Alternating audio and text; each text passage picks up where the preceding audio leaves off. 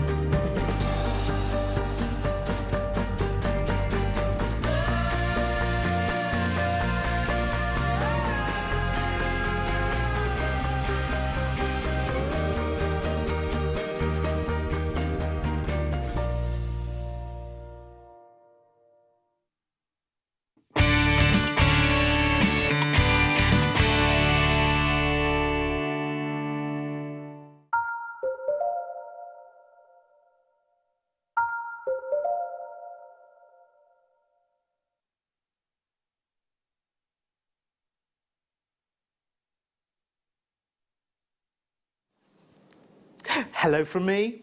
Hello from me. Hello. Welcome to your late show Saturday night. We thought we'd do it together. We'd see if we can do a bit of Strictly Come Dancing later as well. With my belle of the ball. It's Sarah Elvin, everybody. Yay! Fantastic. And the late crew on a Saturday night. Lovely to have your company.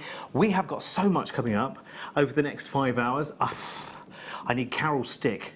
You know, the one that you can't shake.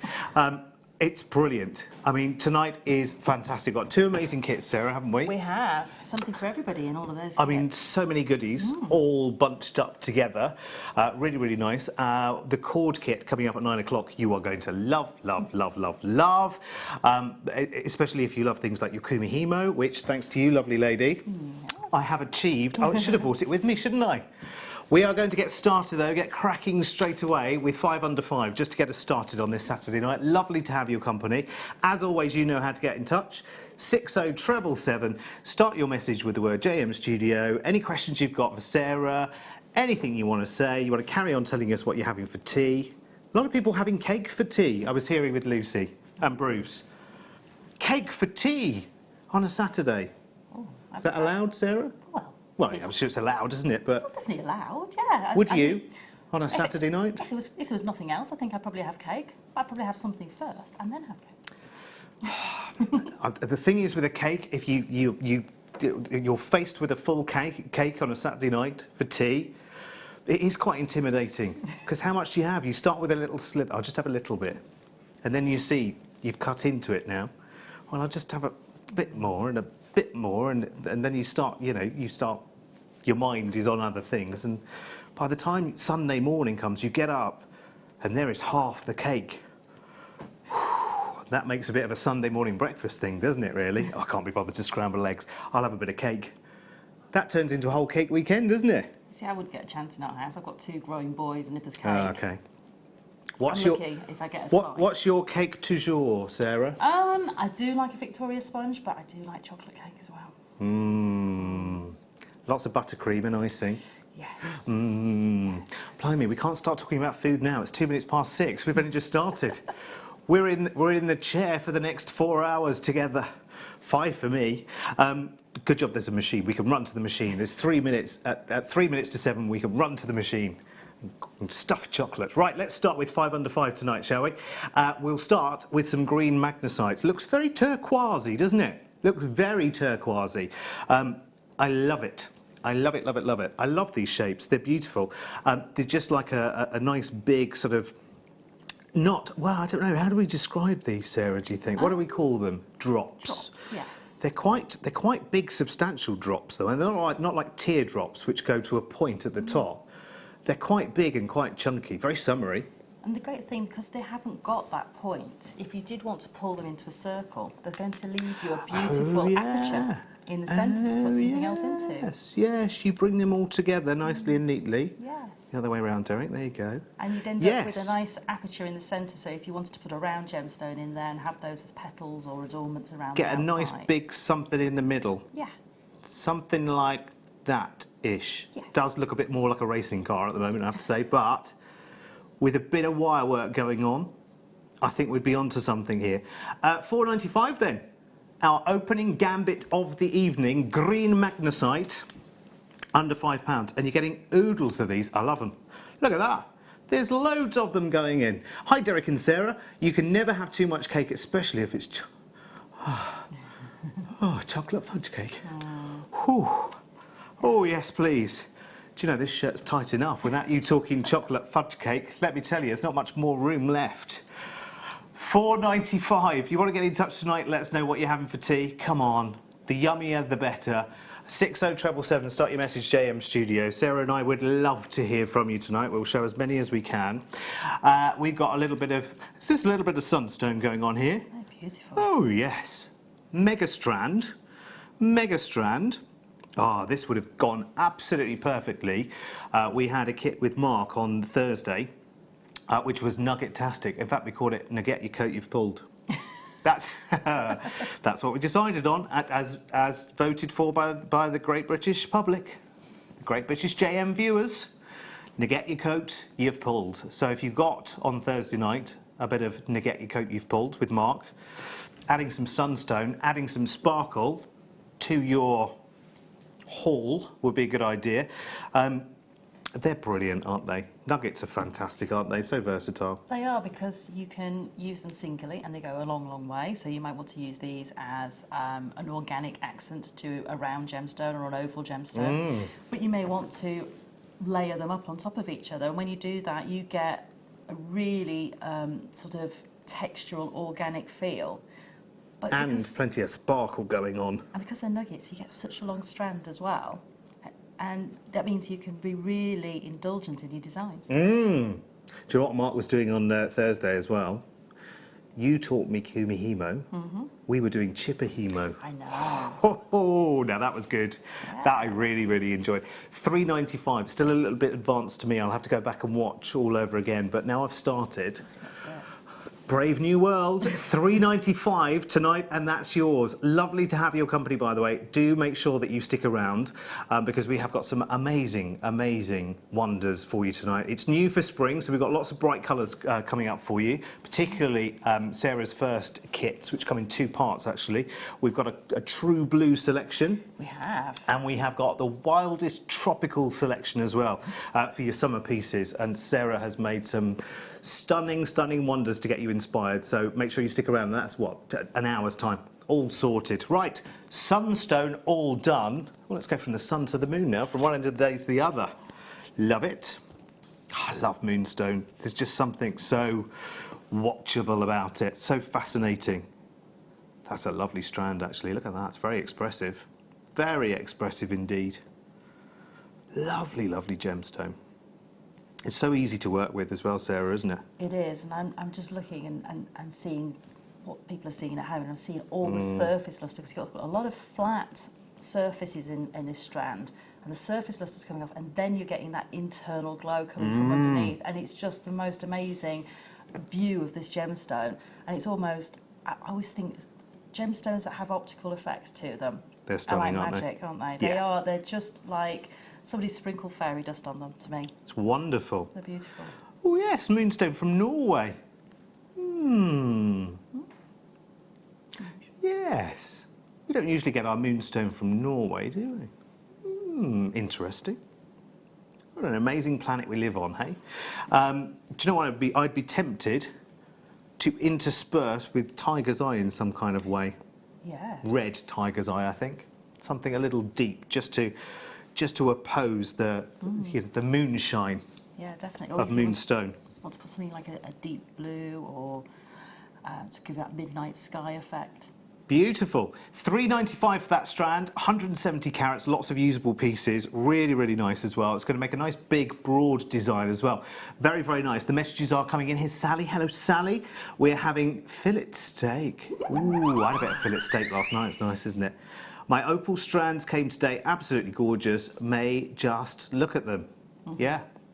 Yeah, don't, there's no urgency to start, you know, doing anything yet. You will want to wear them once you've got over the initial, Yes.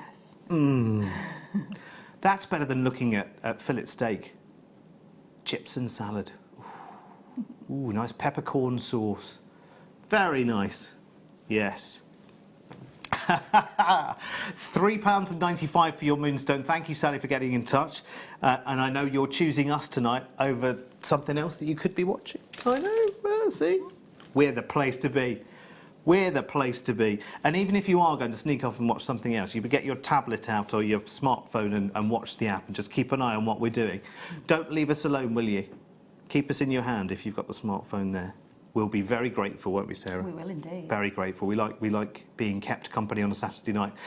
Shaded yellow agate now, which, funnily enough, would go quite nicely opposing the moonstone because of its sort of marbling going through. Love stones like this that just reveal a little bit of translucency and that gorgeous sort of... It is like the inside of a lemon, isn't it, the colour? Beautiful. Always reminds me of lemon curd or lemon meringue pie. Oh, lemon curd. Do you know, I used to, as a kid, I used to go through jars and jars and jars of lemon curd. Yeah. And now every now and again, I tell you where I went, and you'll know this, Sarah, lovely Betty's. Oh, yes, the tea rooms. Yeah, the tea rooms. Other tea rooms are available, but not like Betty's. I was in there a couple of weeks ago in the Betty's in Harrogate and just had a little taste of one of their desserts, which had a lemon curd running through it. And it took me right the way back to, you know, cheap white sliced bread, thick lemon curd. Yum. Oh, there's a good subject, isn't it? Most unusual, it could be childhood or it could be now, unusual sandwich fillings that you go for. Yeah, because a lot of people, Ben's just saying that a lot of people, what still now, Ben? Okay, sugar sandwiches, which really we don't advocate in any way, shape or form, do we, Sarah? No, terrible. Don't do that. It's very bad for your teeth. Well, it just says everything these days. Breathing's bad for you these days. $3.95. But yeah, I used to hear when I was a kid, lots of people used to do that. Quickest sandwich in the world, I suppose, isn't it? That's right. Sugar sandwich, though. No, gritty texture. That'd be like going to the beach and putting your buttered bread face down in the sand and then eating it, wouldn't it? Okay, a bit sweeter, but same kind of thing, isn't it? Anyway, so unusual sandwich fillings. Maybe it was one of your cravings when you were expecting, or maybe you just think, no one else does this. You always do it when you're at home on your own. There's no one else in the house. See, I don't have unusual sandwich fillings, but I have unusual toppings that I like to put on... On toast? No, on jacket potato, Oh, okay. which a lot of people... Or we can turn go their nose jackets up. as well if you like. Jackets or sandwiches. And it's baked beans and tuna. Oh, now that is an odd one, isn't it? It works, though, so well. If you've not tried it, it really works. Baked beans And tuna. and tuna. On Ooh. jacket potato. Okay, say again, Ben. Who was it? Ben's ex-girlfriend, I can see why it's ex, had jam on toast and dip it in a boiled egg. A German thing, apparently. That's sweet and savoury at the same time. I suppose it's only like putting a pickle, like a sweet pickle on a ham sandwich, I suppose. Maybe? Don't know. Jam on toast, dip, boiled egg. I know, sweet and savoury. It's Have a a little- strange one, but... Have a little think about the taste sensation. It might be nice. Oh, talking of eggs, we've got the perfect colour of yolk here. It's like we planned this, Dan, isn't it? Look at that. This is gorgeous. Now this could be amber, this could be Seville marmalade, this could be runny egg yolk on a Sunday morning. Oh, a nice poached egg on a Sunday morning. Look at that, it's beautiful, lovely colours, and you can match all of the colours together, can't you? So you can take the ones, I know there are different tones here, but you've got lots of pairs and triplets where you can put them together. If you're making, you know, a simple pair of earrings or whatever it may be. Oh, that's a colour you don't see very often, is it? It isn't, but for me, it's like daffodils. Oh, all yes. the colours of daffodils, because you get Yes. the bright orange that you get right in the centre of a daffodil, and then the paler sort of Oh, yellows. and there's another strand in the light box there, so that'll be a slightly different strand to this, and you can see they are very, very banded. So obviously all the strands will be different, but that one's a little bit more like sort of banded marbles almost, isn't it? Beautiful. So there's the variance you can get. I mean, there looks like there's almost sort of in that light box one there, and that light more simulates daylight, really. There's sort of coffee tones going through that one as well, where the one we have here is more, you're right, daffodils. Yeah. So sad when the daffodils all go over, isn't it? I know. But then you think, when that happens, summer's round the corner. Yeah. So it's quite, in some respects, it's sad that they're going, but you know that the good weather hopefully is on its way. But Mother Nature's always got a colour, hasn't she? Yeah. That you can keep forever. £2.95 as well. That's amazing. How bright, how beautiful. That would create some nice retro pieces as well. Mix those in with your, really zany oranges. We've got some orange shell strands. Have a look on the website. We've done hearts and stars and all kinds of things. Teaming something like this up with orange stars would give that real sort of 70s retro vibe again, wouldn't it? It would. Love it.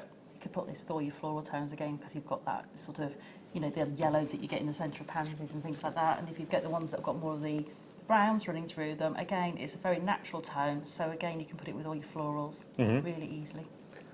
It just reminded me of something. A real thing that I've kind of got into at the moment. I don't know why. I have this thing at home in my kitchen, because I've just moved, the kitchen has just been moved from one room to another in our house. Too long a story to explain. So we've got this thing, this like big cupboard, which is lots and lots of little compartments in the kitchen. It's like an old parts bin from a warehouse. So we've used it for ingredients. So it's got a different ingredient in every one of the doodah.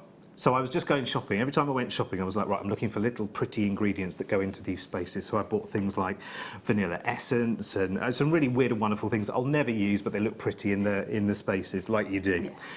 But, okay, I'll just tell you very, very quickly. And I bought a little pot of crispy onions. And I'm shaking them on everything. So you reminded me after jacket potatoes. Sally says, you'll never last the 5 hours with all this talk of food. I love cheese and strawberry jam. Yeah, I can vaguely remember cheese and jam sandwiches way back in the day. Danielle Jessica says, my brothers used to have vinegar sandwiches when they were kids. Wrong on so many levels. I tell you why it is wrong. No, it wouldn't have been balsamic back then, I don't think, Ben. That's a fairly new age thing, isn't it now? It would have been good old Sarsons, wouldn't it, probably? Other vinegars are available. But what used to happen is the vinegar used to fall through the cracks it could between the butter or the margarine, and the bread would go brown and soggy. That's the not-so-good part of it. Sue J in Suffolk said, we used to have pilchard and beetroot sandwiches as a child. I think it was from a Billy Brewster book. Pilchard and beetroot.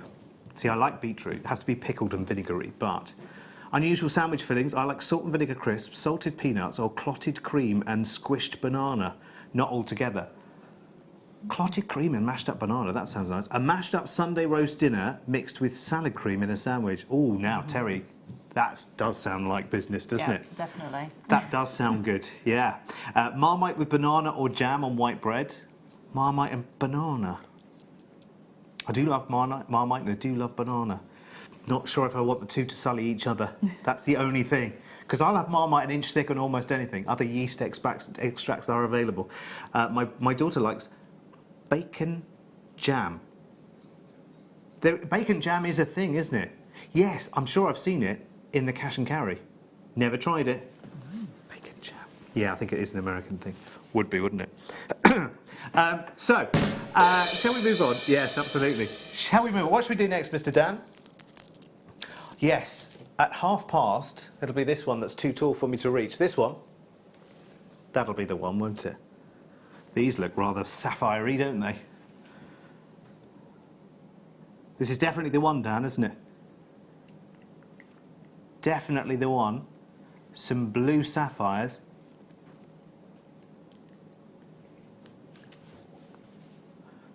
Sorry, I was just silently putting in my tea order there.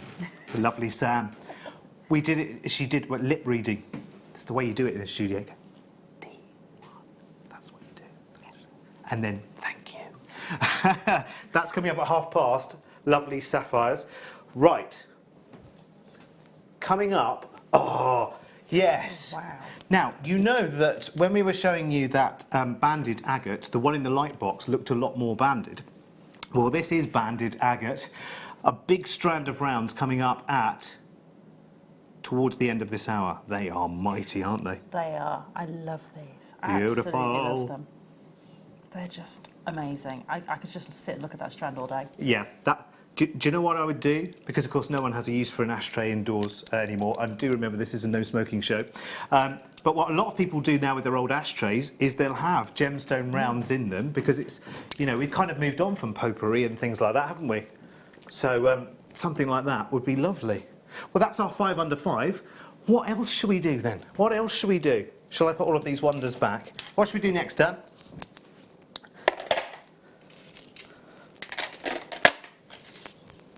Oh, there is.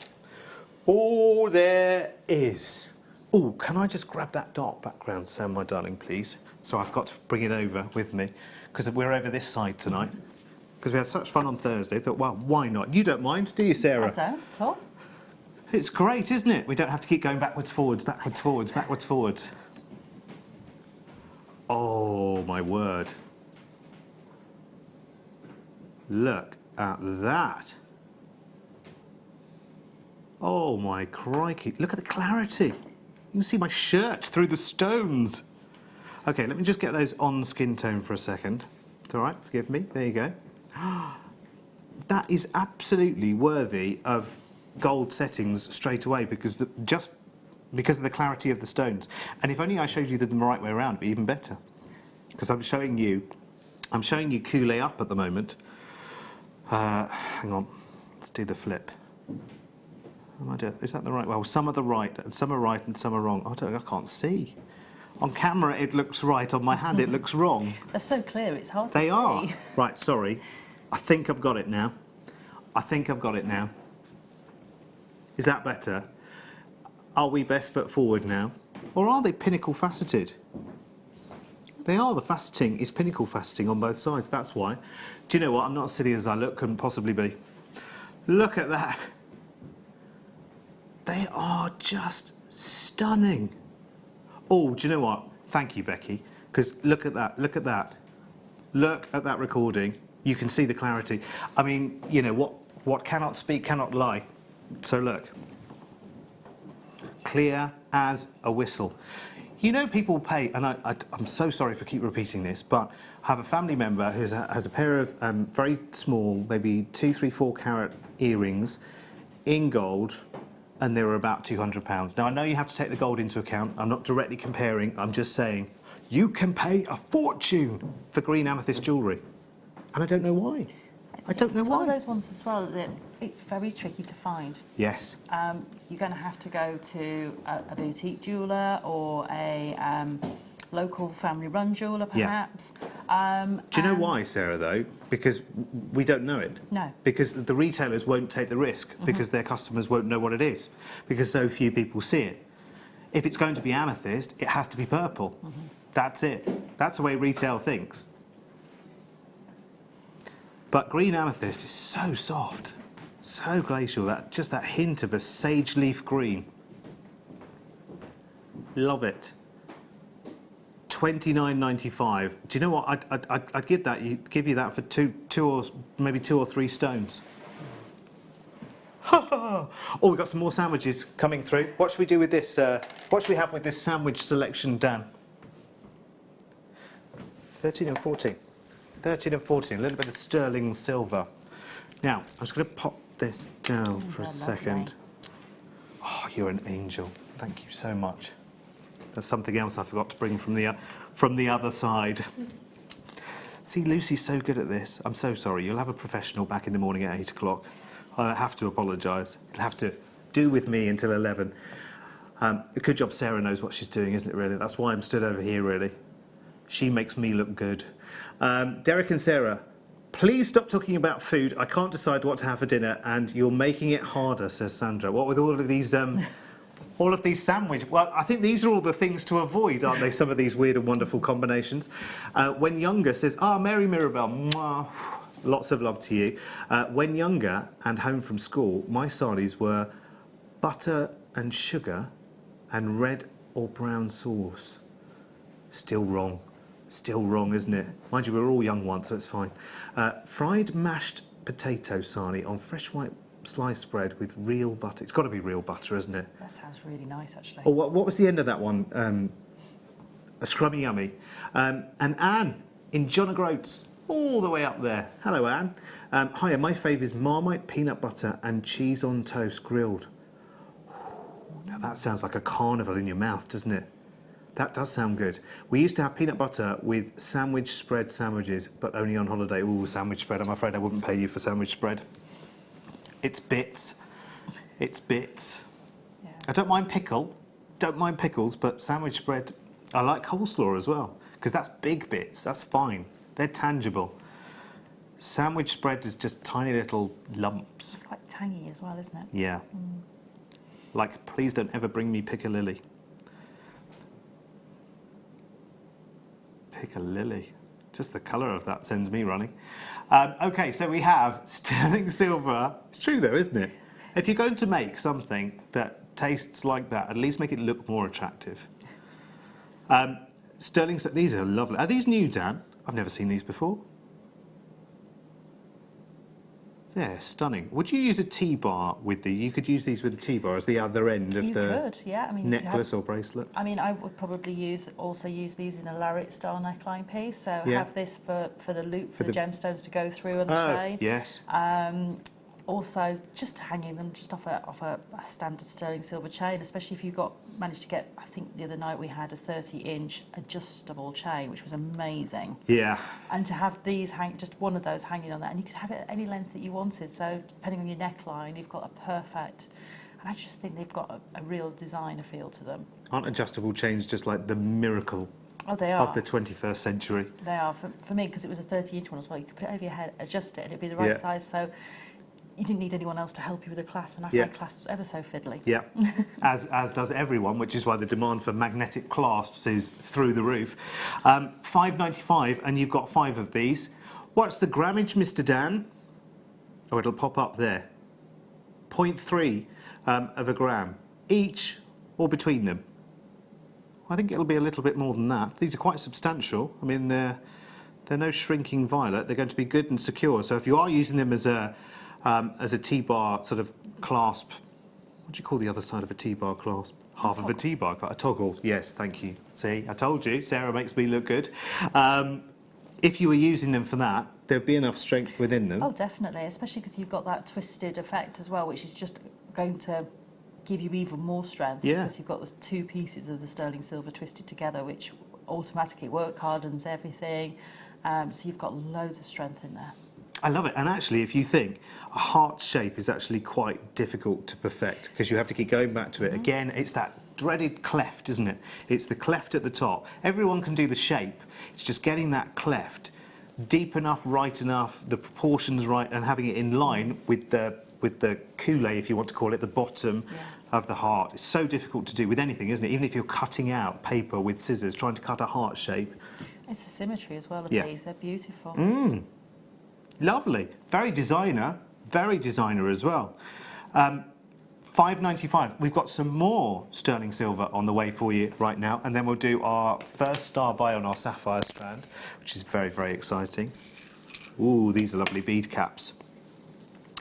They're so satisfying, I'm guessing, Sarah, a bead cap. Good, nicely designed bead cap is so satisfying, isn't it? It is, because it's something you can't make. Yeah. So for me to have these in my stash, you know, and to think, right, I want to case that gemstone in sterling silver and have that beautiful effect, almost sort of gripping the gemstone, because you've got those almost like prongs on these ones. They almost look like you're going to be prong setting that gemstone on both, if you were to use one on either side, and it looks like you sort of almost sort of caging the gemstone with them. They're beautiful, and I think they just give you that real professional finish, and it's such a small thing. 2 of those either side of a feature bead and a pearl neckline piece. So maybe you want to use a single round of maybe a ruby or an emerald or whatever your feature gemstone is that you're going to be putting in that pearl strand, and then you've just framed that feature gemstone beautifully with all that sterling silver. And I mean, I don't know what size these beads are, but you can work with different sizes. If you can make them considerably smaller, and that's the great thing, because they will kind of, all stay together, won't they? Yeah, definitely. Which is lovely. I was wondering, actually, taking your prong idea, whether you could actually kind of adapt it if you had something like a gemstone that was a flat cabochon. I wonder whether you could, because you'd be drilled through anyway, wouldn't you? Yes, so I mean, Maybe not. what you could do is almost also fold them in half, almost. So because you've got that central drill hole in these, so you've got the capability to almost put these on top of, say, a pear shape as well, if you want to mould them in half. Yeah. And have them sitting either side. Yes. Of a pear. So they'd actually sit on the top of the pear shape. Yes. Beautifully. Like those. Hang on. Let's use as an example maybe those magnesite drops that these we. ones would work perfect because they've got a flat top on them as well. Yes. So you could almost. Let's see what we can do. Remember my racing car the first time we used these. So you're talking about putting them. I'd probably put them across the top where the top of the gemstone. Like Oh that. yeah, of course. Yeah. And so they all sit on the top there. Yes, look you at can that. do that very simply, and that will hide. If you struggle doing a briolette wrap, Yeah. you can just take a piece of wire up through the bead cap from either side of the drill hole that runs side to side on those, and then you're off, and it just helps to hide a little bit of the mechanics. So if you struggle with those, these can hide a little bit of your workings. There you go. Well, that's umpteen uses for them, isn't it? And you get 5 pairs of these, so you've got 10 of those to play with, all in solid 925 sterling silver, which is very, very good indeed. Congratulations. Add those to your order. It's time for me to run over here, but I'll be back in about 10 seconds with one of these.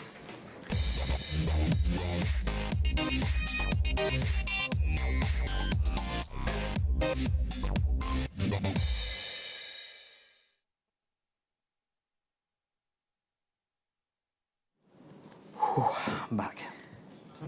I went all those 3 paces over there, and I'm back. Right, time for some sapphires now.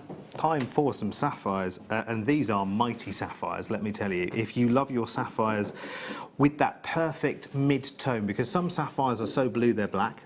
Yes. So they can easily be mistaken for. I mean, their luster is fantastic, but colour-wise, you would have trouble sometimes distinguishing sapphire from, from onyx or an actual black gemstone.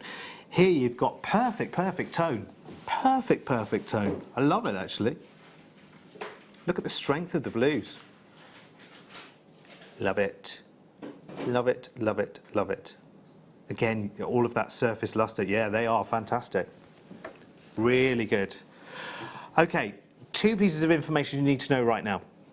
First of all, these are not treated. Now, gemstone treatments are accepted across the industry. We use treated and untreated natural gemstones as well, and we always try to alert you to that. These are natural, and these are Burmese sapphires as well. Do you know it's not an easy country to get gemstones out of, which is why Burmese rubies are so prized and expensive.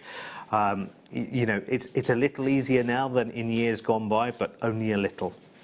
Only a little. And there's a huge hankering for the corundum that comes from Burma because it just has such intensity. Actually, as soon as you find out that these are Burmese sapphires, it kind of makes sense, Sarah, doesn't it? It does, it does. And I'm just looking at this strand, you've got some amazing clarity on these as well, which is really quite unusual. So, to get that depth of colour, the perfect depth of colour, and then get all of that clarity coming through as well, and the beautiful light play that's coming through some of those gemstones is just amazing.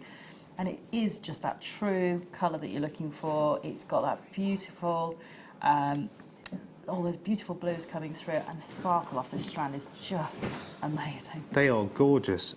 And seriously, I mean, you're right. I mean, the intensity, some of them are a little bit more transparent.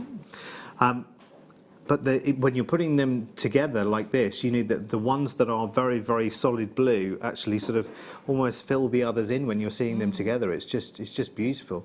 And they're all great quality, no doubt about that. Okay, only fly in the ointment, I'm guessing, Dan, is the fact that we are going to be for 32 carats because, we mentioned about how hard it is to get the corundum out of Burma.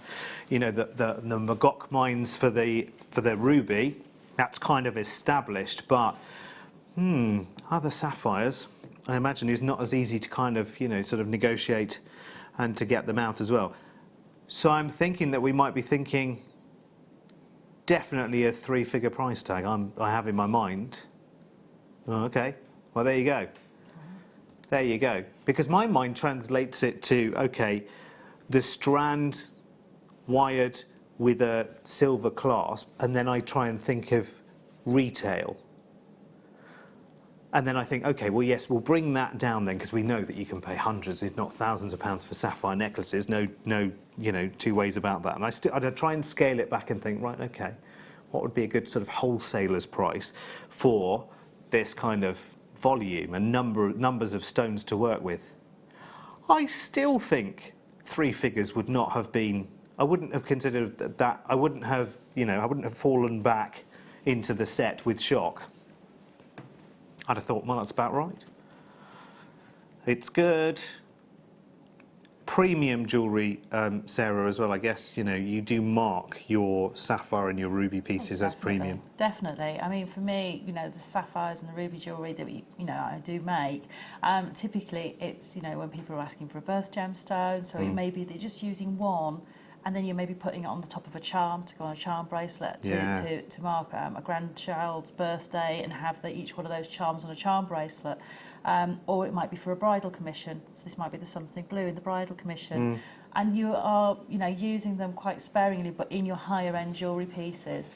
And for me to get a strand at that price is just amazing. I mean, on a high street, if you were to even find a few of this central section, maybe into a bracelet, with a sterling silver chain on either side, I don't think you'd find it even one of those set into sterling silver, maybe on the high street for that sort of price. Now, hang on just a moment. Up there in the black box, you. Yes, you. Yes, you with your hand in the air. There he is, the guilty party on the left there. $49.99 was too low, as well you know. Just because you've crossed over from the other side doesn't mean you can sabotage the business. $39.95. Is that authorised, Dan, or is that secret password?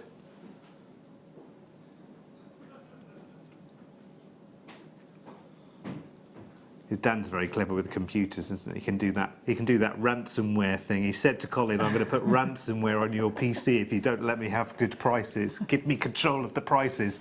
$39.95. Yay.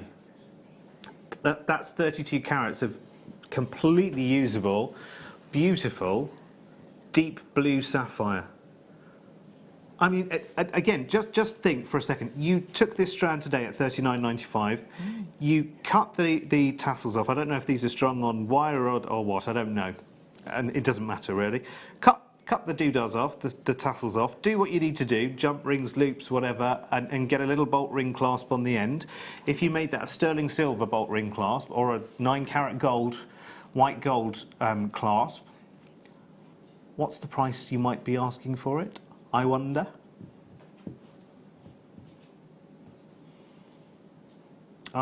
Yeah. But I would be doing exactly what Sarah suggested. Oh, I'll be cherry picking one or two for a piece and broadening my horizons. David, hello, David. David says, when I was young, I used to like homemade fresh buttered bread, baked beans, and cheeses. Oh, that sounds good, doesn't it? Cheese and biscuits. Cheese and biscuits I could do, or fresh bread. Yay, Derek, Sarah, JM. Great evening viewing, says Karen in County Antrim. What about you, Karen? That's my little Northern Ireland accent. I have a go. Roast dinner fry-up is called Bubble and Squeak, says Dorothy in Lanarkshire. Yeah. Oh, do you do that with your roast dinner, though? Would you incorporate, like, your roast beef bits in there as well? Yeah, chop it all up and put it in the frying pan, and it's lovely. Because usually you just do your greens and your potatoes and stuff together, don't you? A bit of butter and, It's basically whatever's left, I think. If you want to do sort of just the vegetarian version, but you can do the bubble and squeak with whatever's left. So chop all the meat up and, it's really nice. Do you know what I'm really into at the moment? Really, really into? You go to that food shop, not just any food shop, that food shop, and you buy little packets of chorizo sausages, like the size of normal, sausages. that you don't have to peel or anything like that. You just chop them up, fry them off, put them into another pan, like a oven pan. Do some red onions, sweat those down, pour in loads of red wine. Please drink responsibly. It's all right, half the bottle goes in. It's all right, it's not a problem. Saves any of that, and then you just slow braise it for as many hours as you like, or even do it, you know, leave it on overnight. And that's almost like the tapas you get in the yeah, Spanish place, isn't it? so That's good. beautiful. So good. Nom, nom, nom. I can taste it now. Anyway, right, let's move on. Let's move on. It is like a cookery class tonight, isn't it? Well, listen. Transferable skills. Shaded blue opal. Love blue opal. Actually, but the majority of this is actually verging more towards white, which is fantastic. You've got very, very soft sort of baby blues coming through some of them. And I love the way they've grouped them into colour shadings as well. So you've kind of got sections of light blue here, and then we'll go more to the white, but graduating up a little bit. So you could use those and those together. You could use them all together, of course, but I'm just thinking in a colour coordinated way. You can see that I've done a show with Mark, because Mark is very colour coordinated, and he separates his strands and says, right, okay, there's the light, there's the dark, there's the this, there's the that. But of course, you could use those all together, couldn't you? Oh gosh, yeah. I mean, I would be really tempted to just pop a sterling silver, Stardust rondelle, maybe in between the central ones, the larger ones. Yep. Just to give them that little bit of space, and then just restrand that, and you've got a beautiful neckline piece. And it's really simple, and I love the graduation of colour, because for me that really shows the gemstone off to its best advantage. Personality. That's it. You've got all the personality, got all the characteristics of the gemstone coming through, and it's great. It's a great educational piece as well for your customers who may only. I've heard of you know, sort of opals that have pinfire in them. Yeah. To show them that they have different characteristics, and I actually do like mixing my blue opal with my pink opal as well. Yeah. So really Absolutely. nice to mix those two together. Do you know, it's a lovely summer bracelet. Imagine that. See, I'm just trying to think for you, a piece that you might make for yourself, a simple bracelet out of that. Imagine that with your summer sandals and your sarong around the pool on holiday. It's just the perfect colour.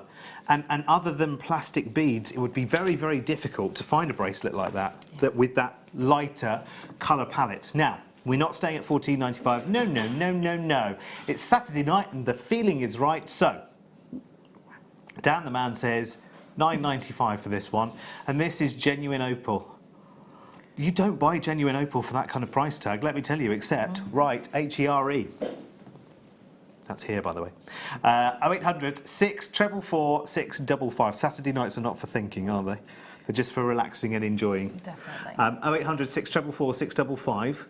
GWRU23. I expect lots and lots and lots of those in baskets and claimed very, very soon. I wouldn't imagine there's a huge number of these, because actually to have the lighter side, you may have other blue opal strands. They may be rounds that you can match up with those blue in the centre, but to have, you know, to have verging to white opal in these, are all described as blue, but actually you're going up to almost a brilliant white here.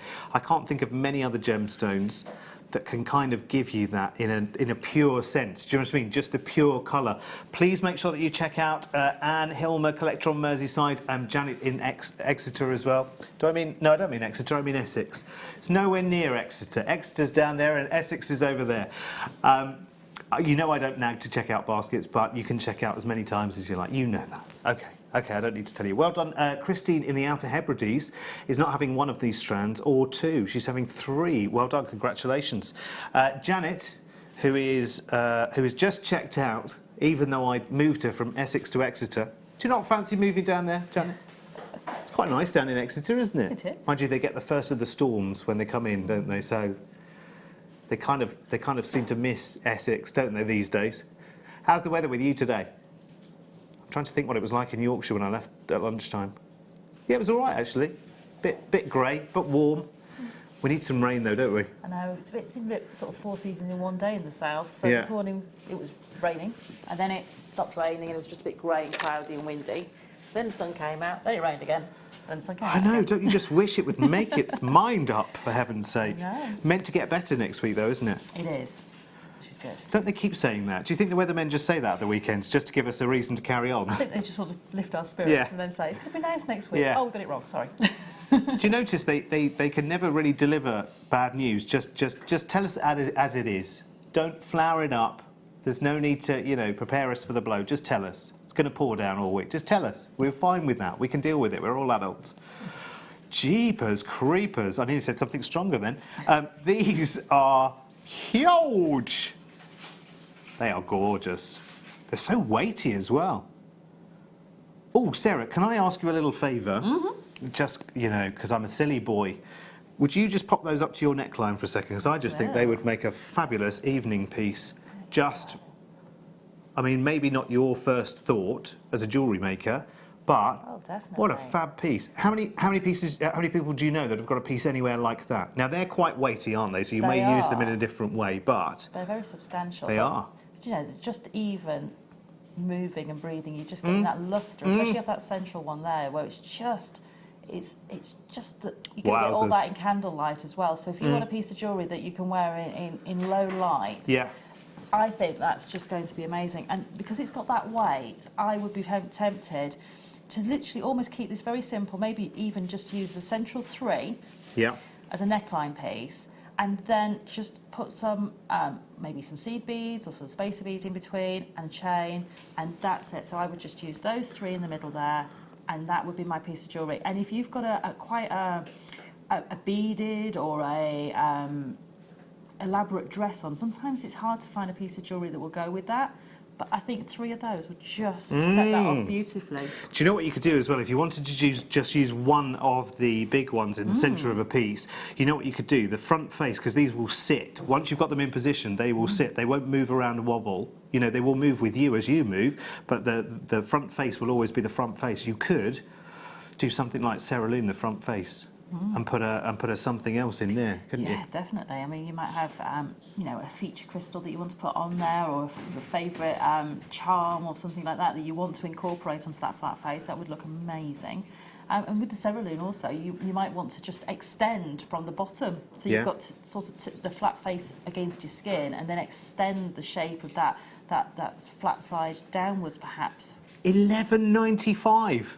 They are hot to trot, let me say. I've never seen anything like it before. I love it. I think it's very jazzy. I think it gives you a wealth of inspiration.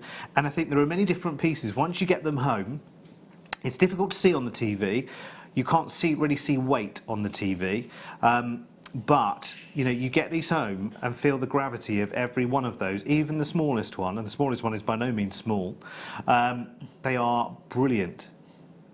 And if you feel the weight, you'll use them in lots and lots of different ways. I tell you what, you could incorporate 1 or 2 of these into something like a handbag charm as well, couldn't you? You could indeed. I'm That'd just be amazing. thinking cufflinks as well. Oh, do you know, I used to have some cufflinks that were like sparkly dice, yes, but yes, a nice cufflink design with some wire wrapping, and you could be using 1 or 2 of these. They would be brilliant. Definitely, maybe for, you know, that sort of dress shirt, maybe. Yeah. You know, like, sort of that sort of thing, you know. And I'm just thinking that they, you know, because they've got that real 3-dimensional thing. Love it. Take one of the small ones and make a cocktail ring from it as well. I hope lots of you have got that. That is fantastic. Oh, I'd love to come. We'll come back to that later, because I just know that'll be one that we want to do again and again and again. Okay. Do you remember that? Oh, Tracy has just texted in. She's in Exeter as opposed to Essex, and she says, "Oh, it's raining in Exeter. You always get the first of the storms down there, don't you? But you do get very nice weather down in the southwest." Well, Tracy, stick with us. We have a wonderful one of these now.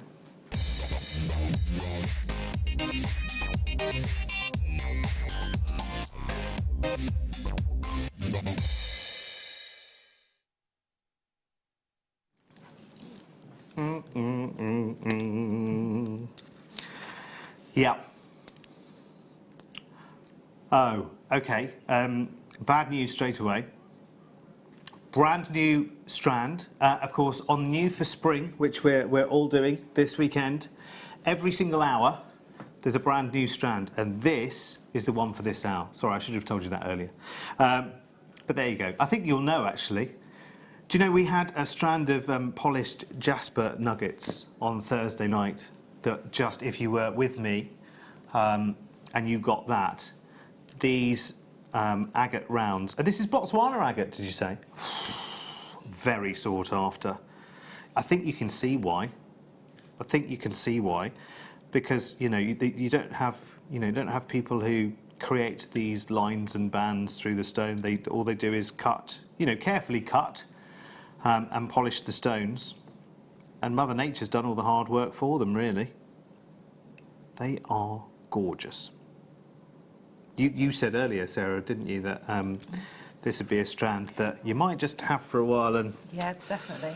I might take a while to decide what to do with these. And again, it's probably one that I would pick out certain colour tones from, because I'm looking at some of these, they've got almost a pink tone to them. Yeah. Got a very sort of blush tone Yeah. underneath, and I'd be picking those out and possibly using those with something like a rose quartz, and just really emphasising that gentle tone that they've got in there, that sort of blush tone that's coming through. And then I've got more of the sort of dove grey colours that are coming through there, and they're brilliant if you just want to put those with the black gemstone, or go for a really soft feel. Maybe put them with the smoky quartz as well. Yeah. Just almost play on the fact of all those colours that are coming through on the gemstone. If you actually match them up with gemstones, but not necessarily use the same colour tone, so maybe pick a smoky quartz that would naturally be sort of sitting in here, those sort of browns, but actually put the grey ones with it. And it just really is a soft, gentle feel. Do you know, another reason why I think stones like this are so popular, and this might be just my silly boy brain at work again, but since the world has gone coffee mad, do you know what I mean? Flat whites and pretty patterns with the foam on top of your coffee and everything else. I just think visually, actually, that your mind associates that same kind of visual and the pleasure that drinking coffee. Well, it must be a pleasure. They sell so much of it, don't they? It must be a pleasure. It is beautiful, but actually, this gives you a little feeling of that. The swirls of foam in your latte or your mocha or whatever it may be, your flat white. And I think actually that maybe it's subliminal, and maybe it's just me, maybe it's just worked on me. But maybe now I've put it in your mind, you think, oh, actually, yes, that does make sense. Especially when you know they're absolutely Mother Nature natural. I mean, by all means, add an authenticity certificate to your order, 25 pence, so that if you have that conversation with one of your customers, you can say, oh, there you go. And let's start having the conversation about, actually, agate is quite an abundant gemstone if you sort of fit it into the availability matrix. Yet, Botswana is one of the, if not the, plum locations because of this unique and amazing banding, which allows you big stones that are very, very expressive. These are big rounds as well, 40mm. Now, we started with less than 50 chances available, and they are already moving. On the web, you can see this price right now, and there are people already checking out. You don't have to worry about that price. Sarah, you told me earlier how satisfying it is sometimes when you're watching on the app or whatever, and you think, well, I can see the price now. I can see the price before it comes up on screen for the TV. And even if I know there's another drop there, if I'm happy with the price that's there, I'll bag it straight away because it's in my basket. Yeah. And then if it goes down, bonus. Fantastic. So we are going to take this considerably lower. Let's just check out the number of stones, shall we? While the price goes down, 2, 4, 6, 8, 10, 12, 13, let's say 25-ish, just to be on the safe side. And we're now under £20, and I can see, oh crikey, look at all the names. Look at all the names coming. Fiona, Jackie, Beverly, Claire, collector in East Sussex, Liz, collector in Lancashire, 2 of these coming your way. Diane in East Yorkshire, Nancy in Bristol, collector in Cambridgeshire, Sue on Merseyside, Vanya in Surrey. My word, these are moving very, very quickly. Only started with, was it 49 strands done? Okay, so that was the starting number. Now we're just taking out the number of the ones that have already been allocated. So Dan's got his finger furiously on the button there. I'll get down to the right number in just a moment.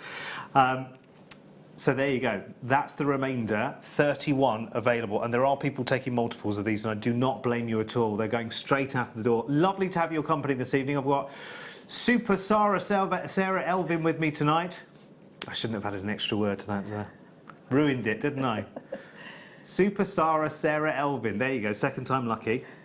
And your first kit on the way in about 10 minutes' time. Yes. Which I'm really looking forward to, actually. If you like blue, fantastic tonight. If you like a riot of colour, fantastic. We have something for everyone tonight, and some amazing techniques to pick up. And a new strand every hour, the whole of this weekend. The whole of this weekend. In the next hour, we have got I'm going to show you right now my new strand for the next hour, because if you like this, you'll love this. Hubba, hubba, hubba, hubba. Black opals. Black pearls, I beg your pardon. Black opals. If they were black opals, my word, everyone would stay where they were. Black pearls. Do you know what? I'll just do that in the next hour. They're black pearls, everyone. Stop saying black opal, Derek. 14 spaces left. I've got 8 of you with these in baskets, and we are down now to the teens. Oh, we're below the teens now, aren't we? Oh, do you remember your teens? They were a fun time, weren't they? 10p down the phone box. And the pips. Remember the pips? I'll have to go now, the pips have gone. You know, I remember phone cards, Dan. Yes, I used to have one. I know, they were sort of a new thing. Yeah. When I was late teens, phone cards. Do you remember reversing the charges? Oh, I tell you what, you had to explain yourself when you got home if you ever did that, didn't you? It had to be a real serious occasion. You reversed the charges? I don't think you can do that these days, can you? I think you probably could. Can you? Yeah. I daren't do that to my dad these days. Most people have got a phone that goes with them everywhere. When was the last time you spoke to the operator? I think I had to check a phone line. So I phoned the operator, but it was a long time ago, just to check it was still working, because you can phone them and they'll phone when was the last time you spoke to the operator? That just occurred to me. Because the directories, they've all changed now, haven't they? Because they span out into private companies and you ring those 118 numbers and whatever, and pay £3 million every minute. Or whatever it is, I don't know. I'm not knocking any of them, but it's very expensive. It used to be free or something, didn't it? But back in the day, when you used to ring Janet at the exchange. Number, please. Number 4. Ooh, yum, yum, yum, yum, yum. Yes, let me know the last time you spoke to the operator. And why? Because I'm nosy, as you know. We've still got your weird sandwich fillings and jacket potato toppings, because we had Sarah's... What did you have? Oh, tuna and baked beans. Yeah, tuna and baked beans. Tuna and baked beans, Sam. That's an odd one, isn't it? Tuna and baked beans. Yeah, I could eat that right now. Lovely. Does the tuna go on top? I mix it all in. So I mix the tuna in the beans. No, food has to look good as well. Surely that doesn't... Well, does that look a bit... If it tastes good, I don't mind if it doesn't look good. Fishy beans, Sam. Fishy beans. It doesn't taste fishy, though. Well, no, I know. Yeah. Well, tuna doesn't, does it? No. Liz in Kent says, I remember having to press button A in the phone box. Oh, I've seen that on Heartbeat. You're all much too young for that, I'm sure. I have to say, yes. But I do remember you had to hold, if you had a 50p coin, because they were like that size back in the day, weren't they? They were massive, weren't they? And you had to hold it to the slot. And then push it in. And really push it in, didn't you? Yeah, that's it. When the answer's on the other end, the slot used to sort of open and you used to have to try and force the 50p through. Yeah. Because with the button A, button B thing, was that where you actually called to the operator and said, I need East Grinstead 2351, please? Something like that. And you spoke to Doris at the exchange. £3.95 for purple quartzite. Oh, the conversation's going here, there and everywhere tonight, isn't it? Do you remember Heartbeat? I've been through, I forget the name of the place. Is it Goathland? It's in North Yorkshire up on the moors, isn't it? Which is Aidensfield. And it has the garage there, and they do these coach trips where you drive to the various places. I'm sure it's a place called Goathland in North Yorkshire on the moors. It's quite a thrill to go up there and go, oh, I'm in Aidensfield, how exciting. You can go, I went, we had family over a couple of weeks ago, and we went to a little village in West Yorkshire called Esholt, which is where, you know this, don't you? Which is where they used to do the outdoor filming for Emmerdale. Yes. And just to sit outside the original Woolpack. That's it. What a thrill. Oh. Did I just say all of that out loud on TV, Sarah? Did I? I think we should go. I think we should go. I'll just go searching down on the floor for my credibility or what might be left of it. And myself and the gorgeous Sarah Elvin back with kit number 1 new for spring, with lots of new strands as well. So we'll see you in 3. The Jewellery Maker Wall of Fame is where you get to showcase your skills as a jewellery designer. Each week, one lucky entrant will win £100 credited to their account, and the runner-up receives £50. If you want to enter your design, just send a photo to studio@jewellerymaker.com, or you can post your photos to Jewellery Maker, Ivy House, Henley Road, Outhill, Studley, B807DU. Get making and good luck.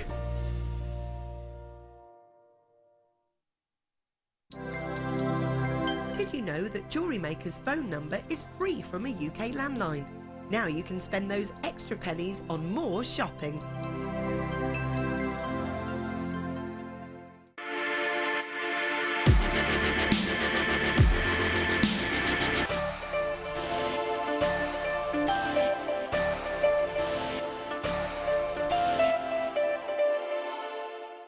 Owning a strand of genuine gemstones is always exciting, but being able to use it in your handcrafted jewellery, then passing it on to its new owner with proof of its authenticity is even more incredible. Why not add one of our printed authenticity cards to your order and share that same feeling with your customers? You can also access online authenticity certificates for items you have previously ordered by looking at your order history on your account details. The certificate gives you valuable information about your purchase and is your guarantee of quality and peace of mind from Jewellery Maker.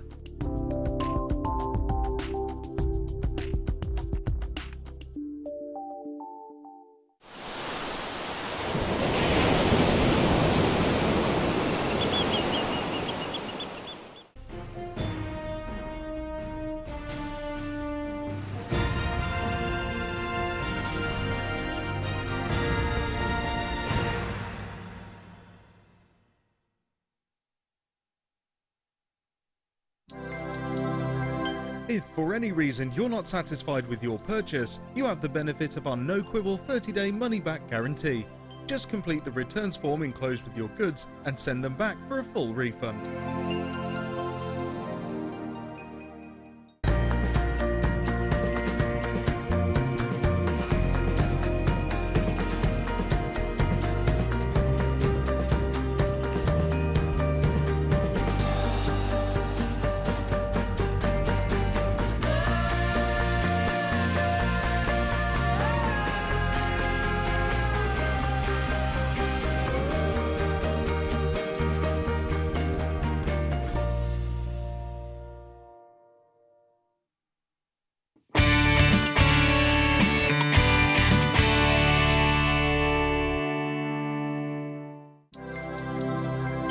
Did you know no matter how many times you purchase with Jewellery Maker in the same day, you'll only be charged one fee of postage and packaging?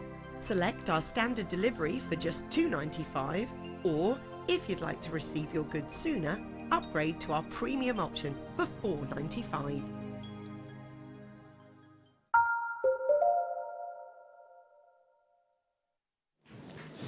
Hello, thank you for pressing button A. This is Jewellery Maker with Derek Marks and lovely Sarah Elvin. All the way through until 11 o'clock tonight on The Late Show. We've got 2 fabulous kits coming up for you tonight, which are going to be amazing. Let me show you a couple of the absolute beauties coming up for you in this hour, though. Of course, new strands every hour because we're new for spring for the whole of this weekend. Coming up in this hour, our brand new strand will be fabulous black opals. Pearls. Stop saying opals, Derek. Oh dear. Thank you, Ben. Black freshwater cultured potato pearls. We have got an amazing price tag coming up for those in this hour. And I have to show you also some beautiful Peruvian opal. That's definitely opal, that. Definitely, without a doubt. Peruvian opal, graduated, faceted rondelles coming your way at a price tag that will quite literally make you drop your jacket potato if you've got one on the go at the time. So black pearls, blue opals. Let's see if that sticks for the whole hour. Let's see. Who knows? in this hour as well, we have a fabulous kit. Our kit number 1, which we're calling the Heavenly Blue collection. In fact, we've got 2 different parts to the first kit coming up tonight. We've got a blue element to it. It's all gemstones and all strands tonight. And the second part is a wonderful sort of tropical collection. So we're just arranging Sarah's beautiful jewellery that you've been making. You've had lots of fun with this kit as well, haven't you? I have, because my sort of brief was to go back to basics, so back to sort of new jewellery making sort of techniques. So That's because of me. nice easy designs, but the gemstones are doing all the work, so perfect. And seriously, we are going to be doing some learning tonight as well, which is always good. Nice to have some inspiration. Nice to have some fabulous colours to work from. Oh my word! Right. Okay. So 2 parts to the kit tonight, and we're going to start with our Heavenly Blue, and Heavenly Blue is fantastic. I will find it in just a second. Oh, there it is. Look, it's there in the middle. Do you know, I can't see for looking. Let's slide the Heavenly Blue out and show you what we've got. In fact, let me bunch those up a little bit closer together. Very nice. Now, what a collection of colours we've got. Now, I'll walk you through everything that we've got going on in this strand. So you've got 1, 2, 3, 4, 5, 6 different strands. Lots of different sizes to work from as well. You've got your white dyed quartz in plain rounds that are 10mm, and you've got graduated rounds which are 6, going all the way, as you can see, up to 14 there in the middle, which is pretty fantastic. We've got the rest are all dyed quartz, so we've got faceted rounds here in a lovely deep blue, which is beautiful. They are, I think, 10mm round. Oh no, faceted rounds 8mm round, which are very nice. The other ones that are dark blue are perfectly round at that 10mm. I'm matching up my big list next to me with everything that we've got here. And the 2 lighter blues, 2mm plain rounds, and these are blue coloured dyed quartz microplane rounds, 2mm round, a 37cm strand of those, and a 36cm strand of blue coloured dyed quartz plain round, 6mm round. Whew, dearie me. I'm there. We've got it. And relax. So, 6 fabulous blue strands. Yes. Everyone loves blue, always. And you've made some really fantastic pieces with the blue. Yeah. I love, actually, can I just grab one of these necklaces? Is that all right? This one here, I am loving this. Because this is almost like your Breton in beads. It's beautiful, isn't it? Bit of a nautical flavour to it. There is, and there's sort of, again, it's got a little bit of a flow to it. So I was thinking the sea and the smaller beads are sort of almost creating a wave crashing around the other ones. So you can take it in lots of different directions. But I know that most ladies and quite a lot of gentlemen have a sort of Breton shirt style T-shirt or top in their wardrobes. In fact, I was wearing mine the other day, and I just thought this would work perfectly with that. It's a very casual piece of jewellery, so it would be great for holidays. But again, I could see this with a smart white shirt and just having that little pop of colour. Gorgeous. I love it. A nice pair of earrings in that kind of style would be nice as well. If you wanted to wear something plain, rather than wearing that Breton top and you think, oh, actually, I've worn that a little bit too much recently, then it just allows you to keep that same kind of theme. If you're comfortable, with that, we're all comfortable with a certain thing when it comes to clothing, aren't we? I mean, these shirts that I wear, I just have loads. I have about 19 of them because I just love them. So I'll just buy them in every colour under the rainbow. But if you like a particular style, superb. Okay, so individually, elementally, dear Watson, this kit with the 5 strands, which is all told 975 carats of beautiful quartz in the blues and the whites you can see there, would add up to a grand total, Mr. Dan. All right, £23.70. Wow. Which you would have seen on the web, which you will see on the web if you're looking right now at JewelleryMaker.com or on the app. However, we have for you,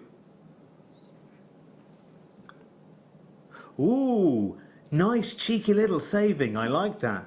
Nice, cheeky little saving that. Now, if you're wanting, you had a little sneaky peek of the other more tropical and colourful jewellery. We'll be coming back to that as part 2 with another set of strands in just a second. But let's stick with the blues for now. What is it we're going to see in this little Well, I'm going to demo? do the demonstration of the fan-shaped neckline piece with the orange.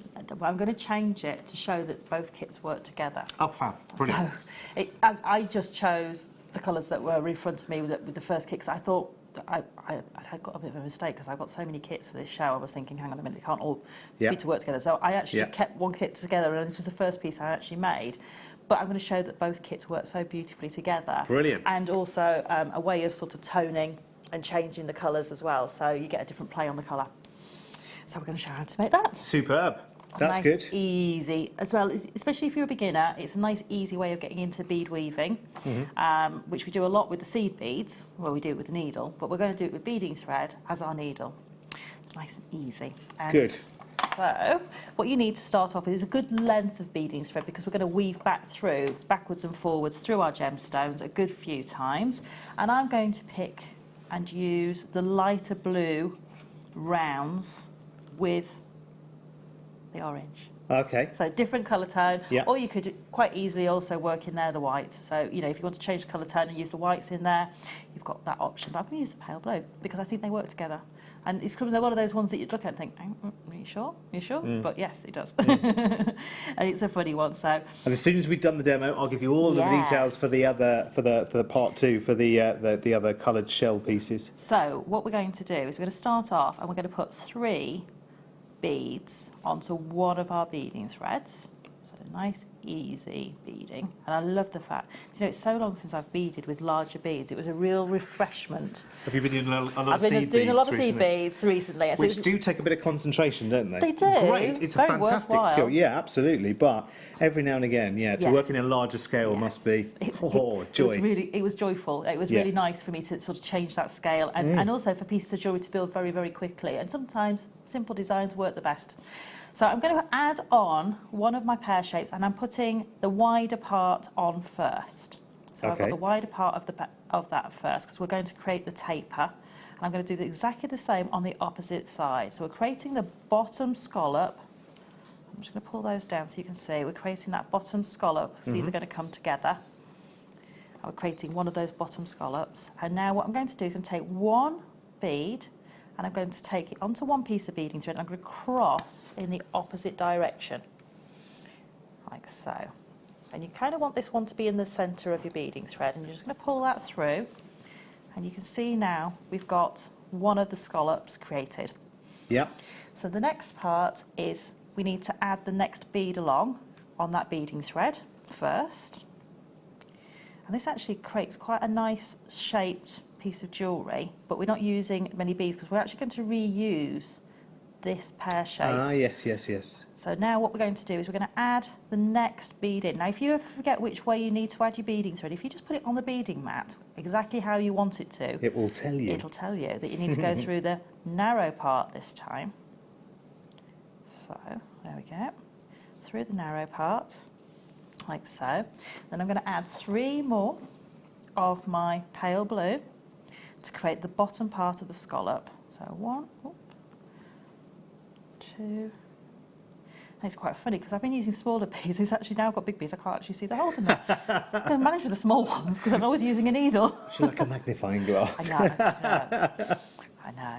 I love beading, but it's not been kind to my eyes. But there you go. It's probably age that's done that rather than the beading. So now I've got my 3 on there, and what I'm going to do is I'm going to pass back up through the bottom of this orange bead here. And what's the gauge of the beading wire you're This using is there? you can either use a 0.37, I think it's one of ours, or sorry, 0.35, and the 0.45. I think it's 3.6 and 4.5. Either will work, and either will pass through as many times as we need through these beads, because the drill holes in all of the beads are substantial. Brilliant. They're all got a good sort of 0.5 millimetre, probably almost towards a millimetre drill hole. So what I'm doing with this tail of the thread is I'm going to pass it through the bead we added first, the single bead. It's just going to pass through that bead there. And then I'm going to pull the tail of that thread, and I'm making sure that bead's sitting well down next to its friend at the top. Yeah. And then I'm going to pull that tight and make sure that we've got the next scallop in. So we've now got 2 scallops. And then what I do is turn over, because I've used that beading thread once. I'm going to use this beading thread again now. Oh, okay. So I'm going to keep the length of my beading thread equal. Yeah. So that when I'm going to create the neckline, I've got enough to be able to go up the neckline as well, because we're going to make everything all in one go. Okay. So I'm just going to repeat that one more time quickly, and so you can see. Now on that piece I did it 5 times, but I'm going to make it with 4. So it's a single bead. Remember to place your teardrop so you know exactly which way to put the thread through. So if you place it on your mat, you know you've got to go through the narrow end. 3 more of our blues. And you can make a whole circle with this, and if you want to make them more spaced out, put more beads at the bottom. You can actually make a flower going all the way around. Now, that would be some flower, wouldn't it? It would. That would be a, hang on a second, I'm thinking, can you see the cogs turning? What would the flower be? Like a sunflower almost. Yeah. Daisy. Yes. Yeah. Yes. Definitely whatever you want it to be. So again, I've gone through my neighbouring pear-shaped bead, and I'm then going to go through in the direction to which the beading thread's travelling, through that one bead. Again, hold the beads tight up to each other and pull. And that's going to give me the start of that floral shape. Do you know, Sarah, you know now you've started and you've put that idea in my mind, I want you to go all the way around to the flower. Keep going. That's fantastic, isn't it? Yeah, really simple, Okay. easy to do design. Yeah. Now I want to bring the next part of my design together. So this time what I did was I wanted the narrow parts of my pear drops to be facing down. Okay, that's how you're getting the... So I'm getting more of a narrowing shape. Yeah. So all I'm going to do is on each thread, I'm going to I've laid them down so I know exactly which part of this to go through, because there's nothing worse than doing it and then think, oh, hang on, I've got one upside down. So you're going through the narrow part again. So that's going to come together to form the central part. Oh, do you know, I've just thought, do you know it's the colour? Lotus flower. Oh, yes. Of course, because it's the lotus flower colour, isn't it? It's Yeah, like that definitely. paparacha, isn't it, Dan? Yeah. So in Paparacha. this case, you can choose whatever you want to be that central part. It could be a similar bead, or it could be a different colour. So I'm going to pick a white one because I'm just to be different. Just because I can. So I've just picked one of my white beads. And the reason I can pick and choose, I'm just going to show you this. This is, by the way, is what I had left over. Oh, Apart from the pears, that is Right. what I had left over when I'd made all my pieces of jewellery. Crikey, and there's loads over There is loads. So, you know, Wow. you are really, if you get both parts, you're going to have so many beads to work with. And I think if you are starting, you know, Yes. you've got your beading board maybe already and you're just starting, you've got to have a good selection, because I think actually if you have too narrow a selection, you'll kind of think, oh, I don't know, I'll come back to it soon, because it's difficult to get the inspiration. If you've got an absolute stash and a half, then you can go, right, And these, let me in. this is always the sort of selection that I will sit down with, and I will sit and make a raft of earrings. Yeah. And I'll sit in an evening and I'll make probably 30 pairs of earrings. And I just sit with a selection like this and just challenge myself to make 30 unique pairs of earrings. And you can do it when you've got a selection like this. And if you are looking to maybe start selling your jewellery and you wanted to get your stock together, brilliant. Sit there and make loads of pieces from these. And if you find, as you will do, that you love a design from a certain designer, you can look back through our YouTube streams and just seek out that designer again. Look across all of the designs, I would say. But if you find that Sarah's tuition for you just really, really works, you know, it's simple, it's straightforward, you get it, you understand it, then go back and keep track of Sarah as well, you know, as to the shows that she'll be doing, because then you get to know a designer's style a little bit as well, don't you? That's it. And if you can't remember when we were on, if you look on Facebook in the album section on the Jewellery Maker Facebook page, you can look at the photos of the items and then you can find the date on that folder and then go to the YouTube channel and get the whole playback. So it's brilliant. And I quite often will do that with other designers, and I think, oh, crikey, I love that piece of jewellery, but it's not my medium. I want to learn how to make it. I'll go and have a look back. Yeah. So what we've done is we've added our one bead, and I've crossed my threads in opposite directions through that bead, and then I'm just going to pull that tight, and you can see that I've got this beautiful stepped sort of floral, it's almost like a wedding cake design, actually, where you've got the two layers, the tiers, two tiers. And you can play around, as I said, with this design, and you can actually make two of those, and you could have that as part of the neckline, have some beads coming across here, and have another one on the opposite side as a mirror, so on either side, to make a multi-stranded section across the middle here. So the component itself, you don't have to just use it the same way that it is. It's just a stepping stone to a design. But I think as well, if when you've cut the strands and you are looking at your pile of beads and you're thinking, now how was it?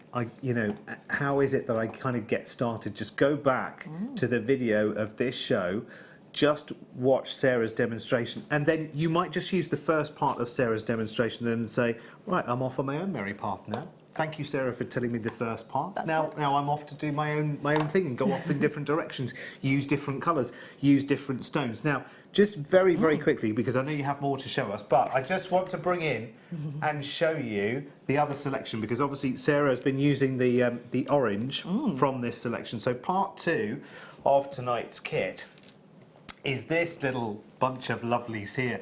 And there are so many. I mean, this is beautiful. Out of the two, obviously visually, this is the one that we were immensely drawn to, of course, naturally for its colour. So we're talking shell all of the way through. So we've got blue ovals, 18 by 13 millimetre. We've got the same in white and green, and we've got the same in a wonderful purple. The pairs are orange, well, they're called orange-red shell pairs, and they're from 26 by 10 to 29 by 10 graduated, and you've got some cute little yellow rainbow-coated shell pearls here as well, shell plain round, should I say, 6 millimetre, which are lovely. So you've got some amazing colours to work from. You've seen quite a few strands tonight as well that would further. Maybe you've already have some in your basket from earlier that would just team up really, really nicely with the strands in this part of the kit. Now, we quite often, with strands like this, we did it tonight actually, we started with 5 under 5. We quite often, if we can, do strands like these, if we can, under £5. So let's just for the sake of argument for a second, let's just say that they were all £4. We'd have 4, 8, 12, 16, 20, 24, 28. Actually, our combined price, as you can see on the screen there, and you can see it on the web, £23.65. This will impress when you consider, the gravity of the pieces you can create from this, particularly, and I'll ask Sarah in just a second just to talk you through this, because this really impresses me. I think it's just amazing. It's such a big feature, but we'll come back and ask Sarah to talk us through that in just a second. But let's have a look at the price tag that we can achieve for this one, because I think a lot of people will want it. Will definitely want it. We are now talking about a crash which we wouldn't do individually on the strands, because at £17.95 we are talking about £2.57 for one of these, and for one of these, and for one of these, and for one of these, and for one of these, and for one of these, and for one of these. And even when we do an on and gone, or a late night 5 under 5, we would rarely go down to those kind of prices. I would say the median price for these strands each would be around sort of £3.95, and we had a look back through the history as well. Some of the larger shapes maybe even more, maybe just come in under £5 at a £4.95, something like this, I would imagine. These ovals, I would imagine generally £3 or £4.95 a strand. Maybe the smaller rounds there, possibly that could go down to a £2.95. I don't know, but a combined price there of £17.95, combined with your blues and the whites from part 1, if you want to, or maybe you're simply thinking, no, I can see everything I need right in this selection. That's the one which, if you were walking past the window and it had a big price sticker above it, big shell bundle, £17.95 would get you closer to the window and then closer to walking in. It's an immense collection, it really is, and it has to go. So if you want it, that's the reason why we've priced this so ridiculously for a Saturday night. So £17.95. Details are on the screen for you. Grab that or pop it into your basket. Now, if I can, I'll bring this over, Sarah, if that's okay. I know you're going to show us just a little bit more of that demo, but just talk us through what is the most fascinating piece of jewellery I think I've seen in a long, long time. Okay, so I just wanted to make sort of a bib-style neckline piece, because sometimes you're wearing a maxi dress and it might be strapless, it might have spaghetti straps, and sometimes I feel a little bit exposed. Yeah. So I quite like to have a big piece of jewellery. And so this is actually me using some of the materials I had at home. So this is actually our backing foundation. So if you've ever done bead embroidery, you would normally glue a cabochon on and then seed bead around it.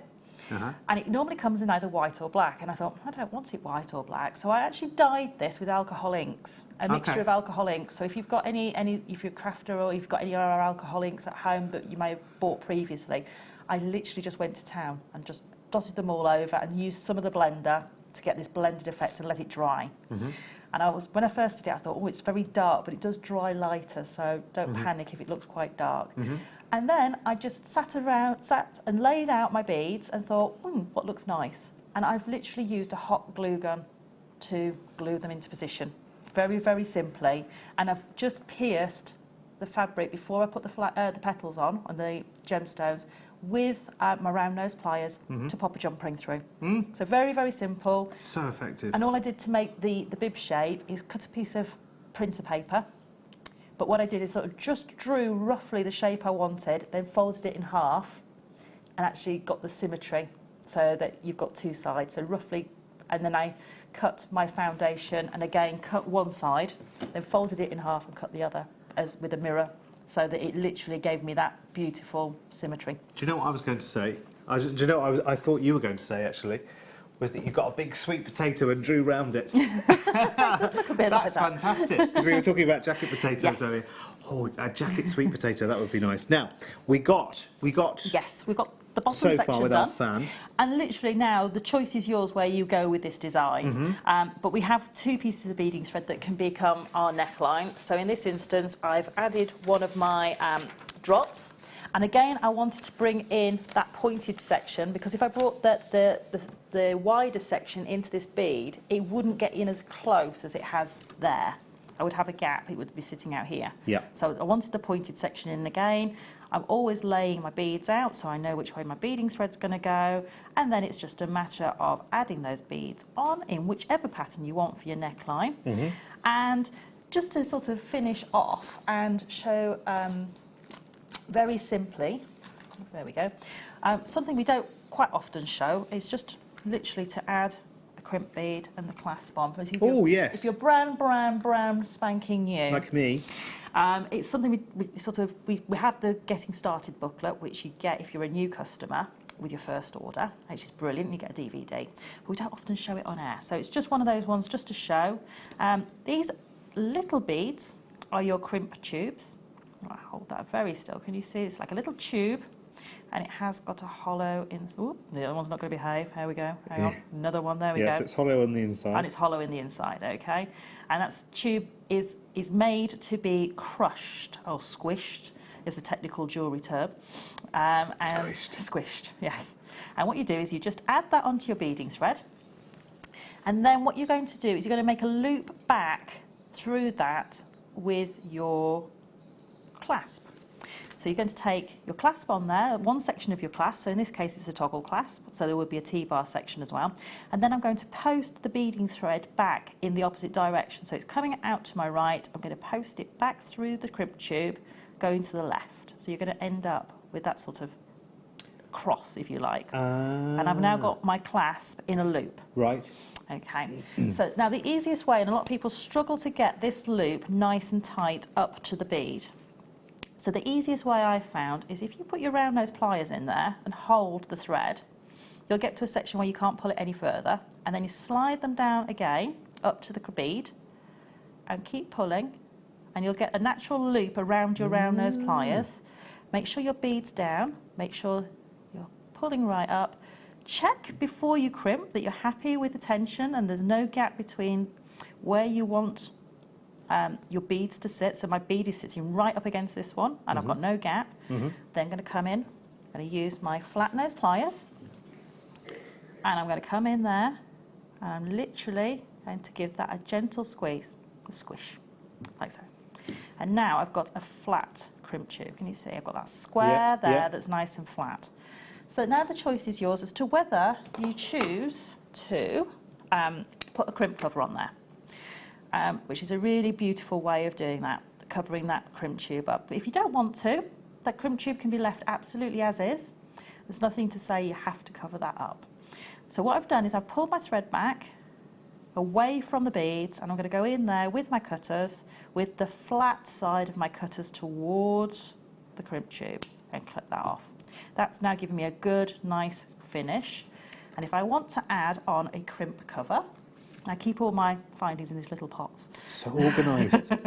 It's not organised so much as just sort of storage solutions. It's like if you a wonderland in there, let me tell you. The finding box is You definitely want one of those. You want it as packed as Sarah's as well.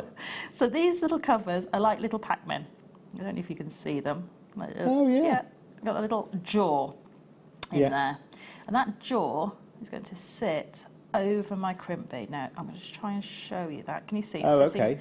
That So you put the crimp right inside. in its mouth. Yes. Yeah. And that's what you want to do. And can you see I'm supporting the crimp with my finger underneath and the thread with my nail. Yeah. And then I'm going to bring in my pliers. I'm going to try and show this towards. Watching your lovely nail polish, of course. Yes, okay. It's nice and sturdy. And then I'm just going to crimp that around, have a good look and make sure I'm happy with the positioning. And then come round and crimp that bead over the top, and you end up with this little sandwich around that crimp bead, and that's hiding all the workings underneath. And that's how you get a really nice professional finish. It is such a professional finish, isn't it? And it's just That's how they do it, you so see. simple. For the fact that to put 2 crimp covers onto a crimp bead takes about 30 seconds once you've got them laid out on the table, and it just changes your jewellery from one level to the next. And now you have the secret as well. And that could be you working your way to your first craft fair with your jewellery that you created and you designed as well. Let me just grab for you, just to follow on very, very nicely from that little discussion there. Yes. We have got some gold-plated silver crimp bead covers. Ooh. Wow. Now, I can't see any little gold Pac-Men in there. No, that's because they're in. Is that a different box? Because they're in the gold box. Oh, okay. That's the silver one. Is there a rose gold box as well? There is indeed. Why am I not surprised? Once you start, you see. And they're just the essentials, aren't they? I mean, just, They are. you know, you get to learn, you know, what your craft will be, what your method and technique of preference is. But just be warned, you'll start with one style and you will inevitably move on to another. Look at that. £17.95, and you've just got loads of them here. And if you think, I mean, you know, even if you were making that into a fancy key ring or a handbag charm or something like that, which a piece like this would work really nicely for. It would. Just that one, you only just need that one. Now you've got around about 50 of these going on. Well, that's the silver one that Sarah just used just a second ago. And you've got the gold-plated versions. Sorry, what did you say, Dan? How much were they? About 36 pence each. And when you think of the difference between... And you know, actually, that the finish when you squished the crimp tube was great. But actually, this did make a world of difference. Certainly, and you'd be using these on your higher end pieces of jewellery because they're the 925. And for me, the great thing about 925 is you saw that I had to work a little bit to move that crimp bead cover around. Because there's a lot of silver there. Well, these ones are actually a plated version. When you're using the sterling silver ones, you need a lot less pressure because they're a much more malleable metal. So if you've got any, you've got any strength issues in your hands or anything like that, these are the ones to go for because they've got that malleability. They are so easy. You need very little pressure with your pliers to close that beautifully and seamlessly into what is basically a bead around your crimp tube. And for me, always, if I can, get my sterling silver ones because I find them easier to put on as well. And do you just use crimping at the ends, or can you use crimping in different places? Okay. So on the blue and white neckline piece that's over there, it's got the bubble style effect of all the beads in the centre.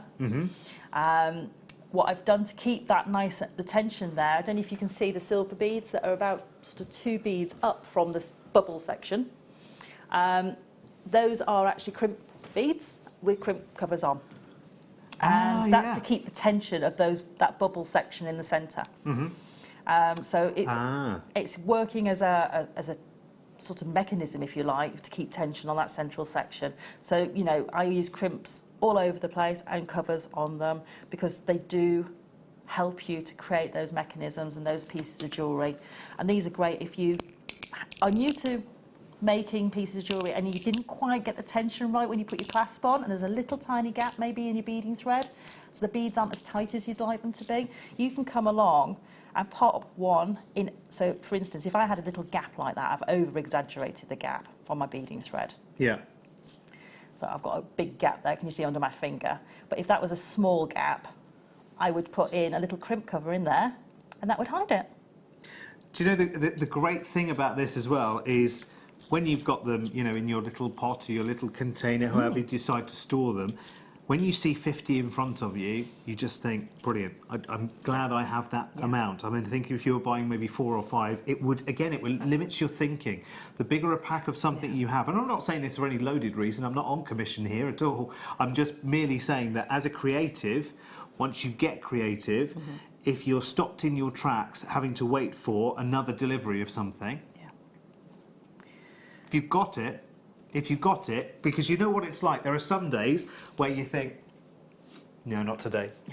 That's it. Sometimes you're on a roll, and sometimes you're not. Absolutely. There'll be some days, you know, the same as if you're an artist or, you know, you sing or whatever it might be, or you dance even. Some days, you're just not feeling it, are you? We've got Black Pearls coming up in around about 10 minutes' time, which is our brand new strand for this hour. Of course, we're new for spring over the whole weekend, so every hour there's a brand new strand coming your way. Time for some rubies now. We were talking about rubies earlier, weren't we? And now we got some. Beautiful. Gorgeous Indian rubies. Now these rubies from India are fabulous, actually, because they're less of the luster and they're more about that real solid tone of colour. They've got a real strength and a real kind of gravity to their colour. They are phenomenal. In fact, if I just show you, there are slightly different colour shades in this strand, and that's good. It's good to work with different colour shades sometimes, and they're a very, very deep strand. So rather than being sort of like a transparent ruby, which you see in, you know, sort of in rings and things like that, you know, faceted, here you've got some very, very usable, very, very deep colours, but still unmistakably ruby.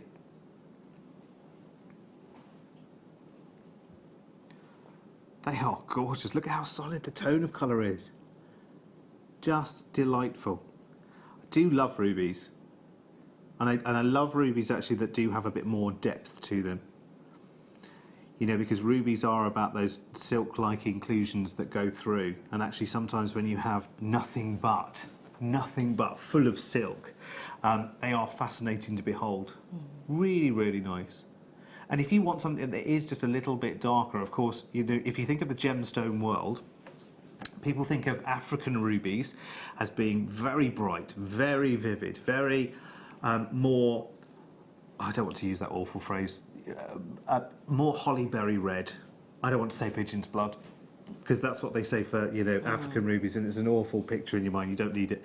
The Burmese rubies are the ones that are very lustrous, but a more sort of crimson red, a more kind of like a very deep poppy red, whereas this is something completely different. I have to tell you, I would, as a guy, I'd love a stretch bracelet of those. That would feel a little bit extravagant though, Sarah, do you think? Yeah, definitely. A very decadent gentleman's bracelet, which I think is really nice though, to have that depth of the colour that you've got going there. As and you say, it's not that real vivid red, but it's got all of those juicy undertones and juicy colours coming through. And for me, that, as you say, is a really nice way of being able to do a gentleman's piece of jewellery, whether you want to incorporate that with a bit of macrame, whether you want to incorporate that with some leather cord, you know, rather than, you know, being very decadent and having a whole bracelet, you could use maybe 3 or 4 in the centre and actually have them spread out and make your strand go even further. But I just had another thought. What goes better with rubies than gold? yes. What could go better with rubies than a bit of gold crimp cover? Would that work well? It would. Yes, I think I'd want it for my decadent ruby gents bracelet. I think I would sparingly use the gold. You know, I don't want it to be too showy. I've already got a bracelet full of ruby there, so let's not go too over the top. But maybe just, you know, 3 or 4 strategically, maybe north, east, south, west. I don't know. I'm thinking out loud here. That's an amazing price for a ruby strand. 60 carats of rubies, $29.95. And I'm just thinking as well, just as a pendant, single ruby, the gold-plated silver crimp beads just above, and then go from there. Just very simple, actually. That could be very, very simple. In fact, actually, you could potentially use the memory wire and make a simple torque necklace that way, couldn't you? Definitely. And you can, you know, have your rubies in the centre, a couple of the crimp beads to anchor them onto your memory wire. And all I would do is literally just before I crimped the crimp covers is just put a little bit of E6000 onto my memory wire, then crimp it, and they'll stay in position and they'll stop the whole design sliding around the memory wire. So again, another really good sort of technical. And just remind us what E600 is. E6000 6,000 is a high viscous glue. So it's got a real. It doesn't run, if you like. It's got real substance to it. So if I'm using a little bit, I use one of the. Clear, is it? It dries clear. Okay. So all I would do is use one of the little bags your findings come in. Yeah. Pop a little bit on the bag, and then use a cocktail stick or a bit of spare wire or even an old head pin that's maybe got a bit bent out of shape, and use that to apply the glue exactly where I want it to be. And because it's got this high viscosity, it doesn't run everywhere. So where you put it is where it stays, and then crimp your cover over, and that will dry to a flexible finish, so that when you're using things like memory wire, it's not brittle. So if it gets knocked or anything like that, it's not going to break and be brittle. It's got a flexible finish when it cures. And it's a really lovely glue to use. And do we have some of that, Dan? Do we know? Do we know? We'll have a little look. Yeah. E6000. Sounds like turbocharged, doesn't it? It's the E6000 glue. It is. It goes faster than any other. We'll have a little look for you and see. Okay. I'm not sure that we can find any at the moment, but maybe it's a wish list thing. Maybe it's a wish list thing. We've got some labradorite for you next. Oh, we love labradorite. Love labradorite. It's beautiful. So well done if you've got the ruby rounds. They're still available. Of course, you can go back through the show. Oh, yes, this is number 12. Definitely number 12, Dan. No way. Do you think it's wrong? Do you think should I put it back? It's definitely number 12. 20 centimetres. What's that in inches? 20 centimetres times 2.5, isn't it? 4. Oh no, we need to do it the other way around, don't we? Centimetres to inches. 10 inches. 10 inches. That should be 8. Oh, yeah. 8. Oh, sorry, I haven't got the end of the ruler here. Well, it's actually 9. Oh, there you go. There you go. Going to get a bit more than you expect here. For a bit less than you expect. Okay. These are big rondelles as well. You know I love labradorite. It's beautiful, isn't it? Do you know I could seriously have 15 labradorite strands in a row, show after show after show, and never tire of it. There's always something new, isn't it? Every strand gives you something different. They are lovely. Okay, get ready for a surprise! Where does that come from? What's that film? Oh, I don't know. Get ready for a surprise. It's probably Superman or something like that, I don't know. Right, that's where it should be. That's what you're seeing on the web right now. Click, and it changes. And I hope you seriously are in a position to leap to the phones or leap to your mouse button and go, yes, yes, I'll have that. £9.95. Grab it quickly while you can. That's superb. You definitely have that in your stash, Sarah, wouldn't you? Oh, definitely. I love my labradorite. I love the play of colour. I love the fact that this is the one gemstone my husband has ever shown any interest in all the years I've been making jewellery. Is that because it's just fascinating to look at and Yes. pick up and move around? Yeah, Definitely. And he couldn't believe that was natural. That was a natural phenomena, that it wasn't something that they was painted onto the top of or it added or some clever thing that was done in a laboratory. That was all Mother Nature's work. Amazing, isn't it? And he absolutely loves this gemstone now, and he has cufflinks made out of this, so he absolutely loves them. And they come out every Friday with the pink and purple shirt. Got to be done, isn't it? Okay, £9.95. Who has these in baskets? Oh, well done. Well done. There's lots of you getting involved. Look at this. Awesome, aren't they? No, beautiful. Well, you know us boys, Sarah, we're very easily pleased. Very easily. But give us something colourful and shiny. I think there's just something so magical about It the is. fact that just a movement and light makes that happen. Yeah.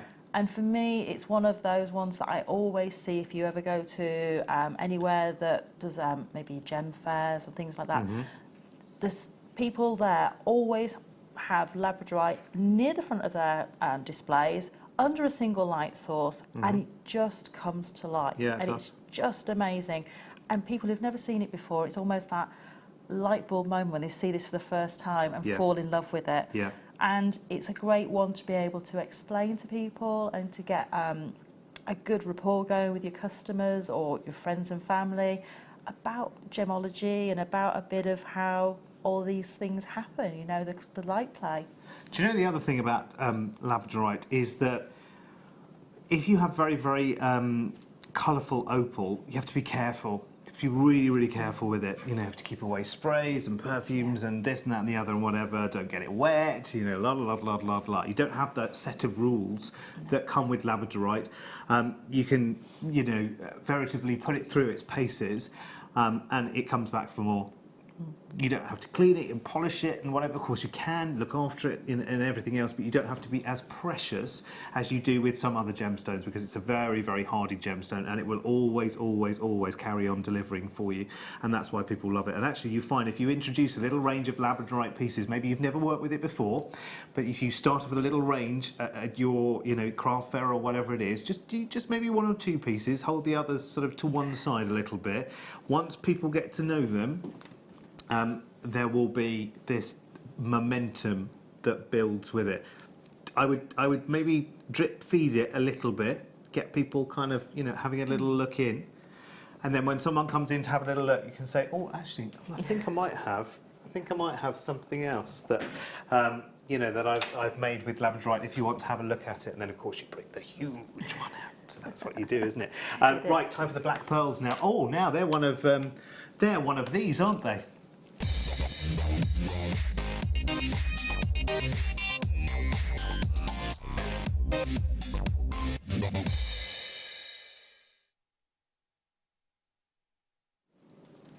It's a packed house tonight, isn't it? Look, this desk just gets busier and busier and busier. Very, very busy evening.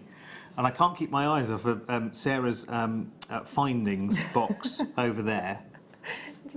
Yeah, let's get a little squiz at this. It's a bit messy, but there you go. No, but that's just the way it should be. Look at that. There you go. That's a treasure trove. So I've got my chain, my spacer beads, earring findings, clasps, jump rings, you name it, they're all in there. I bet you guard all of those with your life, do you? That's it. These are my sort of ones that go in and out of the house, that are my sort of constant work boxes, and I have to top them up all the time because, of course, I'm making lots of pieces of jewellery all the time. But it's one of those ones that I love the fact that it's all in one place. I want silver findings, they're there.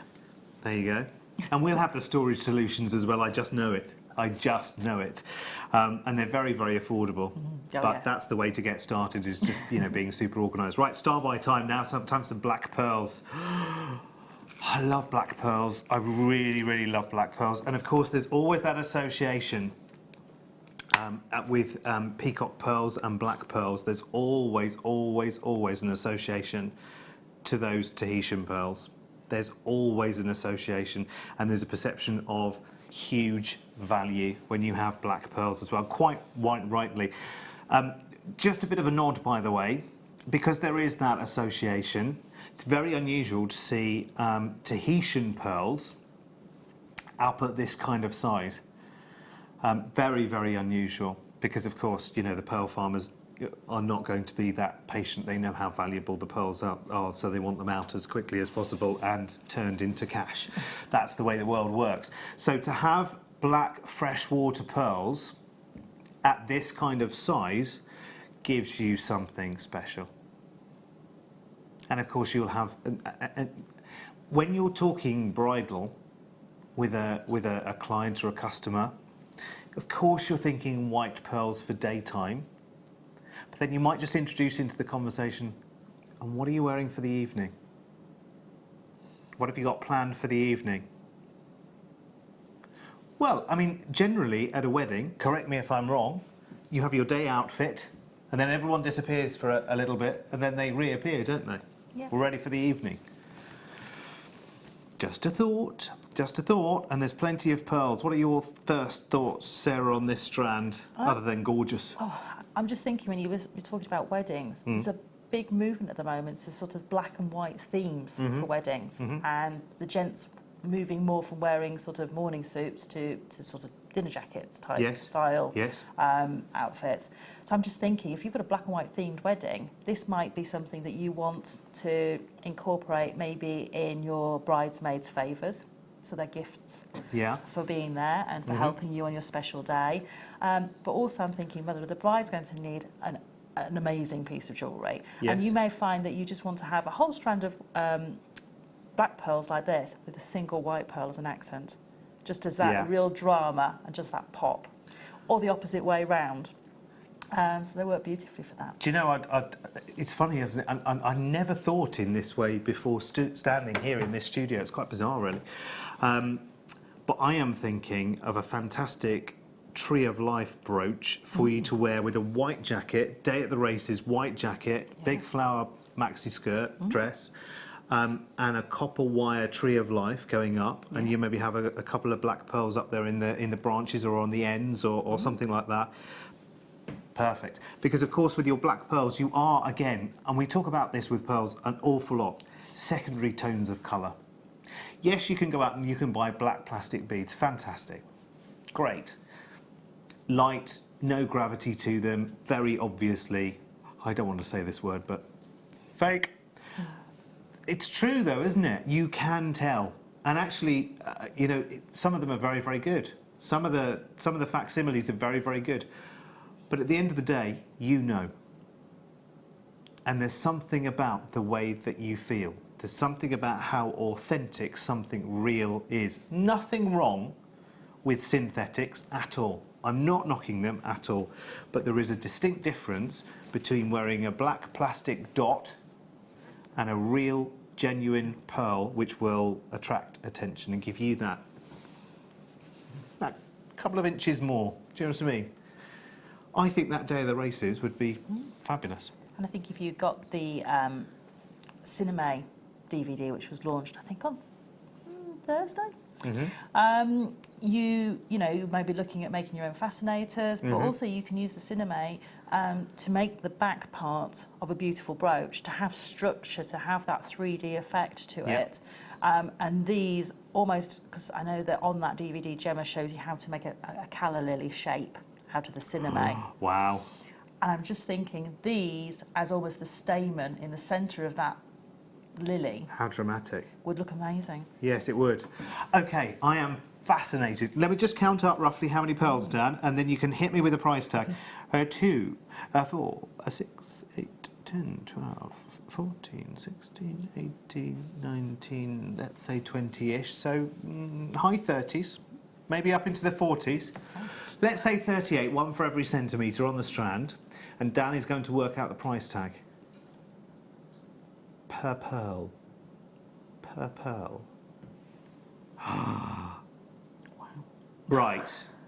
Okay, you could go out and you could buy that little pot of plastic beads, but it's probably going to cost you the same, if not more, than actually having real, genuine, freshwater black pearls.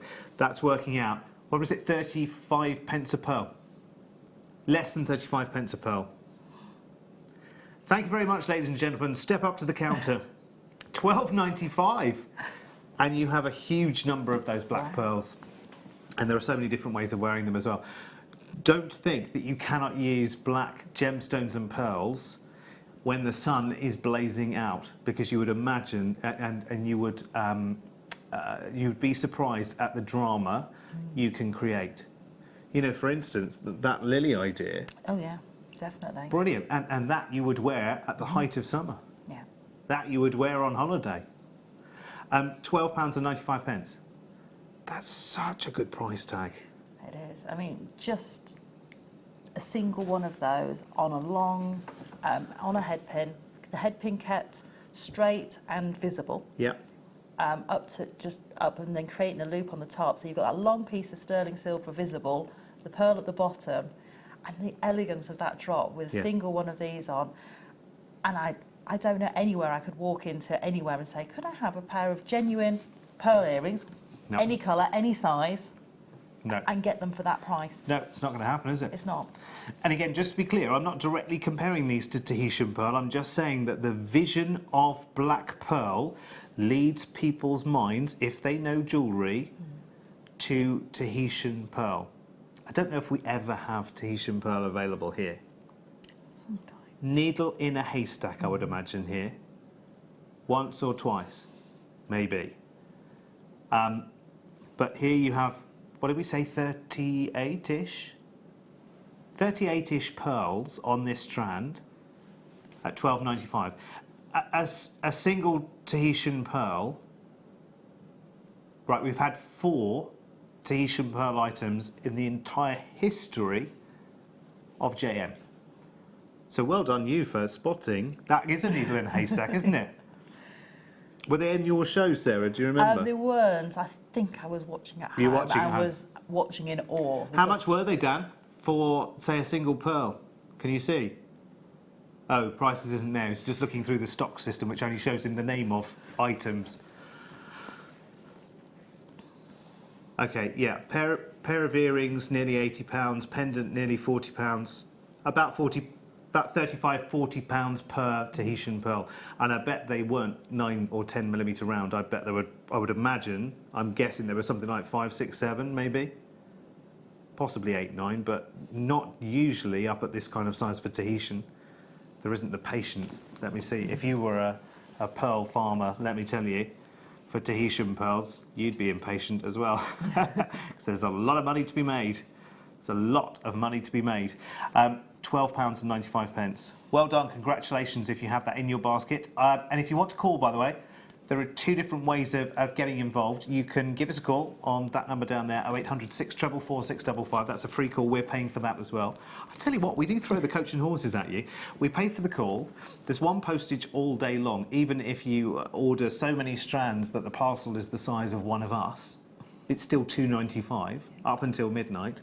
Hello, Caroline in Surrey. She said, oh, get ready for a surprise is from Total Recall. Was that an Arnold Schwarzenegger film?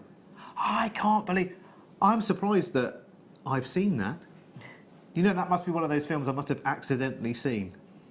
Mind you, I am one of those people that never wants to watch a film, but give me 10 minutes. Once I'm 10 minutes in front of it, that's it. I'm a bit like I'm that. in. I never deliberately want to watch a film. I always think they're a bit too long.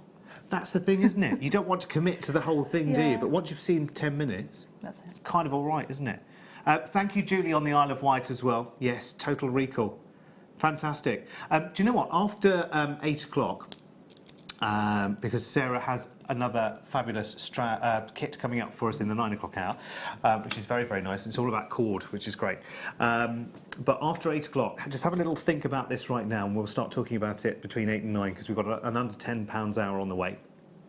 We're going to do my first, my last, my everything. So think about, and I want records first of all. You know, records. You know those black things that you just put the needle on. Very popular. Even some of the youngsters have heard of records now. You know, I'm hearing murmurings from the box over there. You know, in the creche up the hill there, that even they've heard of records as well, which is amazing.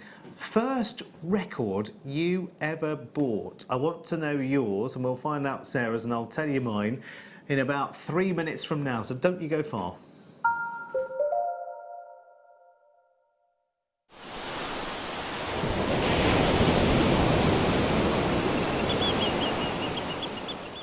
There are 2 easy ways you can purchase from Jewellery Maker. You can watch our show on Sky, Virgin, Freeview and FreeSat, and call our free phone number where you'll be put through to our friendly help team who can place your order. Alternatively, you can go to our website and click to register. Once you've filled in the required details, you can start shopping. You can watch the show by clicking on the Watch Live Show button on the homepage. You can also use our quick search tool and narrow down your results. Once you have found an item that you like, simply click on the Add to Basket button and you can continue shopping or check out right away. Don't forget, you can add as many items to your basket per day for only 1 P&P. Enjoy shopping with Jewellery Maker. Did you know that if you go to JewelleryMaker.com and sign up to our mailing list, then you'll receive 10% off your first order with us. We'll also keep you updated with special offers, theme shows, program guides and Jewellery Maker tutorials. Jewellery Maker. Create, wear, share.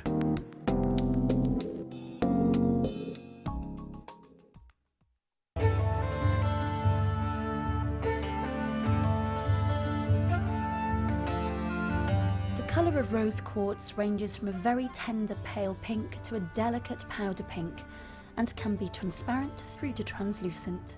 This gem has adorned ornaments and jewellery since ancient times. Known as the gemstone of true love, it's said that rose quartz allows you to get to know your true self and to love that true self in all its beauty.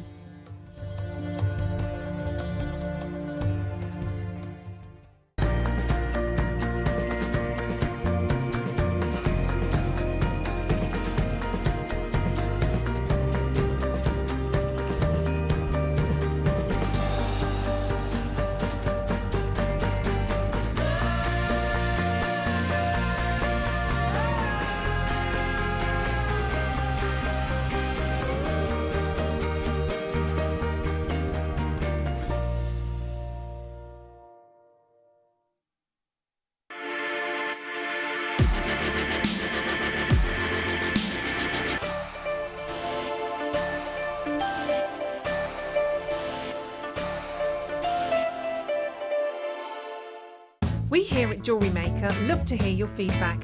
So working in conjunction with FIFO, a global ratings and reviews provider, when you purchase a product from JM, you'll receive an email asking you to rate our service and our products.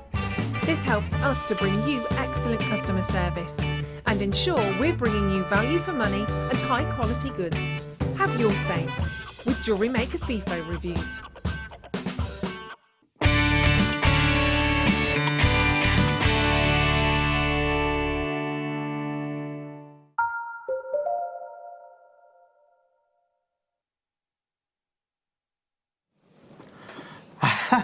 Come in, Dan, if you want. Sorry. Come in. It's fine. It's fine. You know, 3 minutes just isn't long enough because we're having a good old chat, and we're rearranging the studio. I mean, it's my pen. It's like a branch of a department. So do you want your schedule back, Dan? Yeah, you can have that as well. I don't know how Sarah ended up with that actually, but there you go. It was there, and I thought I better Sam's coming in as well. Sam's bought the jewellery from the second kit. Fantastic. It's like a party going on. There's Ben. There you go. Ben's director, very trendy, with a very trendy hat on as well. OK, so we're going to have a whole hour under £10, and we're going to talk about my first, well, not my first, your first, our first, everyone's first record. Now, do you remember records? round made of vinyl, and they made music. You put them on a player and lifted the needle over and not dropped the needle down, placed it very gently. Or you had a player that did it for you. You select the speed, you can speed it up, or you can slow it down. Oh, that's quite apt for tonight, isn't it? Don't go and watch that, though. No point in watching that. We always get no points, and it's going to be even less than none this year, isn't it? So there you go. I can tell you the outcome of that right now. We will be last with nil points. That's all we need to know, isn't it? So, first record. Sarah Elvin, can you remember your first record? Yes. Well, the first one that I actually borrowed my first record, because I got a record player, and I borrowed it from my neighbour. Right. And it was the Boomtown Rats, I Don't Like Mondays. Ooh, I Don't Like Mondays. It was the album that song was on. I can't remember the name of the album. Ooh, the whole album? Yeah, I borrowed it. Ooh, a big one. Yeah. A big 33. The one you had to turn over halfway through. Fantastic. Do you know, the one thing about vinyl now, I mean, I love vinyl. I've only just got back into vinyl, and I'm buying all of my, all of the old collections again right now, is that, but when you sit down and you put a record on and you sit down to dinner, that's the thing. You have to get up and turn it over. Yeah, every 15 minutes, sometimes less, you have to go and spin it over. What should we do, Dan? Shall I show you my Peruvian opal that's coming up as a star buy? Coming up at 1:30, Peruvian blue opal, coming your way. Is there some zircon tonight? Is that my imagination? That's later sometime. Ignore me, it's fine. It's probably best, most people do. That's nice, isn't it? Nice kind of beach design, isn't it? That reminds me of, the beach. What's that beach resort that has the huge waves coming in Portugal? Oh. It's between Lisbon and the bit at the top. I can't remember now. No. What should we do first then, Dan? 13. Oh, excuse me. I'll stand up for that one. That's further away. Oh, crikey, now then. This would go well with the Peruvian blue opal, wouldn't it? Whole hour where every strand goes under £10, including... Oh, maybe I shouldn't say that. Maybe the star buy won't. I don't know. I can't guarantee it. So I Don't Like Mondays. Was that your favourite song from that album, Sarah? Yes, yeah. It was the one. I Don't Like Mondays. And good song. I can remember a friend of mine came over and I'd left the LP on the floor and she stood on it. Oh, so I had to go and buy another one to replace it. So you have to trek down to Woolies. I did, yes. It was always Woolies, wasn't it? Woolies or our price. It's funny, isn't it? Because those two stores were like BBC and ITV at the time. Mm-hmm. You either favoured one or the other, didn't you? It was either Smiths. I would have favoured Smiths, I think. Smiths in Oxted, because you had the pick and mix as well, didn't you? So you could buy a record or a tape or whatever, and some pick and mix at the same time, and the weekly, smash hits or what's the other one? Smash hits and number one. I remember buying, the pop magazines, where get this, kids in the gallery, once a week they'd have a picture of a group in there, the name of their song, and all the lyrics to that song would be in the pages in the magazine. Yeah, smash hits, number one. There were some others as well, weren't there, that used to do that? Them were the days. £3.95. So, which was yours? Which was your first? Your first vinyl record? That's what we want to know tonight. Text 60777 and start your message with JM Studio between now and 9. So we'll talk about, we're going to do my first, my last, my everything. So this hour, my first. In 10 o'clock, we'll do everything. We'll talk about everything. Right, let's do some sunstone. I'm not sure what everything is, actually. I haven't thought of that yet. We'll maybe just talk about everything, maybe, hey? We're both sitting down now because we've had a stressful couple of hours standing up, haven't we, Sarah? So stressful being here, isn't it? I know. On a Saturday night. It's hard, but someone has to do it. It's great. Look at these. Another mega strand of sunstone. 160 carats on an 87 centimetre strand. Now, that's double a regular strand, isn't it? And the chips and the nuggets do seem to come in these super strands, don't they? I love them.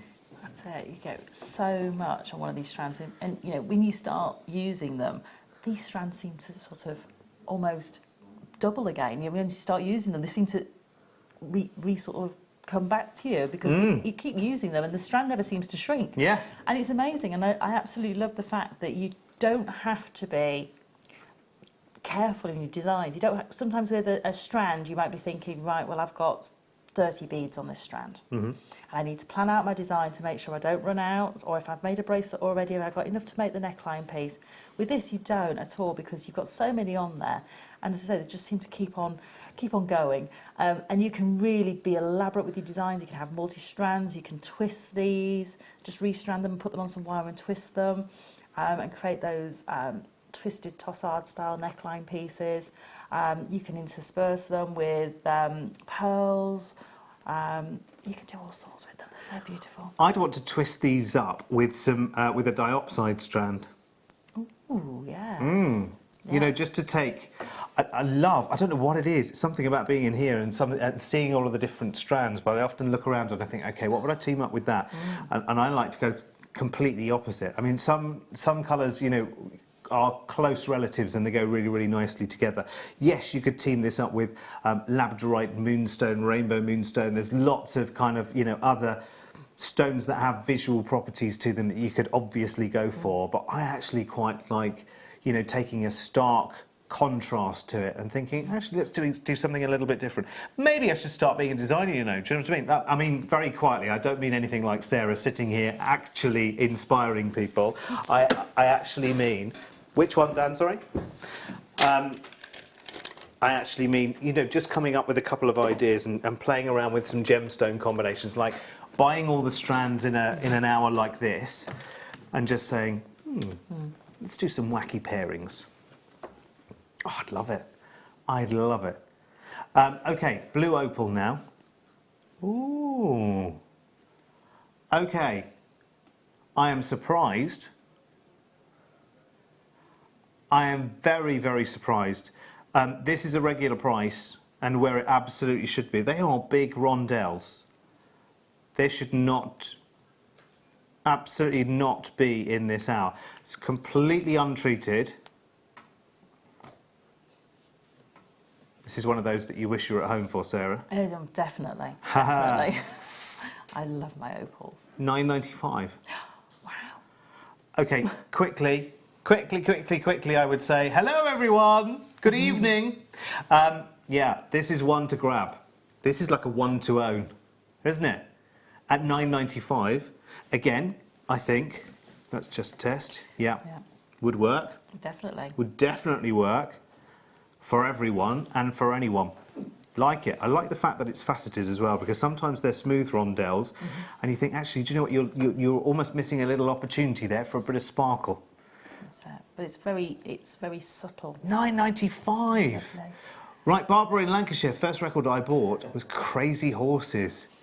Crazy Horses. Is that the one? Yes. Quite a loud one, isn't it? Yes. By the Osmonds.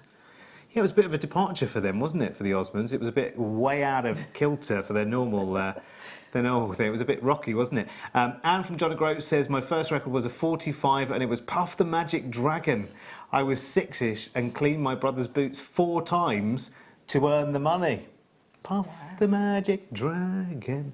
Helen in the Highlands says, my first record I bought was the Sound of Music soundtrack when it first came out, and I still have it and I still play it. Are there any jumps or scratches? The one thing that drives you bonkers, isn't it? Trying to get a scratch out or a jump. Or you see the record going up and down and up and down and you think, oh, please, no. I wonder how you remedy that. Corin in Gloucestershire. Hi, my first ever record was Love Grows, where My Rosemary Goes by Edison Lighthouse. I was 12 and it was all of my pocket money for Edison Lighthouse. They're still going as well, aren't they, I think, Edison Lighthouse? I'm sure I saw a recent gig that they did, because you know if you go onto those video sharing websites, I can't be held responsible for what you'll find. But if you look up Edison Lighthouse and Love Grows, I'm sure they still do it live now. First single I bought, says Sally in Lincolnshire, Tiger Feet by Mud. First single bought for me, Telegram Sam T-Rex, Get In. Both brilliant, brilliant song. Keep those coming in, 60777. Start your message, JM Studio. Oh, do you know what I did then, Dan? I just brought that second box over so I could just reach across. Now you're going to the first box again. It's just doing it to be awkward, Sarah, isn't it? No, no, it's all right. Well, what's in here then? What's in here then? Oh, do you know, on the other channel, oh, actually, this comes from the Hangover where we were the other channel. Look, we were part of the other channel. I didn't mean that other channel, actually. I meant the other channel. We used to have one of these on set sometimes when we weren't sure what a ring size was. But if you're making rings, I'm guessing this is pretty essential, Sarah. Definitely. I use ring mandrels in a couple of ways.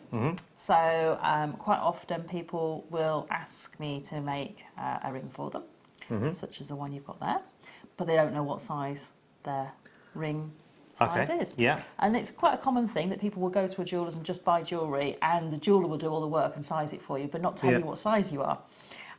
So you can take a ring that they own, like that one, for instance, and you can pop that. So this one's my engagement ring. You can see exactly what size that is by popping it on there. And now, what does that make you, Sarah? Does that make you an O? An O, yeah. Oh, national average. There we go.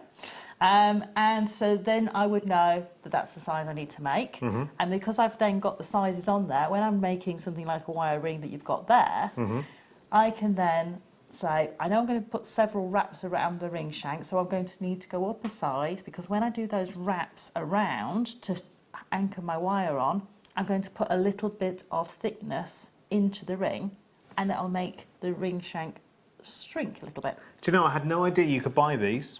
I had no idea. $8.95, very useful to have, of course. Yeah, I mean, that is solid. That looks to me, I don't know if you've got details there, but it feels like solid stainless steel. They are heavy. And Let me see if it says on the box. No, it just says they are very robust. Jewellery Maker, ring mandrel. But it does feel, I want to bash something with it to kind of, but I don't want to destroy the set, so I best not. If you've ever had one of the wire works on here where they've dropped one on the floor, it makes an almighty clank. Yeah. They don't dint or anything like that. Yes. What I would say, though, just as someone who has not a carpet in my house, if you have stone floors, be very careful when you put it down, because remember, it is round, and so it will roll off the table. So just be careful. It's actually made of solid aluminium. That's even better, isn't it? That is brilliant. $8.95. That's definitely worth having. Definitely, and we don't have them on very often, so if you've been trying to get hold of one of these, grab it now. And do you know, if you're working away in the background at your craft fairs or whatever, as you will do, as people are wandering by, if they they see that you've got all of the the proper kit and caboodle, it just adds a bit more, not credibility, because you will have that anyway, but it just shows authenticity, doesn't it? Really? It does. It shows that you do it. You make a real effort. That's it, and it's one of those things that rings like the ones you've got there, the wirework rings, they can be really quick makes. So you might have a few pre-made on your stall, but you might not have them in every size. Yeah. So it's a great one to say, don't worry, I'll size your ring for you. Go away and have a cup of tea, or go and have look at a couple of other stalls. Pop back in 10 minutes and have your ring ready to be taken away. While you wait. Yeah. Or while you shop. Wow. Look. Here's one where I wish I was at home. Oh, do you know what? I am definitely going to be building up a little collection. Well, not a little collection. It'll be as many as I can get my little sticky bits on. Yum. Oh, yes. Oh, I just thought. We're not in a 12 to 15 pounds hour, are we? We're in under 10. Crikey. Even better. Again, it's another one of these mega strands, 83 centimetres of fantastic small nuggets, all beautifully usable. You've got amazing pieces here. You've got some that are slightly more translucent than others. You've got a couple that are verging towards a red or an orange, actually, more, heading towards a fire opal colour. They are all very lively. I'm just sort of moving them left and right, as well as sort of backwards and forwards, just so you can see, look at the colour coming out of them. $9.95. Here comes another message. Soft Cell Tainted Love 12-inch extended play. Was the first I ever bought from HMV. Other record stores are available. Thank you very much. Remember the caveat when you use a brand name. Itsy Bitsy Teeny Weeny Yellow Polka Dot Bikini was my first vinyl single bought. We also had Andy. And Andy's Records spent many a weekend in there, says Claire in Suffolk. Oh, Andy's Records. Was that a chain, Andy's Records? It was, yeah. Other record stores were available. Is it still there? I bet it still is. Barbara in Leicestershire. My Cherie Amour by Stevie Wonder. Oh, yeah. That's a good one. I didn't have a record player, so I went to my friend next door to play it on hers. That's a bit like going back to our telephone conversation earlier. Do you remember when not everyone had a landline? I know. Now nobody wants one, do they? Quite frankly. Damn things always ring, don't they? I haven't had an accident, thank you. I don't care whether I had whatever it is. Victoria in... I've got some cream for it. That's what I always tell them. Hi all at JM. The first record I bought was Without You by Harry Nilsson in 1972. I'm not sure if I know that song. I know Harry Nilsson, but I'm not sure if I know that song. Can you hum us a line? No. Elizabeth on Merseyside says, JM Studio, hi Derek and Sarah. Great show. First final record with Hats Off to Larry by Del Shannon. You won't remember that one. Oh, it's Liz and Tony. Hello, Liz and Tony. Mwah. Hats Off to Larry. No, but I'm going to go and look it up later. It'll be on that. It'll be on that website, won't it? I'll have a look. I'm trying to remember what mine was, and I think it's between two. It was either. Oh dear. Just don't just Kerry. Please, please, please, don't cut to one while I'm saying this, because you know it's a moment of great shame for me. It's an either. She's basking my shame now. It's either La Isla Bonita from Madonna, but I'm thinking it's probably older than that. It could be... Do you remember when all the celebrities did a version of Help? Oh, no, I don't mean Help. I mean Let It Be. Mm-hmm. You know, Ferry Aid. It was after raising money after the Zeebrugge thing in the early 80s, or late 80s, possibly. I'm thinking late 80s. I'm hoping late 80s, at least. I think it might have been that one. But there's another one that it could be, which is a song by the Piranhas called Zambezi. Now, I don't know if anybody's ever heard of Zambezi. I'm looking at Sarah's face and I'm thinking, no, she hasn't heard of that. I'll just let you look it up. It's one of those. It's one of those mad ones. I can remember having a little portable orange record player, which when my mum and dad used to go out, you know, if they used to go out, what I did is I'd run it down to the bottom of the stairs, plug it in by the front door, open the front door and would sing the said record until someone came past. And I would shut the front door and turn the volume down really, really quickly. See? A star was born on my doorstep. But I was too shy. 1987 was the Let It Be. So it was possibly the Piranha Zambezi then, because I think that was more maybe 82, 83. But I actually grew up listening to... my nan had lots of Elvis on vinyl. Oh, I loved it. Who else did she like? Elvis. Kerry. Kerry has never had a vinyl record. Mind you, she is one of the youngsters here. I'll tell you. Marquise. Oh, now. These are... Sorry, shall I move? Is that better? Oh, OK. Is that better? There you go. Is this crackle quartz? That's easy for you to say. Hello, Sam. Do you know, I don't know whether you can see it. Sorry, Sam. Can I ask you to just creep in on, does that one stone there? Because I was seeing colour play like an opal in that. And it's not just my eyes. I know it isn't. Can you see colour coming out of that as well? Okay. That shouldn't be the case. This is black quartz, for heaven's sake, but it is crackle quartz. And actually, you know, some pretty phenomenal things happen with crackle quartz.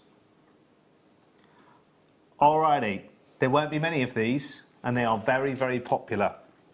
58 carats of black, crackled, puffy marquise shapes. And marquises are so easy to work with, aren't they, Sarah? They are, so you can use them with a briolet wrap. Yeah. Where the wire comes through and both sides sort of come up in a V shape up to a loop, and then they'll fall beautifully across the neckline.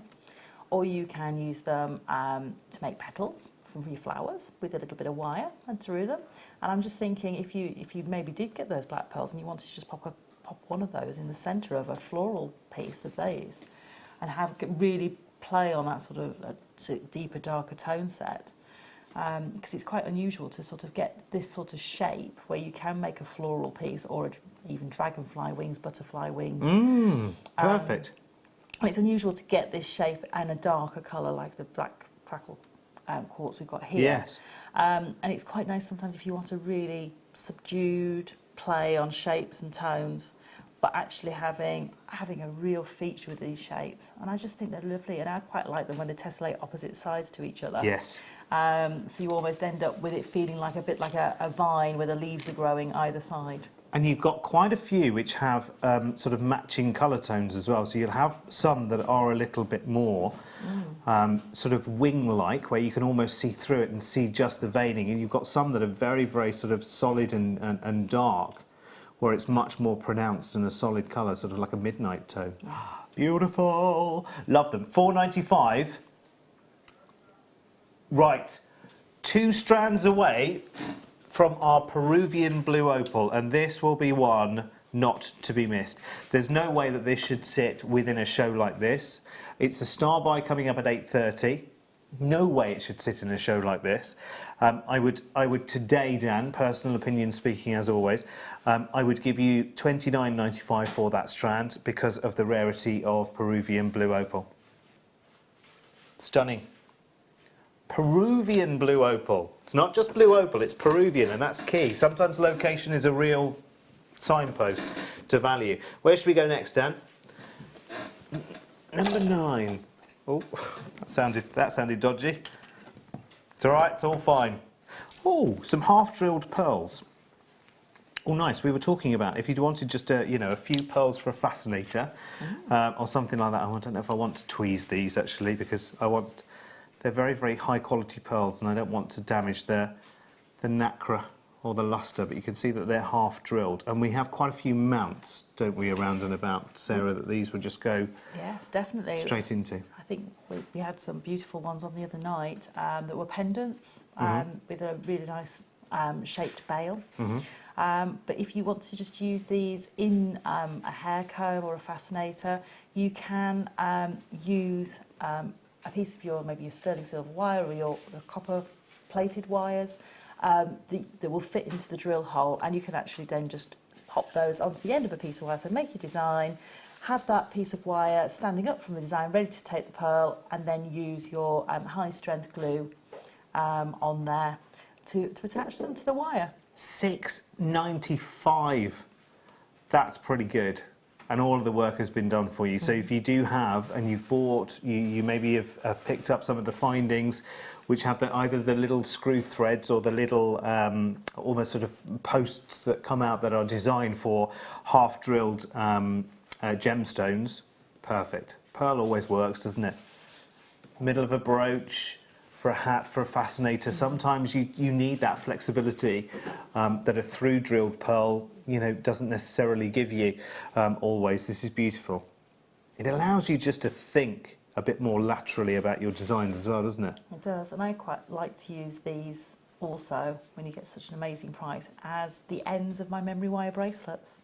They actually go on the end of the memory wire to create that stopper. Yeah. And that gives you that seamless finish on a memory wire bracelet. That's a good idea.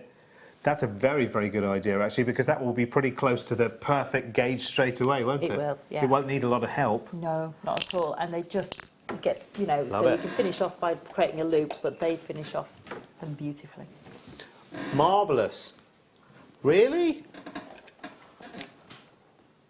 Ooh.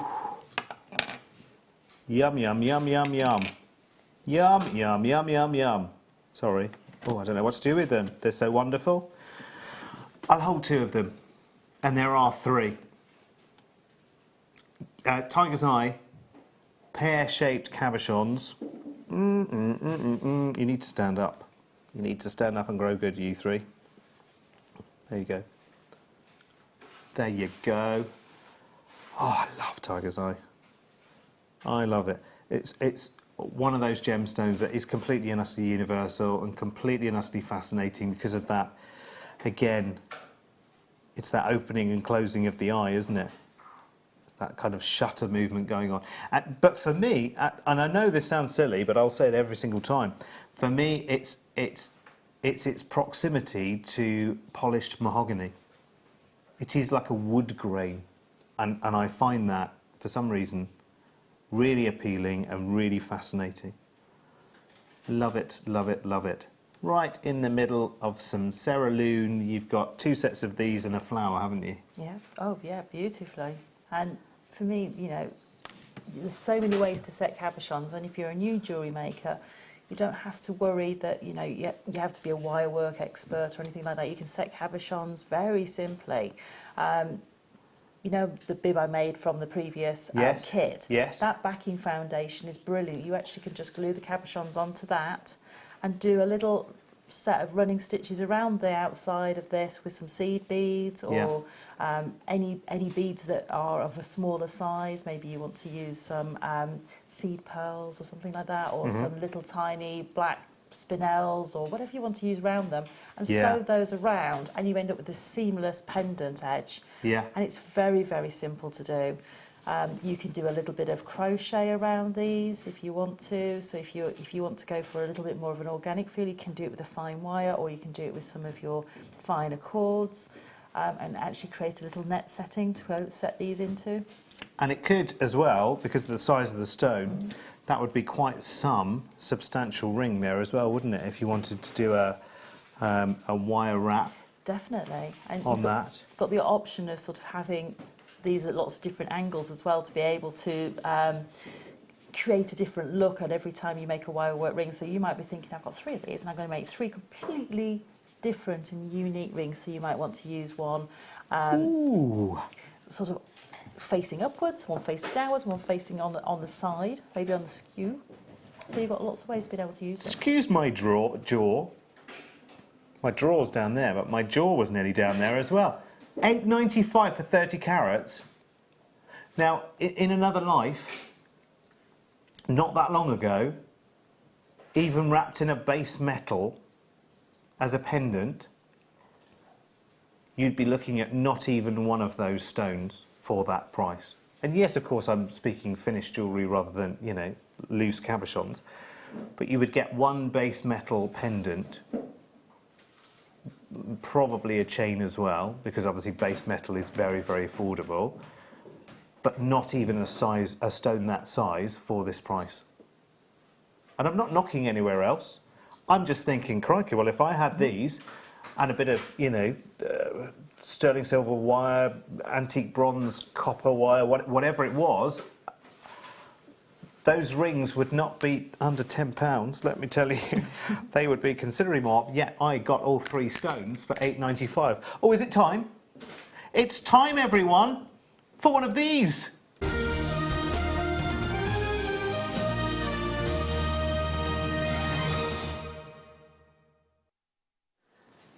No, not one of those, one of these. One of these. It's the must-have for today.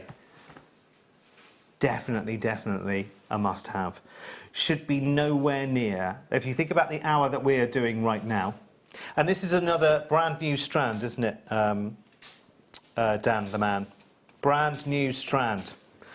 So this is the brand new one for this hour. Should never be sitting in an hour like this. Just so happens that the today's must-have on the Late Show falls at 8:30, and Dan schedules the show, not me. And he made this hour what it was. You've made this hour what it is, Dan. That's a great thing. You've made this hour what it is. And as soon as graphics appear, will the web see the price straight away? Okay. How many strands that we have? Okay. Well, there won't be anywhere near that number by the end. By 8:45, we won't have anywhere near this kind of number. Okay, so if you're watching on the web right now, you are well aware of the fact that this should be not floating around in the cyberspace on our website. It should be firmly within the handles of your basket. virtually. Yeah, I'm ready. If you can hear fast footsteps, by the way, in just about 5 seconds, it'll be Sarah running for her purse. Okay, 40 carats. You can see the price now on the web. So if you're watching on the app or you're watching on the web, you know that one, Peruvian blue opal. Not all blue opal is alike. This is Peruvian blue opal, which is a bit like heading to Mintabi for your white opal in Australia. And if you've never heard of Mintabi, well, you know what? That's because, you know, it ceases to be part of a conversation anymore. It's not there. So if you're thinking, well, I've never heard of that location, don't worry. No shame in that whatsoever. There's no opal coming from there anymore. That's it. Well, there is, but you know what? Unless you're an oligarch, forget it. It's not going to happen. It's not going to happen for the likes of you and I, unfortunately. I love this colour. To know where it's going to go is ridiculous. Now, are people able to put this in their baskets this second, Dan? Right. On the web, you can see where this is. You're almost 2 steps ahead of anyone watching this right now on Sky or the other mediums. Breathe. It's one of those. It's one of those. I'm trying to delay him doing it, but that's it. There has to be a point where you open the floodgates and everyone comes in. It's like those, you know, those really naughty donuts? It's like them saying, do you know what, today those naughty donuts are only 10 pence each. It really is. £7.95 for Peruvian blue opal. Have you ever seen the likes? The only shame is we're a small select bunch tonight, so not everyone gets to find out about this. Fingers crossed, everyone who can't be with us right now checks in later on the web and has a look back. Because at £7.95, ooh, you'd be kicking yourself so hard in the shins, wouldn't you, Sarah, if you Definitely. missed it? Definitely. I mean, the tone on this strand for it is just like, oh, crystal blue oceans. So bright. Who's got it so far, Dan? Here we go. Here we go. Very, very busy. And there are people who are looking at their order for one strand and saying, do you know what? No. I'm going to take advantage of this.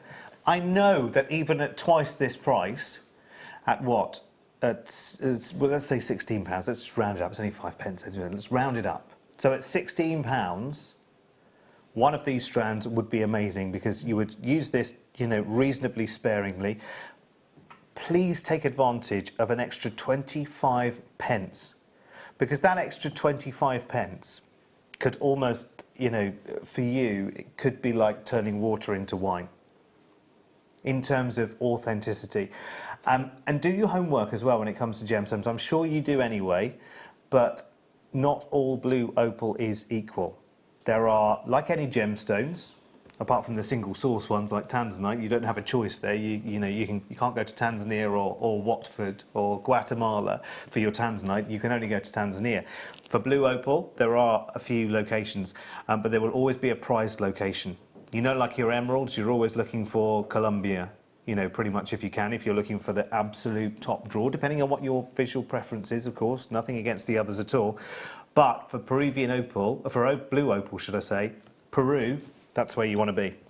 And there's two sort of major sources, well, I say major sources, neither of them have plentiful bounty, but there's a source in Oregon in the US, which is yum, yum, yum, yum, yum, but it's the Peruvian. It's the piercing tones of the blue. That is what makes this so attractive. In fact, if you forgive me, Kerry, just for a second, look, just across the room, look. Don't even need to come anywhere near. You can see that so starkly and so vividly. So imagine people walking around a very, very crowded craft fair. you know, sort of jostling, trying to get through to have a look and see what's going on, they're going to see that. They're going to be drawn to that. That's an unusual colour. But it's also an unusual colour that isn't turquoise. Not everyone, as beautiful as turquoise is, and as much as we all love it, not everyone loves turquoise. It's a little bit too stark. It's a little bit too out there for some people. It doesn't kind of, you know, it doesn't work with their personality or their, you know, level of flamboyance. You know, maybe they're a little more muted. This is an exciting stone, which is pretty universal, and you can find lots and lots of people who it works for, Sarah. Definitely, and blue is one of those colours that I always suggest for people to buy somebody if they're not sure, because it typically is of a higher percentage most people's favourite colour, or a colour of jewellery that will work for more people with their wardrobes as well. And I just think that, you know, it's just such a beautiful tone that is so unusual but so vibrant, so full of joy. It's a very joyful colour. Can I just say on that, it's almost like you read my mind, Sarah, because the next thing I was going to say, anyone, and this drives me mad, I have to say, anyone that gives you this hogwash of a tale that, oh no, can't buy opals, they're unlucky, they contain tears. Nonsense. I don't know where that story originated. I don't know where it started, but it does the rounds every now and again in the gemstone world. An absolute hogwash. If you love a gemstone, nonsense. You know, we talk about, you know, you talk about purported healing powers of gemstones. You know what, I can go with that to a certain degree. I can't talk about it on television because I can't hold it in my hand as a fact. But, you know, when you get some story about, oh no, I couldn't, no, they're meant to be bad luck, aren't they? Contains tears. No, nonsense. Absolute nonsense. Yes, there might be a slight water content to some opals, but I think to try and derive that is tears in every opal, I mean, I think is stretching the fibres of ridiculous. $7.95, and never let that stop you, you know, buying what is one of the most prized and loved gemstones. I tell you for nothing, once you start collecting opal, you will go for it, let me tell you. Yes, I have got some lighter plain amethyst rounds. In fact, some of them are a little bit ametrine. In fact, I'll just show you on a white background so you can see. Look, some of those are a little bit, yeah, a little bit golden going on there as well. Verging on some ametrine tones there as well. I do love lighter amethyst. We call it, in the business, we sometimes refer to it as Rose de France amethyst. And there's something about it which is just, yeah, really nice. Turning, you know, almost what I just said about opal on its head a little bit, I personally do find amethyst quite calming. I can't guarantee that for anyone else, but, you know, I've had occasions when I've had amethyst before and I've just held it in my hand, and I don't know why, but it seems to, I can even feel my voice calmer now. I can't guarantee that for anyone else, can't hold it in my hand as a fact, it's just me as an individual, but I love amethyst. I love having amethyst around for that reason. That's coming up later. Yes, I do, Dan. Dan says, do you fancy 6 premieres? Yeah, sounds good. Are they all in the first box? Oh, good. Okay, we'll start at number 7 and work our way back. Well, this is nice. This strand almost works straight away as almost a collar. You could almost just put it straight on and it would almost work because the stars are so tightly packed. Oh, still want to know your first, by the way, your first vinyl record. We still want to know about that. We've had some crackers, actually. Some really nice ones. Oh, they're nice. They're nice. They're like, I have to say, because I spend too much time compared to the average man in nail bars, like you do to get a manicure, I quite often sat there thinking, oh, I hope they're done soon. This is really not something I enjoy sitting here. I know for a lady it's a pleasure because it's like a treat and a pamper. For a guy it's like, I really don't want to be sat here, and I really, you know, I keep getting these looks from people as they wander in and out. But I'm quite often sitting there looking up at rows and rows and rows of nail colours. And this looks like one of those really sort of hot, glamorous nail colours, doesn't it? It's almost like a, ooh, is it a bit fuchsia-y? It's a little bit fuchsia-y. Fuchsia-y, there's a new word. Fuchsia-y. Yes. Love these though. To me, it looks like you get some special nail polish that they put a magnet over, and you get the sort of lines coming through. Do you mean the shellac? Not the shellac. There's a different one, but there's got like a metal content in it, and they put magnets over the top of it once it's wet. It just makes almost like a river of the colour. Ah. And you always end up with lighter tones, darker tones, and this sort of wave. And I'm seeing that coming through. She lives down the posh end, you see. She's London, you see. That will come to us in the north in some years' time, I would imagine. Do you know what I mean? We're always a little bit behind the times, aren't we, with things like that? But I'm seeing all of those different sort of rivers of colour almost, where it's sort of fading in and fading out of that beautiful colour. It's not a single matte block of colour. You're sort of getting that shimmer, and that's coming from the natural quality of the shell we've got underneath there. So it's just amazing, and I love the fact that you've got these stars, because these are great for things like making your wish bracelets, which you can have just on a single cord. You tie one of these onto it, and then you tie it onto your friend or whoever it is, and there's a little rhyme that says, "When make a wish, and when the cord runs through and it falls off, the wish will come true."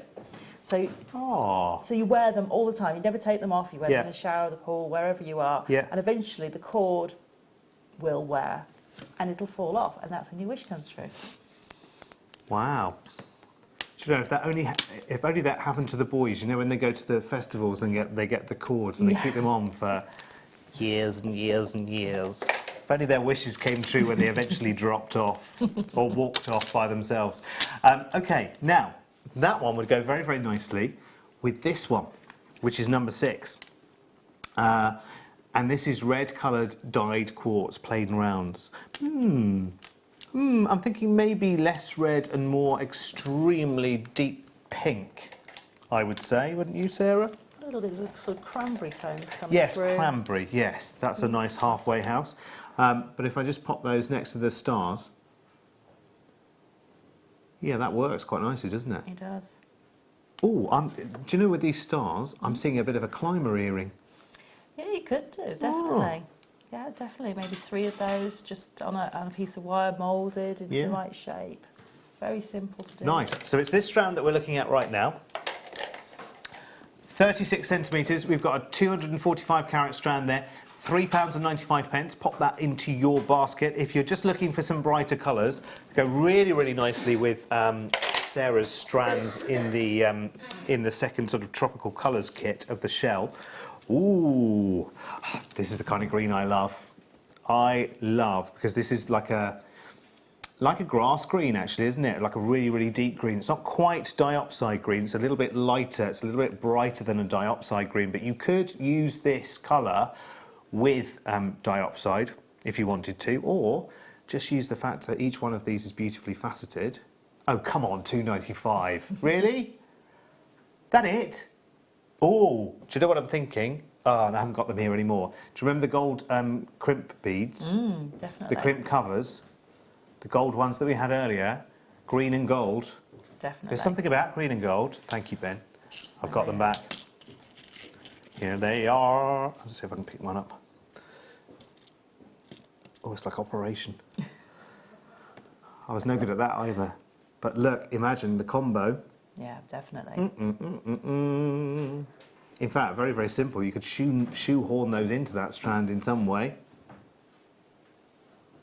I know there's no skill in that, do you know what I mean? Or next to no skill, but do you know what I mean? It'd get you started, wouldn't it? Give you some satisfaction. £2.95, well done. Number 4. Lovely, lovely tones. Beautiful. Do you know? Look. Do you think? Yeah, definitely. It takes you straight to the Caribbean, doesn't it? Takes you straight to the Caribbean. Have you ever been to the Caribbean, Sarah? I have. Have you? Where did you go? I've been to Trinidad. Oh, nice. I've been to Barbados. Have you? And I've been to the Bahamas. Wonderful. See, I just get to talk about it all the time. Do you know, I talk cruise holidays elsewhere, so I'm forever talking about the Caribbean. Are you, Kerry? Have you got room in your suitcase? Kerry's going on a cruise to the Caribbean. Who are you cruising with? Sorry, I'm being nosy now. Oh, Carnival. Fun, fun, fun cruise line. Other cruise lines are available. Did you do it on a cruise or did you just do a holiday? No, just on holidays. Nice. Lovely, lovely. Lots of shopping opportunities, I believe, in the Caribbean. There are. You know, that's fun. No, Carnival's great, Kerry. You'll love it. Seriously, other cruise lines are available. It's great. You love it. I remember, even at my grand old age, because you know, compared to you, Kerry, I'm like a granddad, as you know. But I was doing a big old conga around the deck with other people, and you know, it's not like a like a late 1830 kind of thing. There was everybody, all ages, even my age, were there congering around the pool deck. It's good fun. It's good fun. Very good fun. Very good fun. Yeah, once you've done it, you'll want to do it again. Let me tell you. Have you done one already, Kerry? Have you? Where have you been? Oh, Hawaii. Did you go to Maui and Kauai and Hilo and places like that? Lovely. Sorry, I forgot all things. I just whipped that out of the shop there, just because we're talking about cruises. While we're live. Have you been on a cruise, Sarah? I have, around the Mediterranean. Have you? Very nice. Who did you cruise with? I'm being nosy again. You know, I can't remember. Look at these, beautiful. Neon, yellow. Ooh, talking Club 1830. Get your glow sticks out. Time for a bit of neon. I missed all of that. I'm not sure where I was when all of that was happening. Anyway, never mind. As I always say, Sarah, I did all my naughty stuff before the internet. So there's no proof whatsoever. So I can sit here and say, pure as the driven snow, and nobody knows any different. Fantastic. Not even a little Polaroid tucked away in somebody's drawer, do you know what I mean? Other photographs are available. You can still get those. They're back in now as well, aren't they? They are. You know, everyone has their mobile phones and everything else, but having one of those... But they now produce pictures that are like the size of Tiny stamps, ones. don't they? Yes. Is this magnesite again? We had some drops right at the beginning of the show, didn't we? Looks very turquoisey. Have a little look. Puffy pears. We had puffy drops earlier, didn't we? We did. They would look beautiful together. Yeah, they would look good together, actually. These are through drilled as well. Very nice. Like it, like it, like it. 10 by 8mm, 100 carats. We love turquoisey colours. Just really, really beautiful. Do you remember the days where you could buy lots and lots of pieces of great, big, chunky turquoise? Where is it these days? Where's it all gone? It's all in people's collections, and then suddenly the supply line just... Someone cut the cord somewhere and that was it. And now we have gemstones like this, from howlite and magnesite and other gemstones, which can give you the same kind of satisfaction, that same kind of slightly different matrix to a turquoise, actually. It's a little bit more like a blue cheese matrix rather than a turquoisey matrix. Dean Cornwall says, Love Cats by The Cure was my first single. I still have a soft spot for Robert and Black Island. Robert Plant. Robert Smith. Robert Smith. Thank you very much, Ben. Robert Smith. Not Robert Plant, that's somebody entirely different. And Black Eyeliner. The youngsters don't realise how good the actual LP covers were, some real art. That's very, very true, actually. It makes them more fun to look through as well, doesn't it? Carol in Bristol, I grew up with Motown, but previously remember Pinky and Perky singing The Red, Red Robin Came Bob, Bob, Bobbing Along, and Woody Woodpecker song. Do you remember that, Sarah? You were nodding along there. Yeah, I know the Red Red Robin one. Did you grow up with that, did you? Oh, I grew up with a lot of Motown because my mum and dad liked Motown. It's just reminded... My first record was Pinocchio, then Stand and Deliver by Adam and the Ants. That's a good one, isn't it? I just remembered, actually, when I was growing up, we must have had a record player in the house. Must have been the same little orange-yellow record player that you used to take to the doorstep and sing until somebody came and I'd shut the door and turn the volume down. But I can remember having an album of Rupert the Bear and Friends, and it started off with the theme tune to Rupert the Bear. You know, there's a little boy like you've never seen before. Bear, not boy, bear. There's a little bear like you've never seen before. Rupert wasn't a boy, was he? He was a bear. Talking bear. That's not strange at all, is it? Talking bear. Lena says, I won an all-expenses cruise for two in a raffle at a new bingo hall opening. Lucky you. Cruise to Cozumel in Mexico and back from Miami. Amazing experience. Ooh, I bet that was a Carnival cruise as well, is it? Sounds like a Carnival or a Royal Caribbean itinerary. Nice. Wow. Nice. It's nice to cruise out of Miami as well, isn't it? Because you get to fly to America in the first place. You get to do America. Right, let's do... Oh, yes, yes, yes, yes, yes. We've saved the best till last, and it's time for one of these.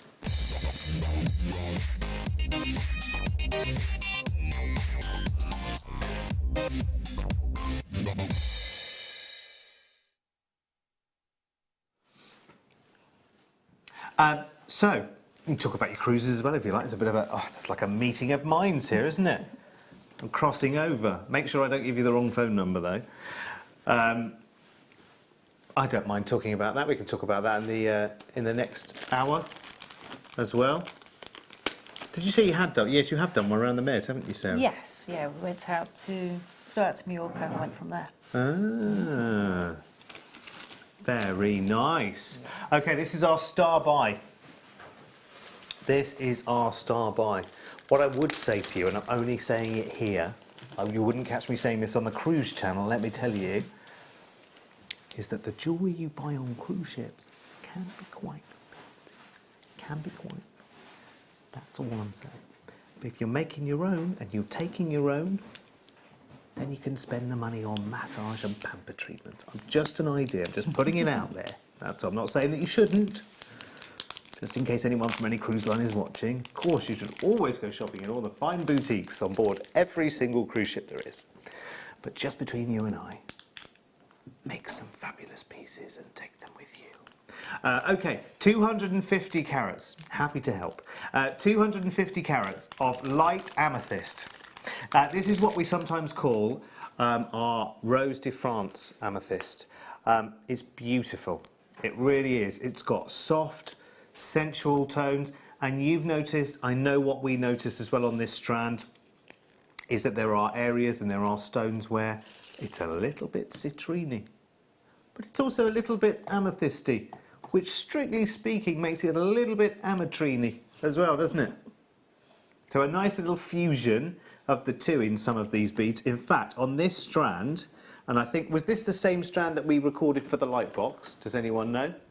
It'll be a different one, we think. So in this particular strand, I think at least that one and that one, and that one, that one, that one, that one, that one, that one, that one, and that one there too. So a good half a dozen, if not more, are quite ametrine. I know that's not a word. I wouldn't get a valid score in Scrabble for it. There's only one Y in a Scrabble box, isn't there? That's a bit unfortunate, isn't there? There's only one Y, isn't there, I think? Or is there two Ys and one Z? No, I think there's only one Y. There are some letters where there's only one. And it doesn't make sense. Because they're the big scoring ones. And please don't put the Q next to any vowel, just to be clever. That's like buying 3 hotels on Mayfair, isn't it, in Monopoly? Yeah, 2 Ys, 1 Z. There's another, hang on, there's another letter where you only get one, and it's such an obscure letter, like, is it F? No, not F, maybe not F, maybe you get more than one. 1 J and 1 K, yeah, see. But it was all scientifically worked out, wasn't it, Scrabble, when the other word games are available. Okay, anyway, back to our star buy. I wish you'd concentrate. Honestly, you just wander off at anything, don't you? Start talking nonsense. We're on to board games now somehow. Sarah's zoned out so completely, she's off to do a bit of crochet now. She's like, I'm not listening to him anymore. I'm listening. Stopped making sense some hours ago. It's got warm in here now as well, hasn't it? It has got a little bit warm. Has got a little bit warm in here. We just dropped that little hint now. Oh, Ben, that's very kind of you. You turn it down to minus fridge. Thank you. Okay, what should this be, Dan?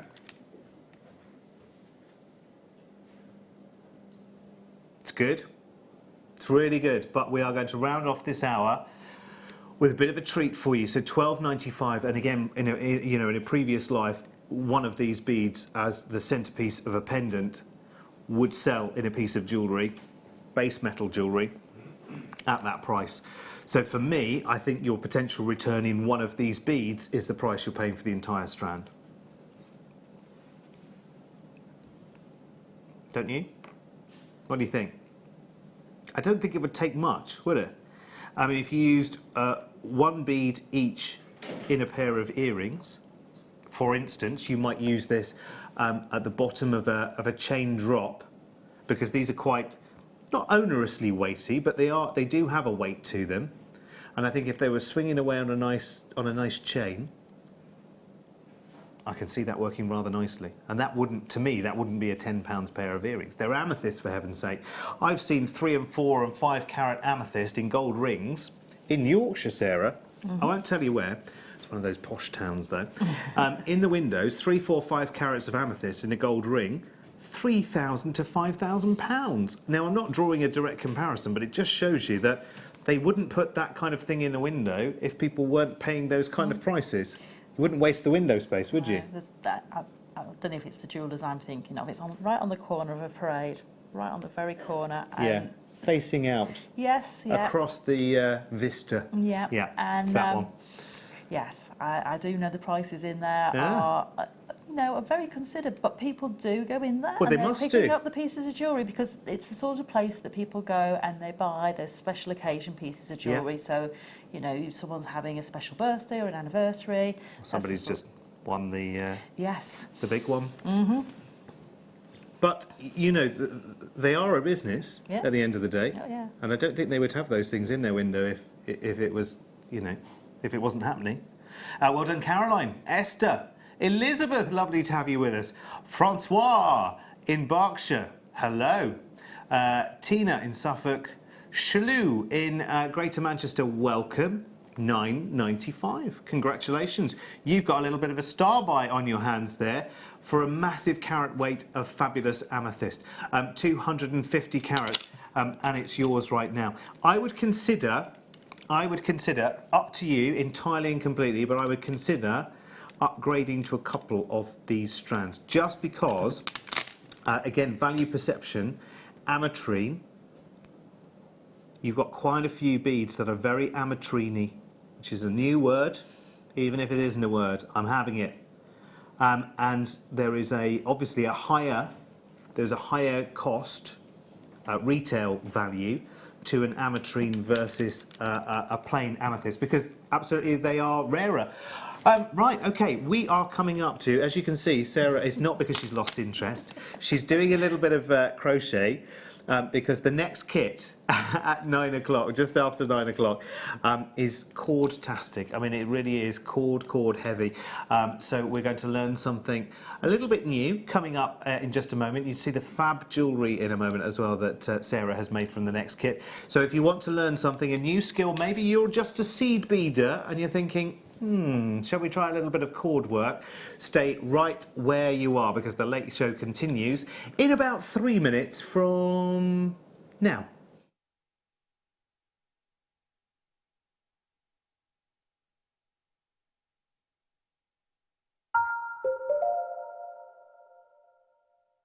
There are 4 easy ways to stay in touch with Jewellery Maker. You can like our Facebook page and join a community of over 54,000 people. You can follow us on Twitter and tweet us your messages and opinions, send photos of your designs and enter our Wall of Fame competition. Or if you need any help or advice, you can email our friendly help team. Make sure to get involved and stay up to date with Jewellery Maker.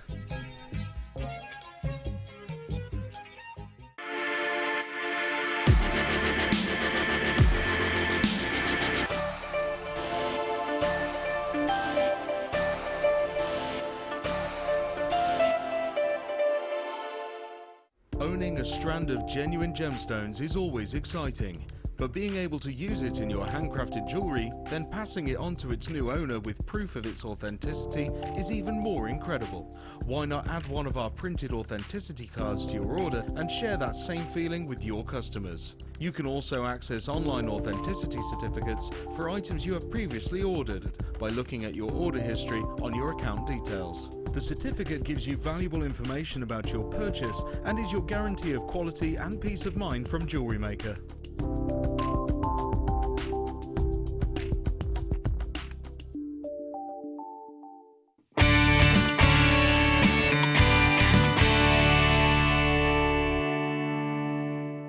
The Jewellery Maker Wall of Fame is where you get to showcase your skills as a jewellery designer. Each week, one lucky entrant will win £100 credited to their account, and the runner-up receives £50.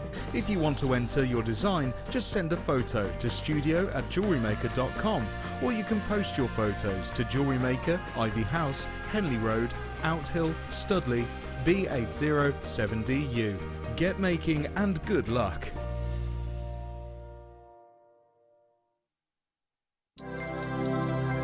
If for any reason you're not satisfied with your purchase, you have the benefit of our no-quibble 30-day money-back guarantee.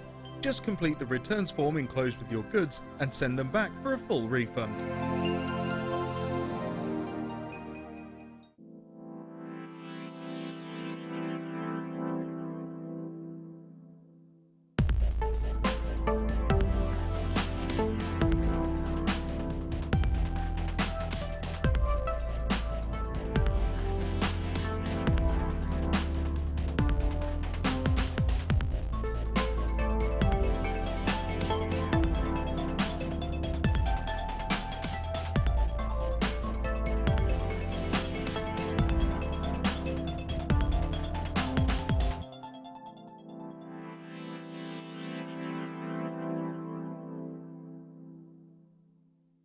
We here at Jewellery Maker love to hear your feedback.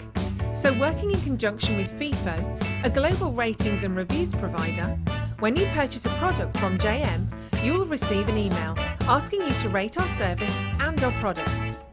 This helps us to bring you excellent customer service and ensure we're bringing you value for money and high quality goods. Have your say with Jewellery Maker FIFO reviews.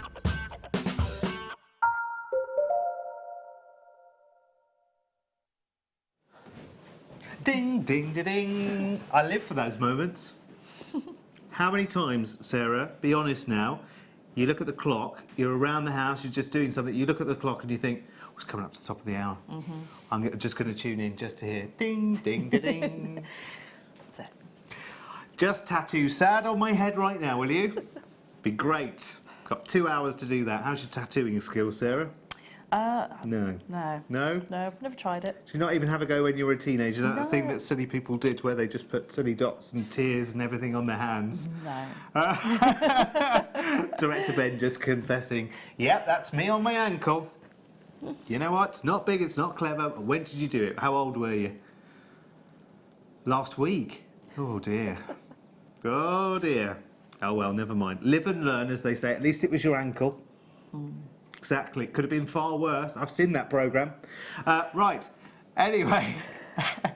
Anyway, I don't know what you're thinking.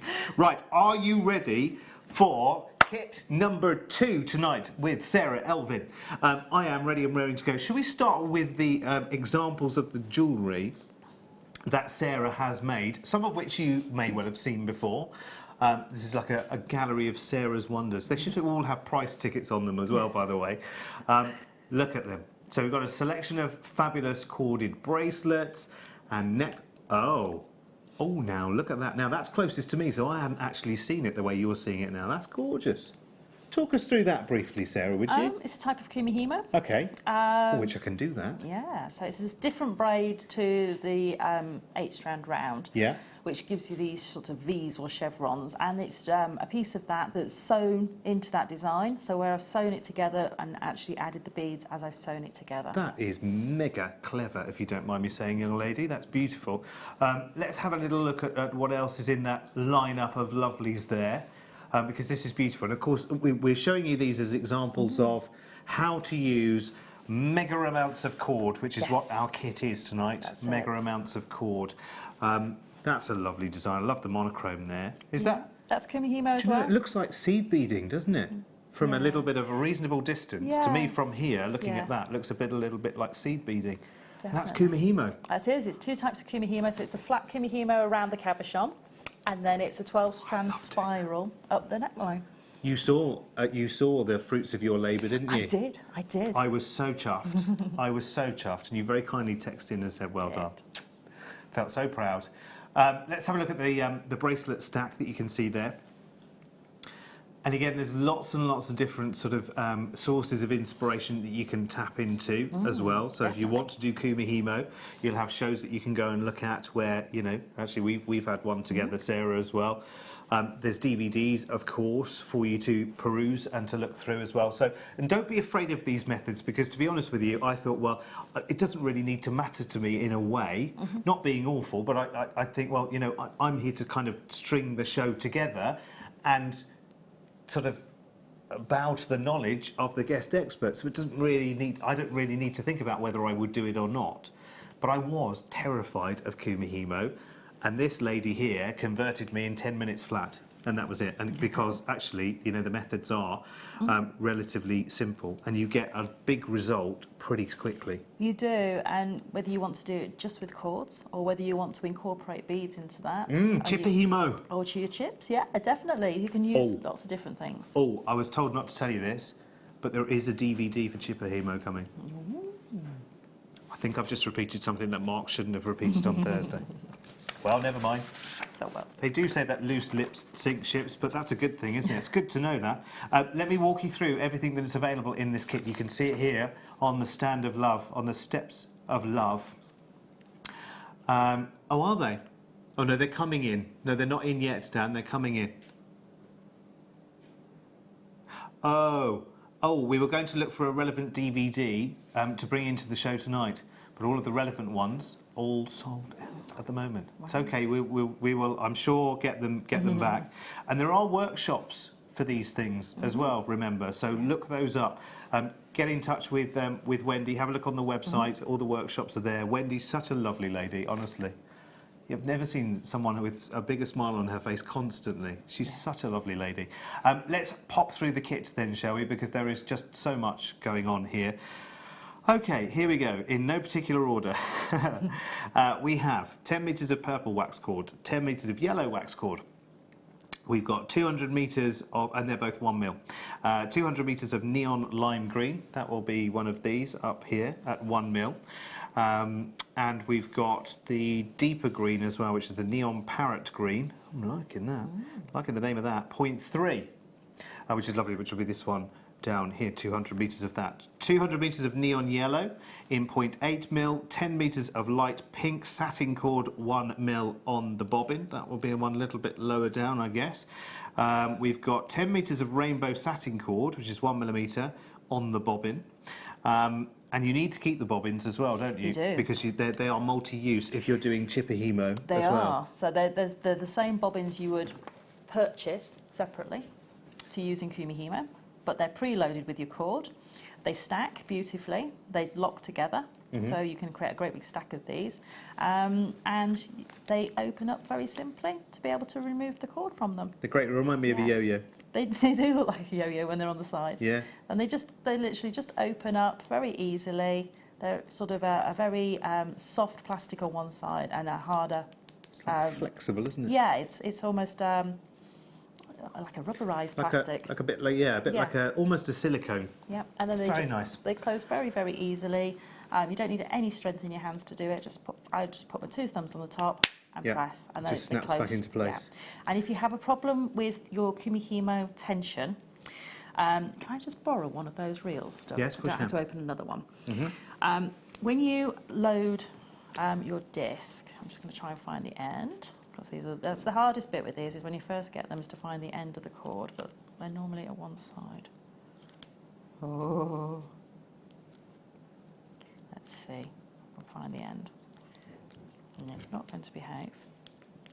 There it is. There it is. Found it. It's when you... cool as a cucumber.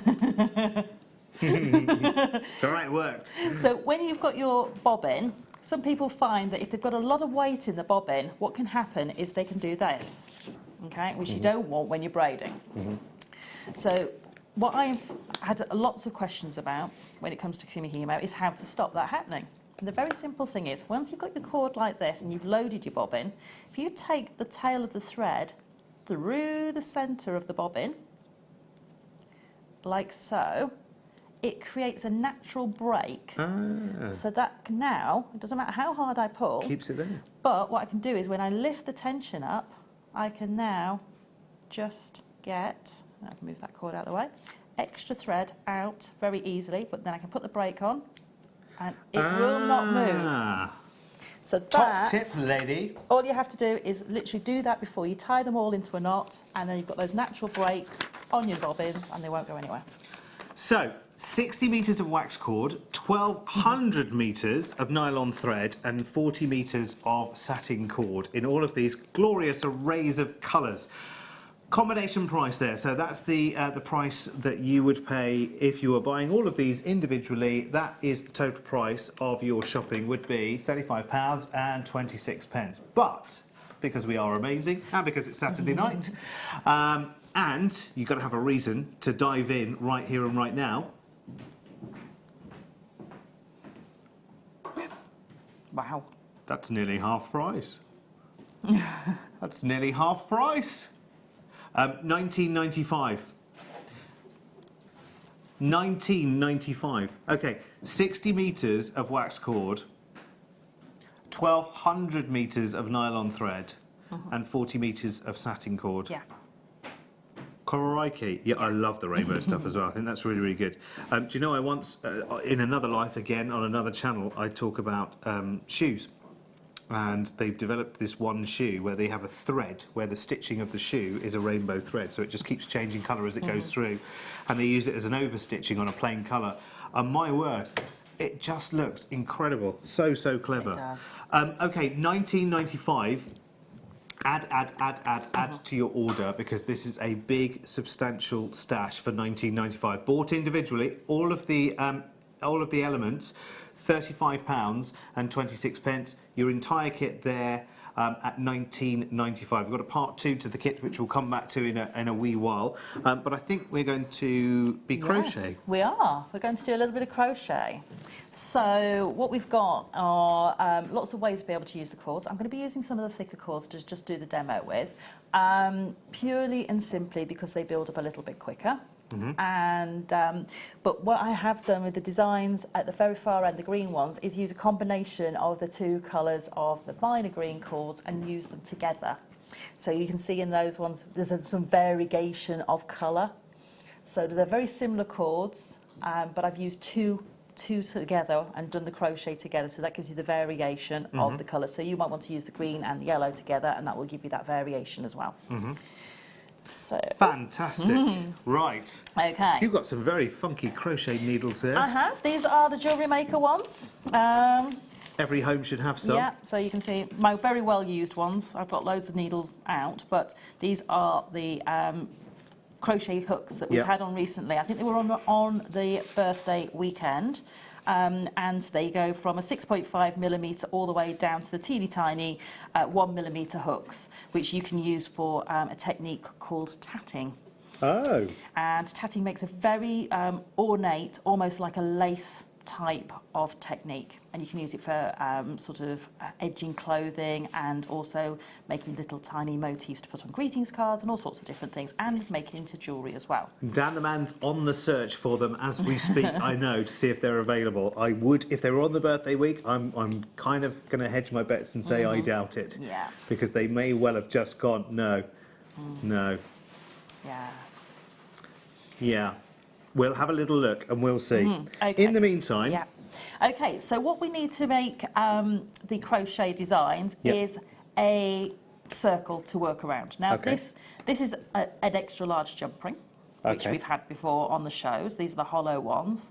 But this could be, in the designs that are over on the other side, the green designs, those are actually plumber's washers inside there. Are they? So they're copper. So they're plumbers. flatter and... Yes. And I guess bigger. Yeah, so they come in various sizes, and you can pick them up from your hardware shops and things like that, or you can use, as we have in the earrings, some of chain links. Some chain links. Yeah. Which are just gorgeous. Yeah. Really, really nice. So, plumber's washers, who'd have thought? You can use all sorts in jewellery making. You'd never know. Or you if you've got some of our copper sheet, or the very thick copper wires we've done recently with the structural wires, you can make your own versions of these, and you can make them as big or small as you want. But the method will be the same, no matter what the medium. That's right. So the method's the same. You need a circular form to work around. Thing. It could be a small curtain ring, anything like that. It will work perfectly. And you're going to work off either the bobbin or the reel of your cord. So in this case, I'm using a wax cord. In the case of the other pieces, I've worked off the reels of the smaller cords. So the first thing we need to do is we need to get a knot or our crochet started onto our hook. So I'm going to move the ring away. We don't need that at the moment. And I'm going to create a slip knot. Now the way you create the slip knot is you take the cord over 2 of your fingers and back round, like so. And then I'm just going to take the hook in to that loop and pull the cord that's crossing over the top through into the loop. Okay. Okay. So now I've got a slip knot that will change size. So that is a slip knot that's on there. And that's the first of my, I've cast on, if you like. Oh, As if in knitting, you've Yes. cast on. Yeah. Now, what you do need to do with crochet is you need to create some tension. Now, there's lots of ways of being able to do that. You need to be able to create somewhere that you can work across. Now, a lot of people will just, and I do very simply, is just wrap it around my little finger and then bring it up, and then you can create tension to be able to work in. So you can see I've got it caught around that finger, and I can now, you see I've got tension in this cord here. Without that, you'll find it very, if I don't do that, you can just hold it over a finger, but you always need to have some way of holding some tension in that thread. So I'm just going to show you the basic stitch that we're going to do, and it's very, very simple. So what we're going to do is we've got our first knot, and I'm just holding that knot with my fingernail just to stop it from basically running away. Yeah. And I'm going to take my needle, and I've got my tension on my thread. I'm going to take my needle underneath, that creates a loop, and then I'm going to turn the needle to hook the thread. So you see I'm turning that sort of towards me, and I've got that hooked on, and I'm going to pull it through and into there. Okay. And that's a chain. That's a chain stitch. So that's as simple as a chain stitch is. You just carry it on, So you pulling just through. Going. Yeah. And I've got my tension very tight here, so don't worry about that. And if your needle pops out, just pop it back in. I'm just going to do these a few times so you can see how that builds up. So each time I'm taking the needle underneath the thread, twisting the needle towards me and pulling it back through the loop. Okay, very, very simple. I've just moved up and then up we go. So that's what's called a chain. And you can see why it's called a chain, because it looks like a chain. Yeah. Yeah, there we go. If I hold that up there, can you see? That's probably the easiest way to show it. So it looks like a piece of chain, and that's why that's called chain stitch. And the great thing is, if you go wrong with this, if I take my needle out, because this is a series of slip stitches, or stitches that are sewn into each other, if you go wrong... Don't do it. I know what she's going to do. Oh, no, no, no, don't do it, Sarah. No! No! Your hard work. If it goes wrong, you've not wasted anything with crochet. Okay, you just do that. That would break my heart doing that. That's fine. It's absolutely fine. Do you know, as soon as you took that needle out, I thought, no, she's not going to do that. She's not going to do that. But you know, when you started with the slip knot, I thought, she's going to give the whole thing the slip. She's done it. Yeah, that's as simple as it is. So all you need to do is that, and then you can go back to the beginning. You've still got your thread, absolutely. You've not wasted anything, and you can just cast on again by taking the thread over your fingers, taking the needle through and catching, get that in the right way, sorry, taking the needle under and catching the thread. So all I've done is got my two threads next to each other. I'll go under the first and catch the second and pull through. And pull out the needle. Oh, I've missed. Sorry, I missed. 1, 2, under we go, and pull through. There we go. And it's a lot easier to do at home. You don't need to keep your hands still. So, I've and talk at the same time. Okay. So I've cast You don't talk on. to yourself while you're crocheting, do you? Not really crocheting. Sometimes when I do the kumihimo, I might tell myself that the sequence of moves for the first few times, especially if it's a new sequence of moves, because with Kumihimo you can just basically make the moves up because all you're doing is crossing the threads, so you can make lots of patterns up as you go. Oh, she tells me that now and I stuck religiously to my homework that I was given. Well, occasionally my mind did wander because it's a bit hypnotic, isn't it? it is, it does take you off to a different place, and crochet can be very similar because again, once you get going, it's the same movement time and time again. So that's why people, you know, you'll find people crocheting these great big blankets because they get taken into that other place and it just takes away your worries. You're somewhere else.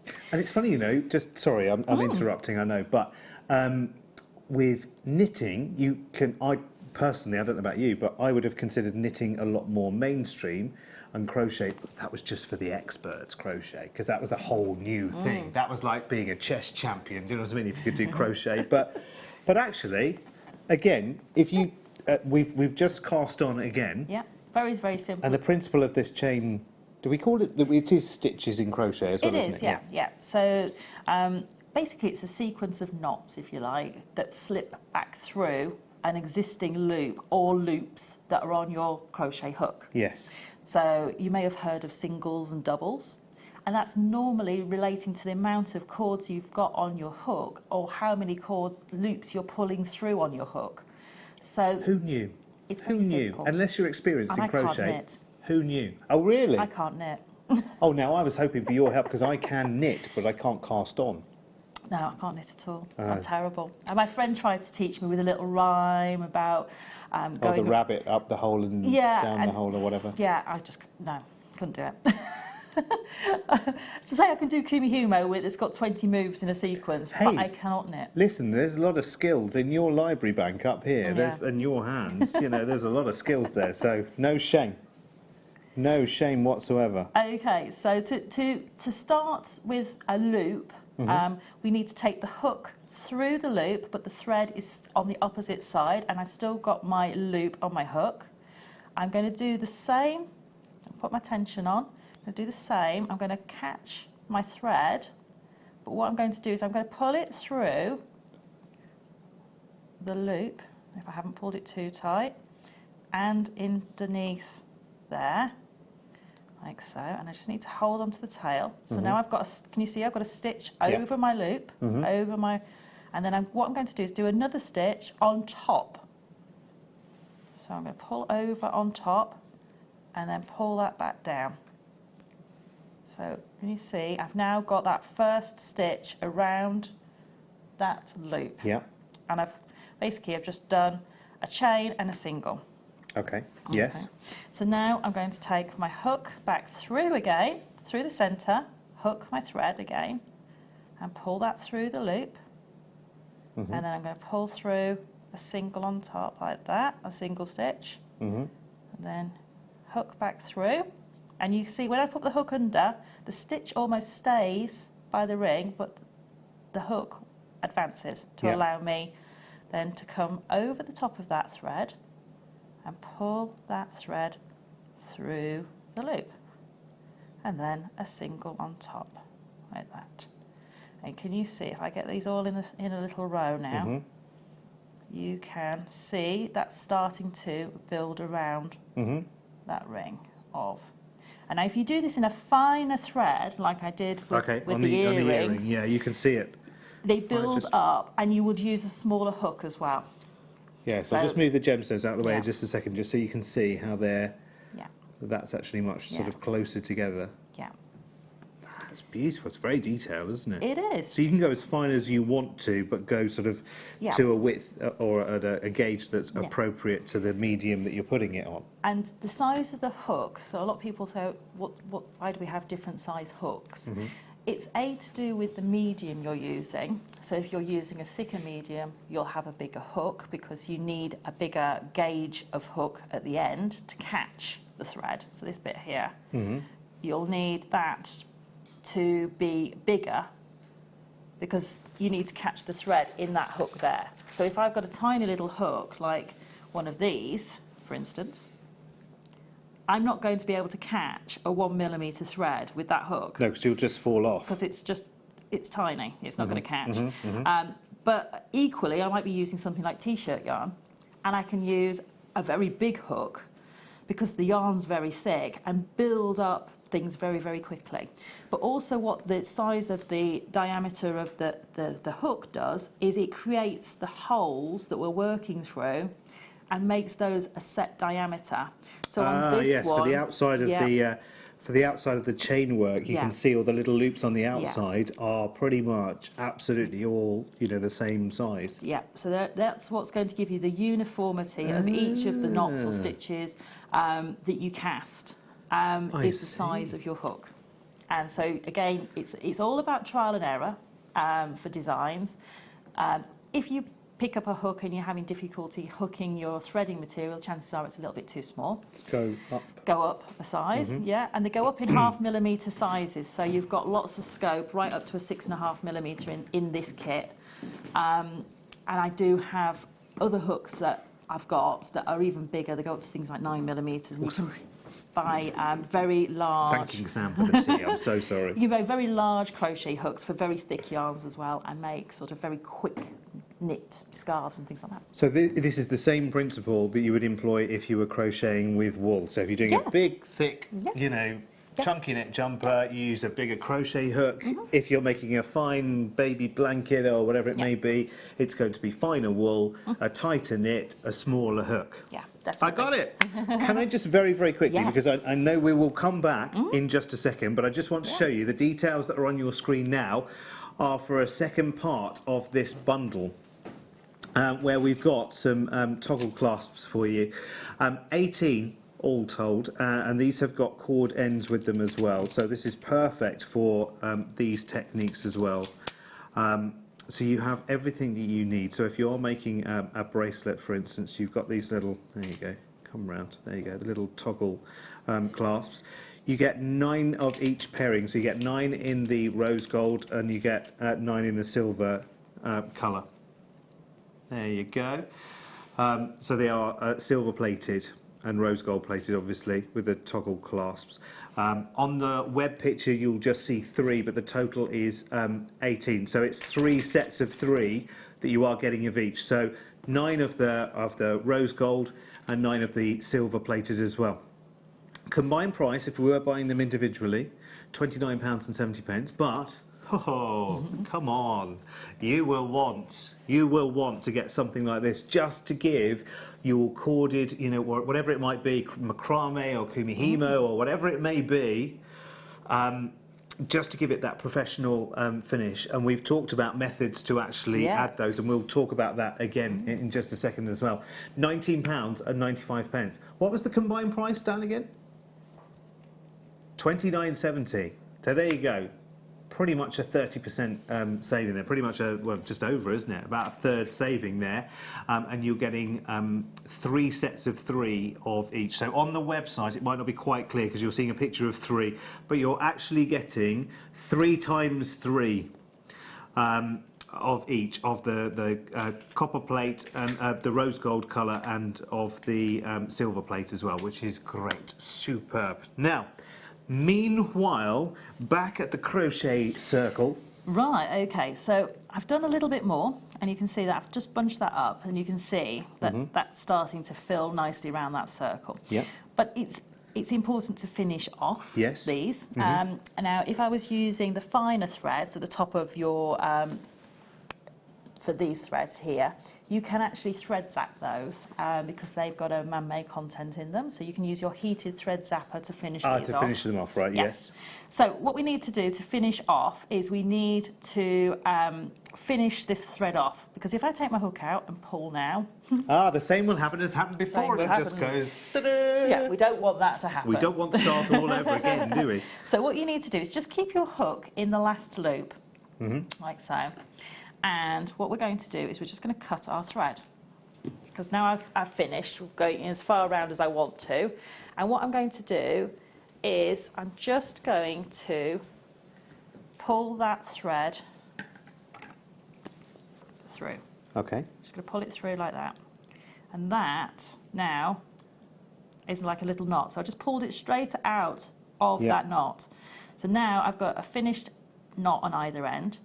Now, if I was doing it with the thicker cords and on a bigger frame, like a curtain ring or something like that, what I would do is, because this is a waxed cord, I can't use my thread zapper on it because it's got a natural cotton content inside, and that won't melt with a thread zapper. So what I would do is I would use a fine nozzle glue, such as our hypo cement, which again you might be able to find on the website, and it has a really fine nozzle that goes into that gap, and I would glue on this side of the knot and also on the opposite side of the knot. Do you want me to see if I've got that in my box? Have a of little look, goodies? why don't you? In the meantime, let me show you the necklace that Sarah finished off. Again, employing very, very similar methods. In fact, this very same method there on two of the rings there, which is just brilliant. It's so elegant, isn't it? It's beautiful. And it's really soft as well. And if people have difficulty wearing metal against their skin of any type, so maybe they can't have copper or any metals, because it's covering it, it's not touching their skin at all. Yes. Yes, and with the cotton content ones, that's pretty much then Really hypoallergenic, isn't Yeah, it? it's really soft and gentle against the skin. So this is the sort of glue that I would be using, which is a GS hypo cement. It dries really quickly, and it has, I don't know if I can show you, I'll try and take the lid off, a really fine tip. Oh, You yeah. see that Right, tiny, yeah. tiny tip. And it has a little needle that goes in there to stop it from drying out in the tip.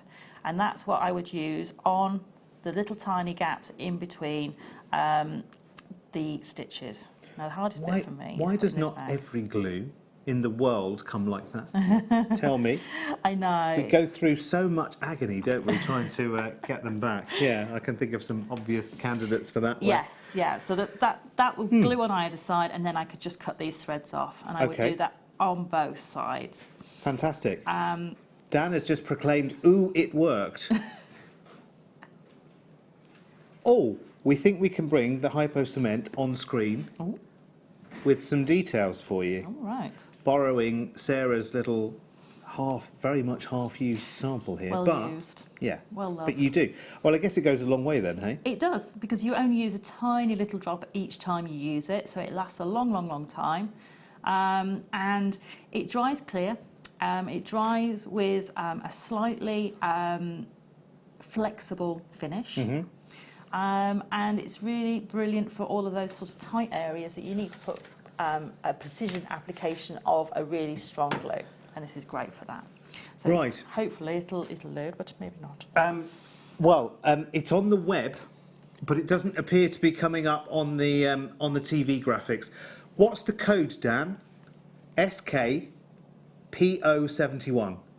SKPO71. It's £5.95. If you ring through to the call centre, if you ring through right now and press 1 when you come through, isn't it? Yes, you come through and press 1. If you do that now, the graphics are there, but they're just not there. Does that make sense? On the web, you can see it. I don't know why.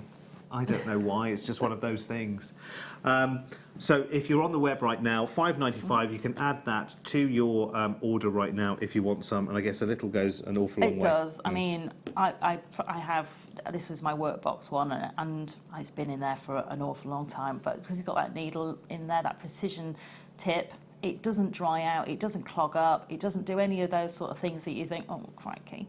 Every time it's ready to go. And it must be difficult to get hold of because I can see the people that make it are based in Rochester, New York. So not easy to get hold of, I'm guessing. No. So grab that. I know we've got people asking about the crochet hooks that Sarah's using. They were featured in the birthday week, and guess what? They're sold out.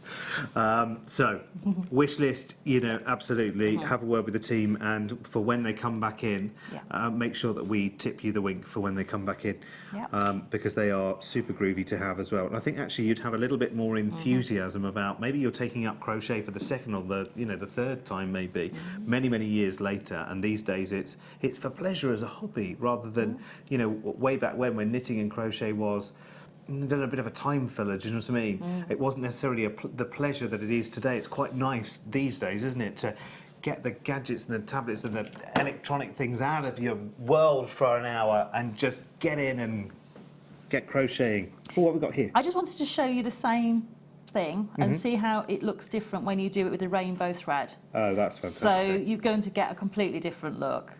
And it's just to give you an idea of what it would look like with a different colour thread.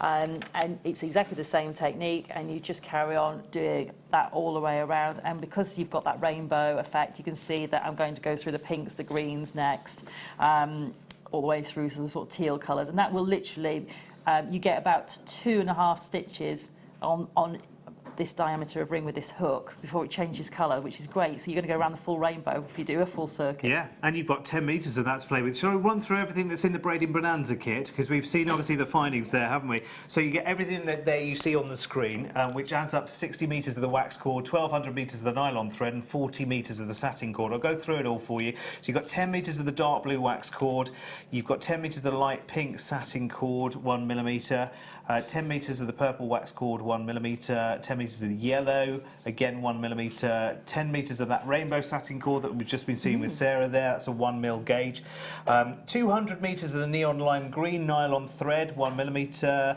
200 metres of the neon parrot green nylon thread, that's 0.3, and 200 metres of the neon yellow nylon thread, which is a 0.8mm.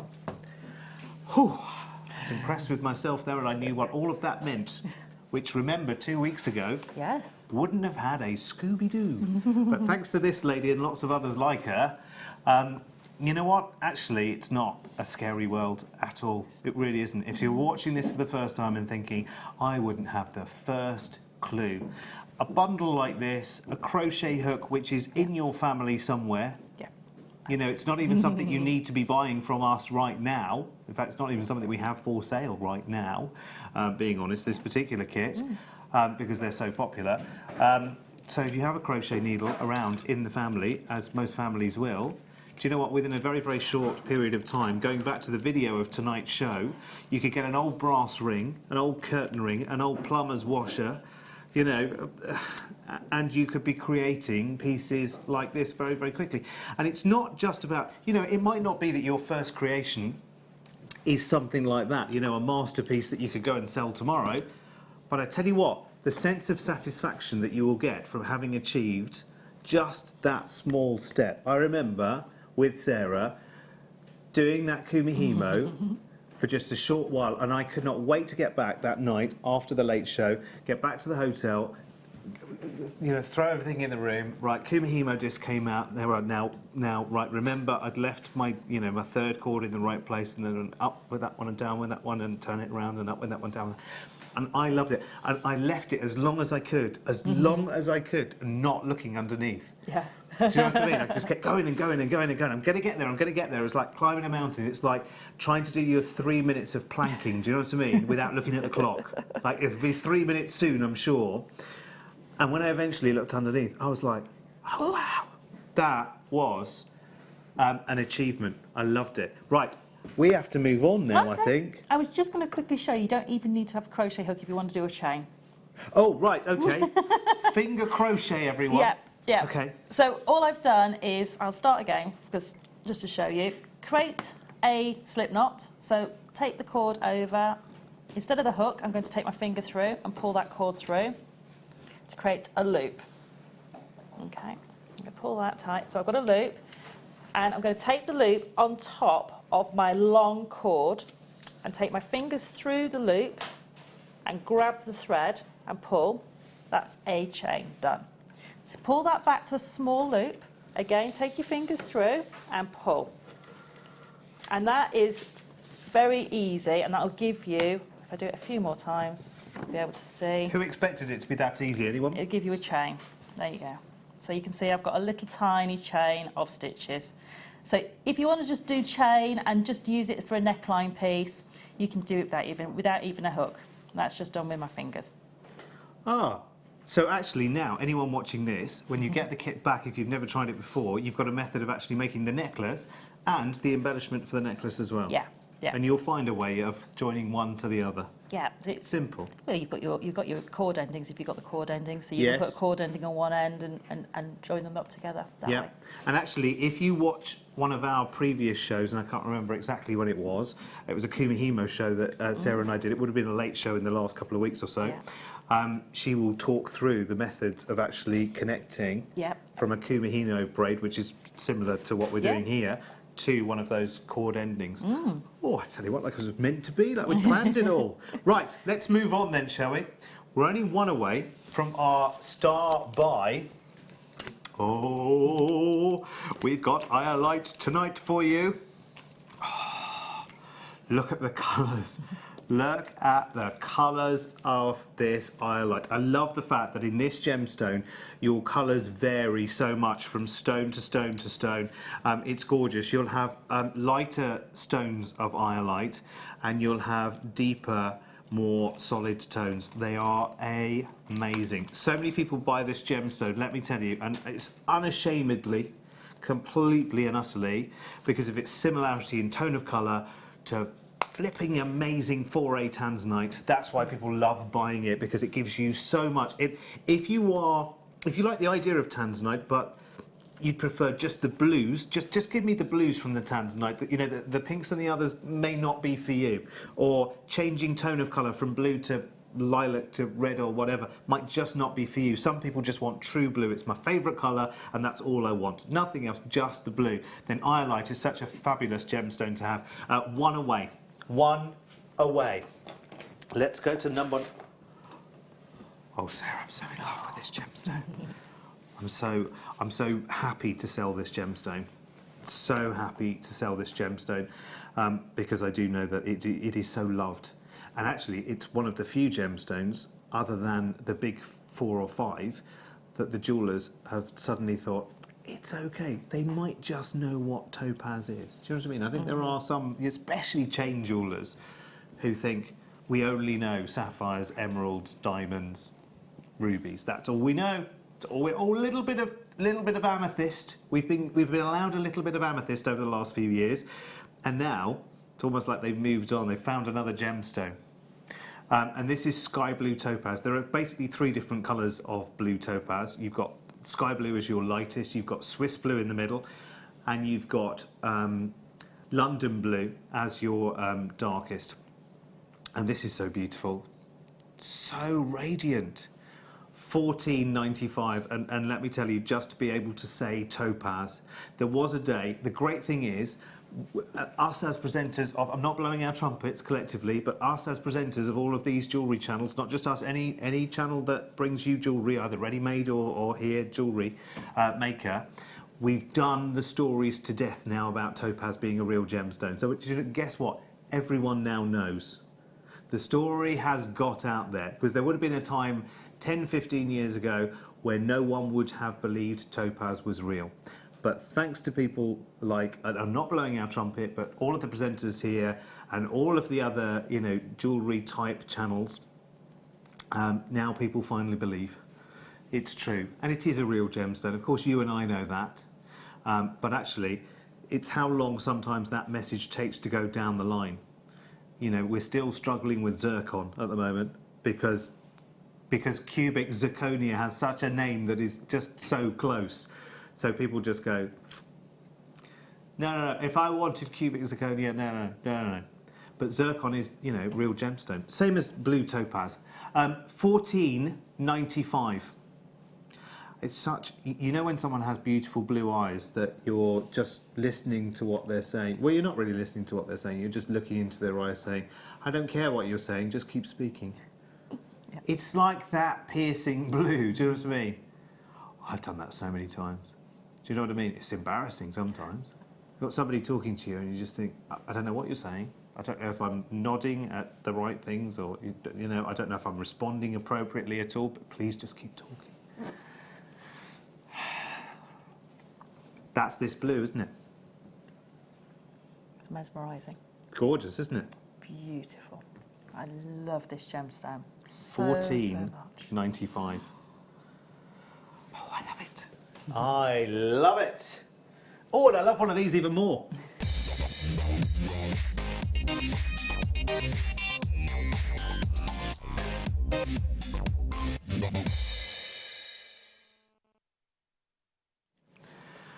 Time now for a gemstone which you do fall for. If you are a blue gemstone lover, you've probably been down the route of your obvious suspects, actually. And sometimes you're just looking for a new adventure, a new direction to go in.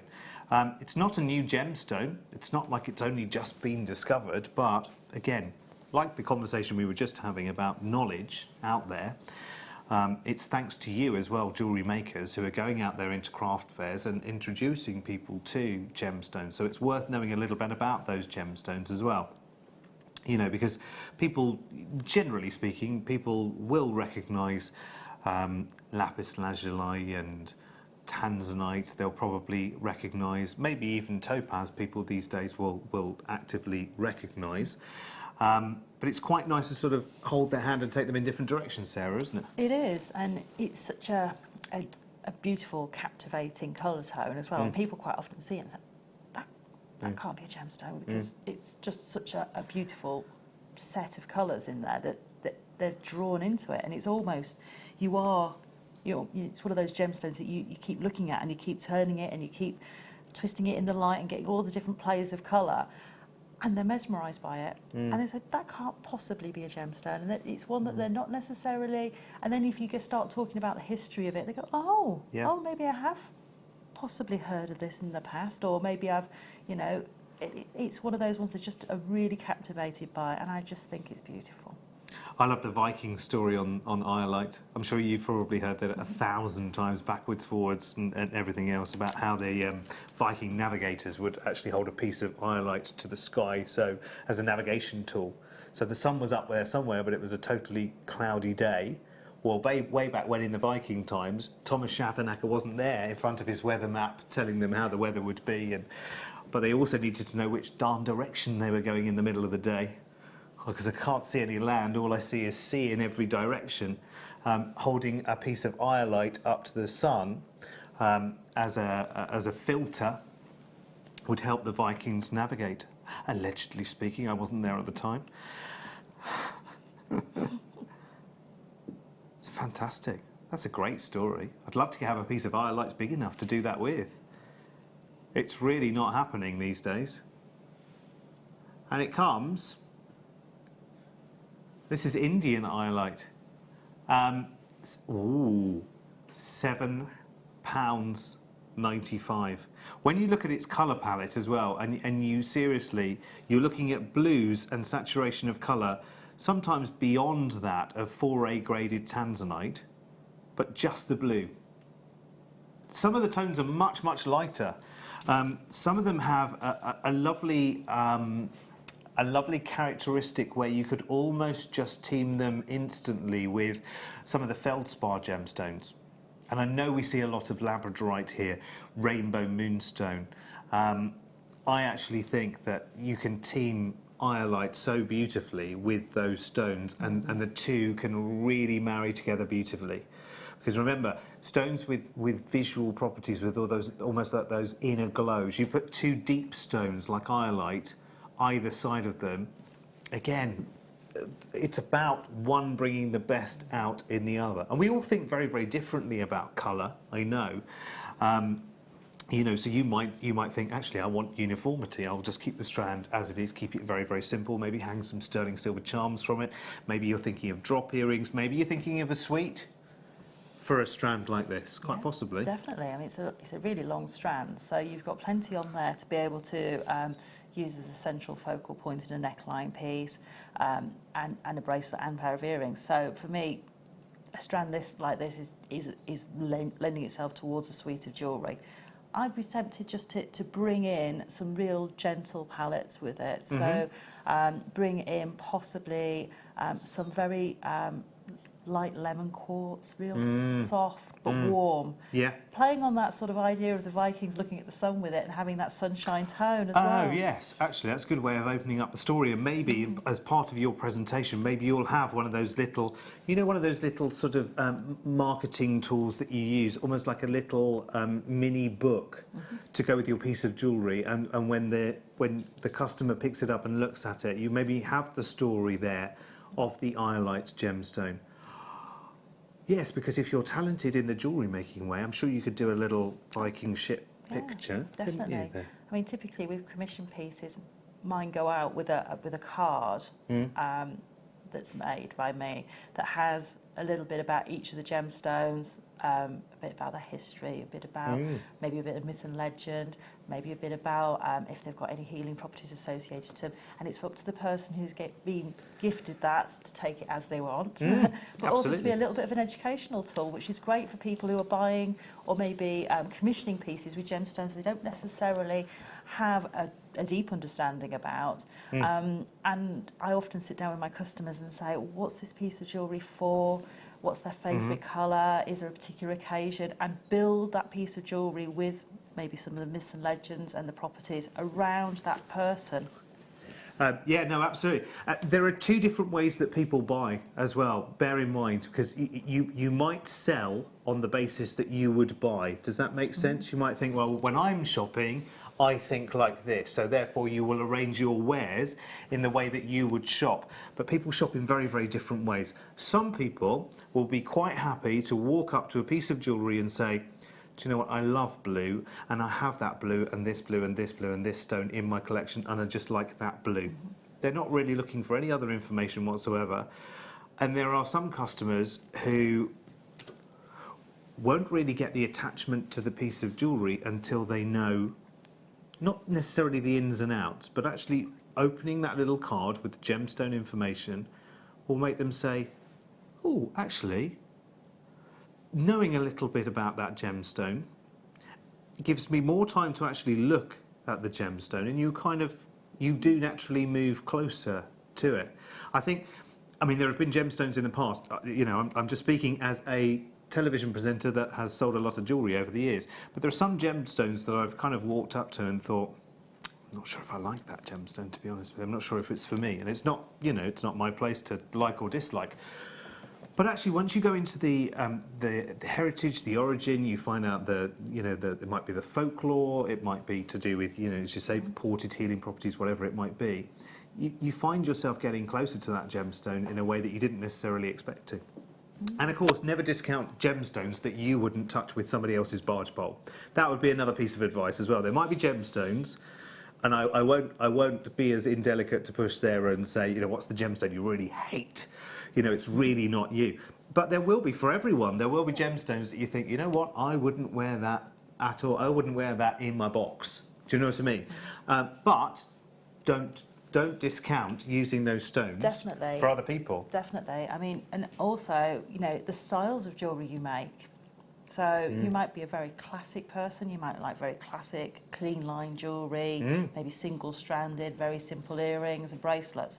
Other people like things that are a bit more manic, bigger styles, more impact, maybe a little bit more contemporary. And those are the sorts of things that actually sometimes, yes, people are drawn to the classic stuff, but sometimes people want that wow factor piece of jewellery, that real big explosion, that look at me piece of jewellery. So make all sorts of different types. Yeah, it's very, very true, isn't it? We're all different, aren't we? Ooh. Yes, yes, yes, yes, yes. Oh, now these are nice. Oh, wow. Amazing. I'm thinking, because it's just, you know, it kind of feels like the new word I learnt this week, but I'm thinking these would be great for, you know what I'm going to say now, Sarah Loon. Yes. I think, just because I saw, it was Linda, I think. It was Linda's, one of Linda's shows this week, I think I managed to catch. And there was a big discussion about Sarah Loon, and I found it fascinating, and I thought, oh, don't let me loose with that. Seriously, you'll never stop me. But these are great frames. They are. They're great bezels, so whether you want to use these with your cerulean as a natural base to put your cerulean clay into, or whether you want to use them with your polymer clay So you can use these and bake your polymer clay into them, or whether you want to use them with resin. Yeah. And use these as keepsakes. So maybe you want to put a picture in the bottom and put resin over the top, or maybe a locket of hair, or a special keepsake from a wedding or something like that. They're perfect for that. Can I ask a silly question? Thank you. There are no silly questions. Could I, in some way, put maybe some kind of base in this, and they make some kind of pattern with seed beads on their side for a pendant? You could. So what you could use, if you wanted to, and they were opaque seed beads, you could use your cerulean, because they're opaque. Yes. And you don't need any light play coming through them, because of course you've got a darker background. You could also use these, put a base of resin in there, and then set your beads in there, and then put in there also, if you wanted to, into your resin, glitter and things like that to enhance. And again, you could, with beads, also put them into your polymer clay. So they would bake in there, and because seed beads are made of glass, they're not going to be a problem going in the oven with your polymer clay at 130 degrees roughly, which is what the baking temperature is, because it's not going to affect them at all. What's the temperature again? About 130. So it's quite low. It's quite low heat, actually, isn't it? Well, for baking food. I'm just equating it to baking food. It's almost just number one. If it's very, very low. And because of that, if you're putting glass seed beads in there, it's not going to affect them. Do a test run. Put a couple of beads in and bake them just to check it doesn't affect any of the colour tones and the coatings that are on them. But normally that's all sealed in, so it shouldn't affect them at all. But put 2 or 3 beads in on your baking tray in that temperature. You've got so many in a tube, it's not going to be a problem. Yeah, absolutely. Well, there you go, see?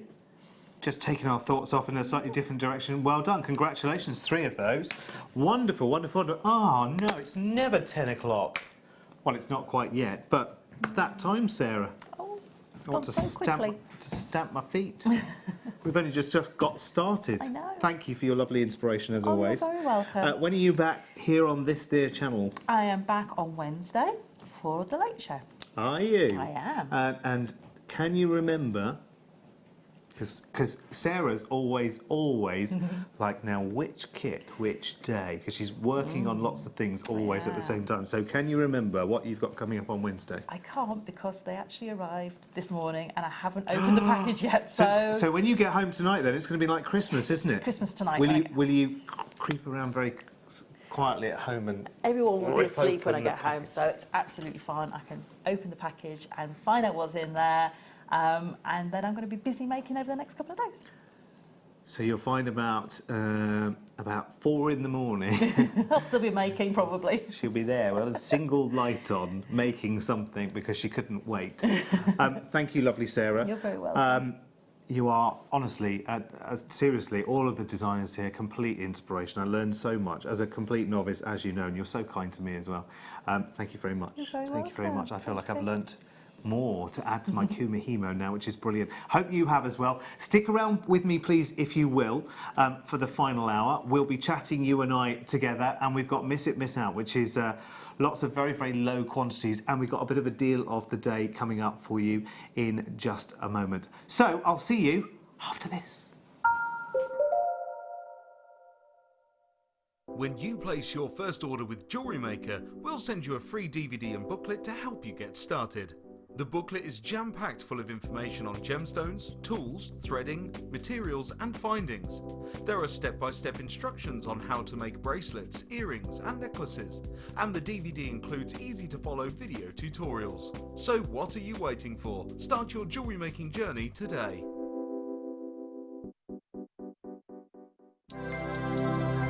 If for any reason you're not satisfied with your purchase, you have the benefit of our no-quibble 30-day money-back guarantee.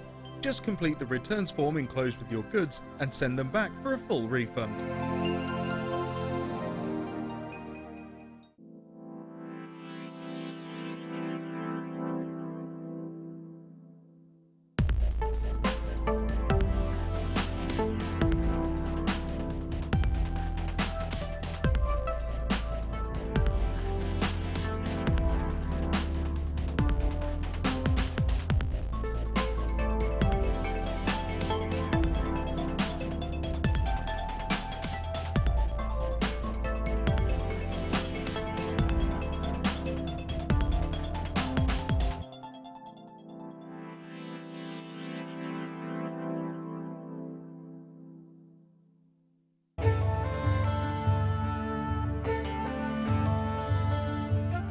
Aquamarine is one of the world's most popular and well-known gemstones, often found with great clarity in a light yet energetic blue. Aquamarine is a real favourite of many gem collectors. As a member of the beryl family, aquamarine's characteristic pale blue colour is created by the presence of iron. Gemstones that are coloured by nature in this way are known as allochromatic. This birthstone for March is highly sought after for its clarity, transparency and undeniable calmness. There are 4 easy ways to stay in touch with Jewellery Maker. You can like our Facebook page and join a community of over 54,000 people. You can follow us on Twitter and tweet us your messages and opinions, send photos of your designs and enter our Wall of Fame competition. Or if you need any help or advice, you can email our friendly help team. Make sure to get involved and stay up to date with Jewellery Maker.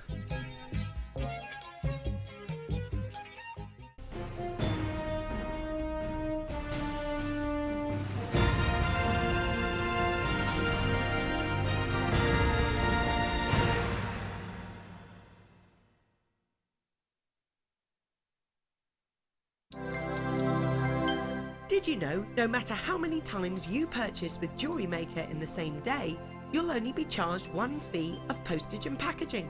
Select our standard delivery for just $2.95, or if you'd like to receive your goods sooner, upgrade to our premium option for $4.95. Get interactive with Jewellery Maker by liking our Facebook page and join over 55,000 like-minded people. There are 2 easy ways you can purchase from Jewellery Maker. You can watch our show on Sky, Virgin, Freeview and FreeSat and call our free phone number where you'll be put through to our friendly help team who can place your order. Alternatively, you can go to our website and click to register. Once you've filled in the required details, you can start shopping. You can watch the show by clicking on the Watch Live Show button on the homepage. You can also use our quick search tool and narrow down your results. Once you have found an item that you like, simply click on the Add to Basket button and you can continue shopping or check out right away. Don't forget you can add as many items to your basket per day for only 1 P&P. Enjoy shopping with Jewellery Maker.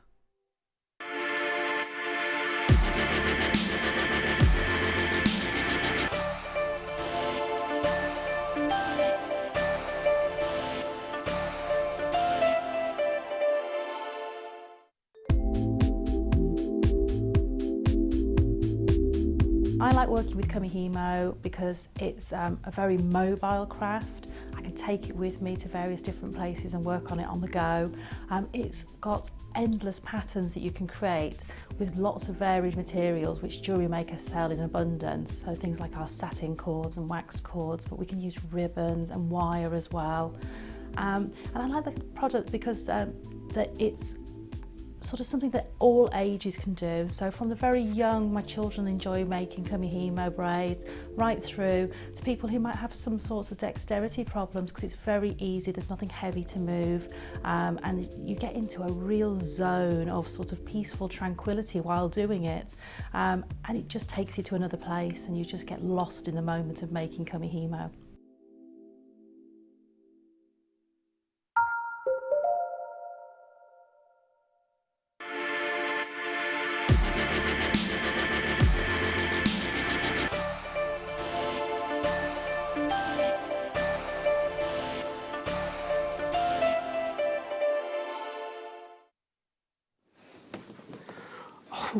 Like 2 big jingles there, how exciting. Hello, just you and me for the last hour. We can chat about anything you like, by the way, now, between now and 11 o'clock. Anything you like, Jewellery Maker related, inspiration related, whatever you want to talk about. And non-Jewellery Maker related as well. We were talking about first record you ever bought. We'll change that subject up in a wee while. But let me talk to you about the deal of the day. Now, the deal of the day, there are kind of 6 different components which you can kind of team up together to make up your own deal of the day as you want to. So let's start with number 1, and it is this this wonderful sort of silver bezel, if you like. It's one of those. It's almost like a monocle, almost like a little kaleidoscope kind of affair going on here, because you actually have, and I dare not do it, but you can open up the casing of this. I guess you'd have to take the chain out to do that, wouldn't you? To open this up. So you've got The chain's not included, so we're just talking about just the bezel alone here. And the charms will be a different item number coming up in just a moment. So it's a locket. Yes, that's a good way of describing it. It's a locket, but a see-through locket. So I'll bring you the charms in just a second. So just pretend the charms aren't there for a second. So a see-through locket with a sterling silver bezel to it as well. What happens is there's almost sort of three elements to this here at the top, which allows you to open up the locket. So that could be a lock of your firstborn's, hair. It could be mini charms, as we're doing. We've got choices of different charms. We've got some mini pearl charms, and we've got some Swarovski crystal charms as well, if you want those sort of free floating. So you've got a choice of different charms. We'll bring you the sterling silver charms in just a second. $39.95 for your locket. Now that's the locket alone, so the silver bezel frame of the locket, and of course now is this glass? It does feel like, but I can't really tell because without tapping high enough. We're just going to have a little look and see. The set of charms that's in this one moving around will be the next item. This is how the deal of the day works on this one. So for the locket itself, $39.95. This gives you the chance to make this the ultimate sort of personalised gift, doesn't it? Completely and utterly. It does feel, I'm going to be honest with you, it does feel like glass on either side there. It may be a very, very strong perspex, I'm not sure, but it does certainly feel like glass. I'd have to open one and see. So I'm going to move to the item code for the charms in this one. Thank you, my darling. Oh, is that the individual little charms? Ah, oh, bless you, Sam. I've got the little charms on their own here. Wunderbar. Right, and there are 8. Oh, they've all got the little 925 stamp on them. Ooh, that's quite cute. Right, I'll have to do this quite quickly. $9.95, you've got the little crown there, you've got the little heart, you've got a 4-leaf clover, you have got, let's see if I can line these up, butterfly. Life is like a butterfly. You've got a little flower there. You've got 2 keys, actually. So there are 2 keys and... Oh, is that what it is? Do you know what? I thought it was a sweetie wrapped up. It's not. Let me see whether you can see. Can you see? Look. It's a little pussycat. Oh, how sweet. So there are the charms that you saw floating around in that first pendant that we did. So when they're sitting in that charm, you see those just float around and move around within. So price for the charms alone here, and these aren't drilled in any way, so you're not really able to sort of incorporate them into your jewellery unless you wire wrap, but these are like tiny elements, so they are designed specifically for this locket, really. But you could use them in other ways if you wanted to within. $9.95. Just to say, apart from the flower, they're not really drilled. You could sort of wire work through the keys if you wanted to. So that's that one. Right, I've got the plain bezel here in the rose. Oh, okay. Oh, Sam, you are wonderful. You are wonderful. She knew that anyway, but look. Okay, now I'm opening up one of the bezels to show you. Now I'm just going to have a little tap. I think that's actually perspex, to be honest with you. I think that is a plastic, because it kind of felt like a glass when it was all together, because it just felt, very much stronger. But I would imagine, given what this is for and the breadth of people it would go to, for safety's sake, I think that will actually be, quite a strong, clear perspex. But I just wanted you to know that, because you would want to know. $39.95. So again, the same thing. What's the gram weight on this one? Did I see a gram weight down there at the bottom, or did I not? 12 grams of sterling silver, and again, I don't know of anywhere, and I'm going to make a bold statement right now. I'll have to say, in my own personal opinion, I have to add that as a caveat, but I don't know anywhere in the world you could buy something like this. I'm not saying that it's not possible. I'm just saying, me personally speaking, if I was thinking, do you know what? I want a see-through locket case to then embellish and make on further, I wouldn't have the first clue as to where to look for it. Do you know what? Naturally, I think I'd go to a watchmaker, I guess, and say, where do I go in the world to find this kind of thing? Right, the mini pearls. Now I'm going to show you the mini pearls inside the rose gold plated locket, because quite frankly, Aren't they beautiful? They look like, you know, the little sugar beads that you have on, they decorate cakes with, and cupcakes and things like that. They look like that, but they're real pearls. They're not drilled in any way. Oh, we think we've sold out of those. In fact, it won't let us bring up the details on the screen. So I'm afraid we will have to abandon that one. Actually, I'll put these back on the busts, because then at least it looks like there's something interesting rather than... Almost looks like the Blues Brothers stood there, doesn't it, otherwise? Waiting to sing their song. Right, so we're doing the gold overlay locket now. So this is the gold-plated sterling silver locket. Do you know that the great thing about the way that it clasps, as you can see, it's one loop on one side and it's two loops on the other side. So when it brings together, it locks into place, and as soon as you thread a chain through there, that's it. That's absolutely it. The chain actually acts, you know, as a security for the locket as well. So even if it did wear, it won't wear loose. I really don't think, because a locket really, once you've got whatever is going in there, that's it really, isn't it? You don't really have a need or a want to then open it up further. If you need to, as you can see, it's actually, I know I'm doing this with fingers, but it's actually quite an effort to do that, which is a good thing. That's a good thing actually for safety and security. And you've got quite a nice sort of depth on either side to be able to actually fill it. So you may have other smaller gemstones or keepsakes that would already, you'll have ideas, I know. And actually think about, you know, your customers and what they would want as well. 12 grams of 925 sterling silver, gold plated, brilliant. Now I will bring you the mini Swarovski crystals, which we showed you, which you might not have seen, I'll show you, floating around in this gold overlaid locket. How cute are they? They look to me like AB crystals, are they? The Aurora Borealis bicones, they look like mini bicones. Yeah, they are. They are beautiful. So it's just for the crystals, this one. This set of details coming up right now. Just for the crystals, you see. Aurora Borealis. Okay, there's nowhere near 200 in here. You're going to get a full 200 for $7.95. And I think I'm right in saying that these... Oh, I'm going to have to get one out and see.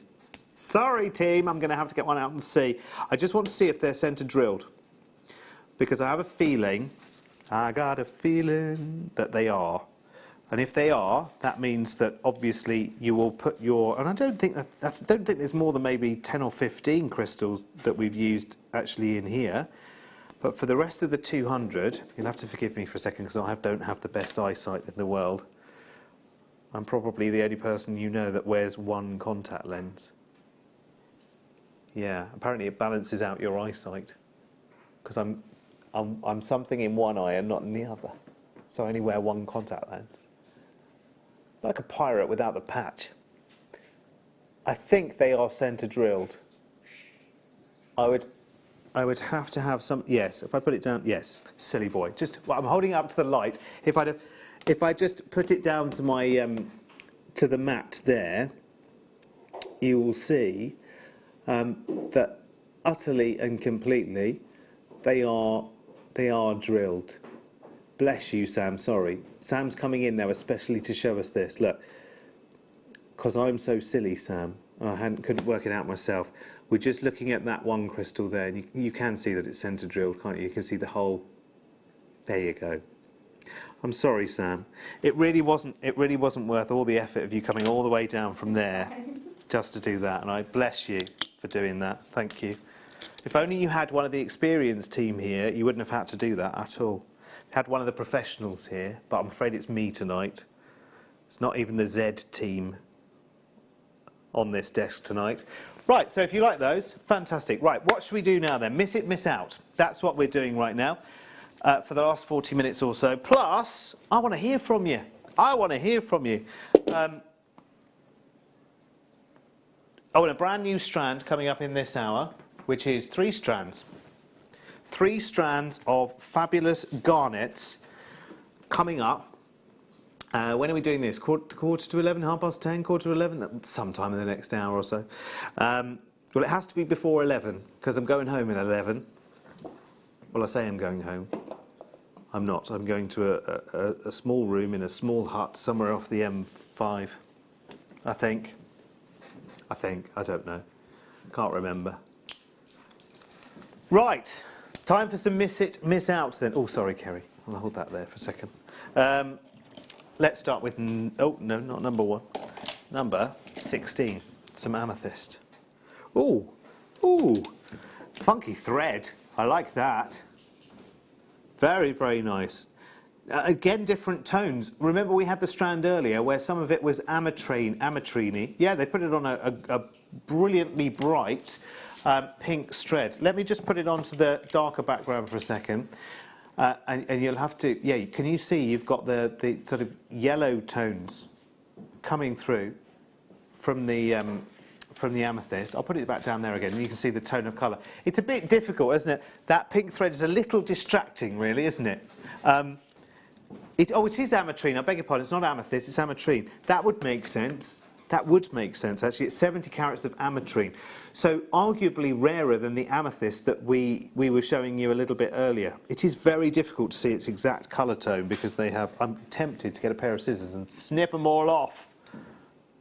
Oh, shall I? Can I? Have we got some scissors? Hang on. Hang on. Live snipping. I've got some... Yes, I've got a toolkit with cutters here. Ooh, let's go for it. Is that cutters? No, that won't work. I need a cutter. I need something that will cut. Oh, hang on, snippers. Snips. Can I use snips? That's all right, isn't it? Sorry, everyone else. Won't be a second. I won't make a mess, Sam, I promise. Oh, snip the end of the strand, Derek. That'll be the best way of doing it. Oh, that felt naughty. Oh, I've lost that one. That strand's going to have one less. Right, let's get these on the desk. Sorry, Dan, I'll be back with you in some moments. Just put the cap back on my snips for safety first. There you go. Right, here we go. I didn't know I was allowed to do that, but Sam said, yeah, do it. Look. So I was like, well, I didn't need much encouragement. Do you have to fill out a report card now, Sam? Oh, it's okay. It's a studio sample. Oh, brilliant. Well, I'll stick a few of those in my pocket then. Lovely, that's nice. No, I'm joking. Right, okay, we only have... Oh, yes, of course, it's miss it, miss out. You'll have to do one less. Oh, no, you can't do one less, can you? This is the studio one anyway, so it's fine. There you go. May as well put some more on there. There you go. How about... It's just, if you put it on that strand, I mean, what do you expect? Seriously. Lovely. Right, okay. Now I have to tidy up the mess that I've just made. It's all right, I can do it. I can do it. Oh, there's ametrine everywhere. Valuable gemstone as well. Where did that come from, Dan? No, the box number. It came from Brazil, you know. I'll pop that back in. Oh, do you want me to just put the whole thing in 16, Sam? Yes, please. Okay, thanks, darling. Right, 15 now. I won't do the same to this one. Take the snips away. Yeah, that was the skew code. Right, time for some ruby now. Some more Indian ruby. Okay, $59.95, which we're going to chop this in half. Okay, you know I asked you earlier, the first vinyl record that you bought. In this hour, I want to know about, and this could be new music, old music, whatever, but what was the last piece of music you bought? Either on, could be on, we could stick with vinyl if you like, or we could stick with, do you still buy CDs? I mean, some people still buy CDs. I'm trying to think the last time I bought a CD. It was probably quite a while ago, actually, because it's all, you do it all on your phones and things like that now. In fact, the last music I bought was vinyl. And I was down in Cornwall in a place called Mevagissey, and there's an amazing bookshop in Mevagissey. It's got a beautiful harbour, Dan. It's well worth doing, well worth seeing. Are you sneaking off with my ametrine, Sam? She's sneaking off with my ametrine, very subtly there. Is that the Pink Panther, man? One left, $29.95. And this bookshop had an amazing collection. Did you say one, Dan? 14. Very close to the number one. Yeah, has got the number one in it, and a 4. Yeah, so I was down in this bookshop in Mevagissey, and they had a massive collection of records of old vinyl. And there was some really funky stuff in there, although they did feature on like 1 or 2 artists, like whoever's collection it was, they really liked. I can't remember whether it was Joan Armour Trading or it was somebody like that, and they did like every album of this particular artist, and a couple of artists you just can't buy their music now. I mean, and I don't mean you can't buy their music because it's rare, but you can't buy their music, you know what I mean, don't you? You know, we don't talk about them anymore, those kind of people. I was quite surprised to find them in a bookshop in Cornwall. 27, ooh, not $27.95. Okay, there are only 5 of these strands. Have you seen how many stones there are on this strand? I mean, huge amounts. Yes. 2, 4, 6, 8, 10, 12, 14, 16, 18, 22, 4, 6, 26. Aha! Every one of those amethyst stones, around about 70 pence each. Do you remember me telling you about that jewellery range in that window in that town, where 3, 4, 5 carat rings in gold, I grant you, 3, 4, 5,000 pounds. So amethyst does sell for huge amounts, but it's a really universally loved gemstone. I mean, it may well be. It's February amethyst, isn't it? I never really keep track of birthstones. You only keep track of your own, really, don't you? You know what your own birthstone is, but when someone else comes up to you and says, "Oh, I'm July, what's that?" And you kind of think, can you ask me just November? That's the only one I really keep in my head. But it is February birthstone, but it will, if you're making jewellery, it will sell all year round. You know that, I know that. Last 2. July is it ruby in July? July ruby. Oh, Becky knows them all. Some of them have 2 though, don't they, Becky? Some of them will have 2, like November. We have 2 in November. Citrine and topaz. And another one, I'm sure. I always keep thinking there's another one for November. Maybe I just want it to be opal, because it's my favourite one. Opal's October, not far off. Alrighty, now we have for you some grey moonstone. German cut rondelles. Yeah. That's nice. They're almost like little flying saucers, aren't they? Good description, Dan. I like it. They sit beautifully together because they're almost like 2 dinner plates back to back. $19.95. No, do not miss it though, because we only have not many. Yeah, 7. There we go. 7 available at $14.95. That's it. I mean, a miss it, miss out hour. Oh, no, I don't know whether I should say this or not. But, Dan, do they know? Do they know at home? No, they don't know, so I can't tell you. I can't tell you. Forget I said anything. I've said too much already. Last 7 spaces. No, I wondered. No, what we were talking about earlier, Dan. You know. I know. Ben will tell you, with the power of sign language. 5 chances for you to run away with the prize. Oh, okay. I can't tell you, but you don't know yet. 3 chances, it's fine. It's fine, and Dan, it's all good news anyway. Last 3 spaces. Well done. Oh, we're going backwards, like we're going up the chart here, isn't it? Okay, rhodolite garnet now. Nice shape, nice proportion. You know straight away what you would do with them as well. Such delicacy, such depth of colour. Beautiful. We don't have too many of these. Again, miss it, miss out. Last few opportunities tonight to do it. Love, love, love, love, love, love, love. All right, let's see how low we can go on this one. We are racing through a big selection of fabulous rhodolite garnet. Are you ready? Here we go. Rhodolite garnet has, compared to the purely red garnets, carries quite a premium, just so that you know, in jewellery prices where you can find garnet jewellery. The red garnets will sit in one price bracket. The rhodolite garnet will sit higher than that, generally. 0800 644 655. Oh, crikey. Okay, first collector coming in takes 2 of these strands. Well done.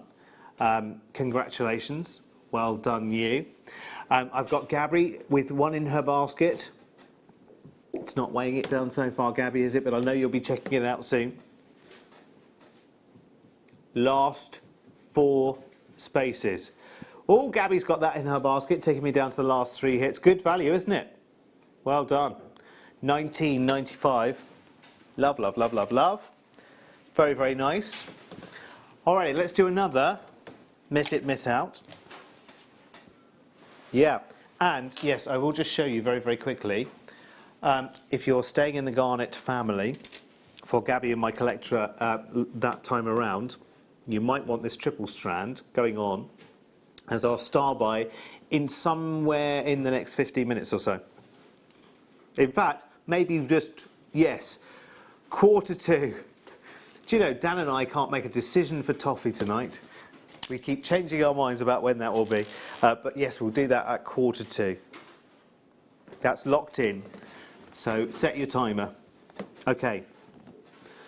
Perfect in terms of their cut and their expression and their clarity. I don't know about you, but I think you could run along the whole of those stones and not see an inclusion. To the naked eye, I see nothing in terms of inclusion. But what I see is them expressing that wonderful honeycomb sort of flash of electric yellow, like straw coming through it. It's wonderful, isn't it? And you've got a pinnacle facet there as well, a sort of a vortex facet even, where all of the gemstone cuts are sort of going into one particular point of the stone. It's all too beautiful.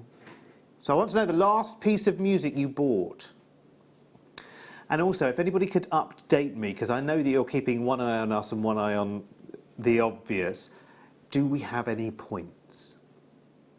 Would you go and have a little check and let me know if you were, but you must come back. You mustn't stay there. It's bad for you.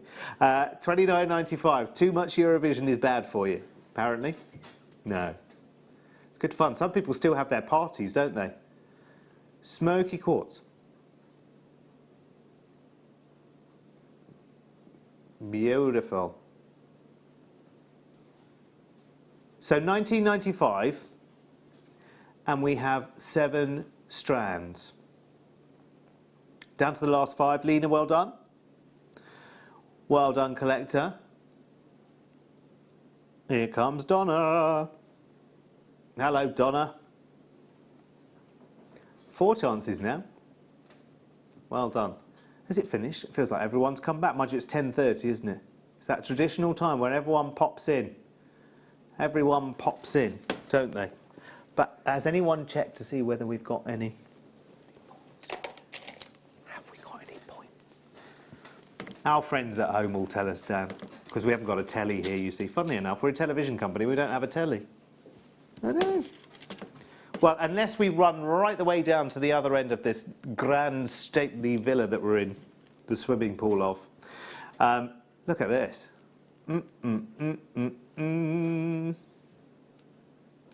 Big labradorite rondelles. Oh, okay, the scoring hasn't started yet. Oh, that's good to know. I don't think we should hold our breath for that. You know what I mean? I mean, we only usually get a dozen if we're lucky, don't we? So I think given where we are at the moment, without being in any sense political, because I don't do politics, but, you know, I think we can make a fair assumption that the state of affairs will be reflected in the scoring, quite apart from the traditional hogwash that is the score that we get on a regular basis. In fact, we haven't won it since 1997, have we? With, I want to say Martha Reeves there. I don't mean Martha Reeves, do I? I mean Katrina and the Waves. 11.95 for all of this labradorite. Last 7 spaces. Katrina and the Waves. And we've tried everyone since, haven't we? We've tried everyone. We've tried Bonnie Tyler, we've tried Engelbert, Humperdinck, we've tried the lot.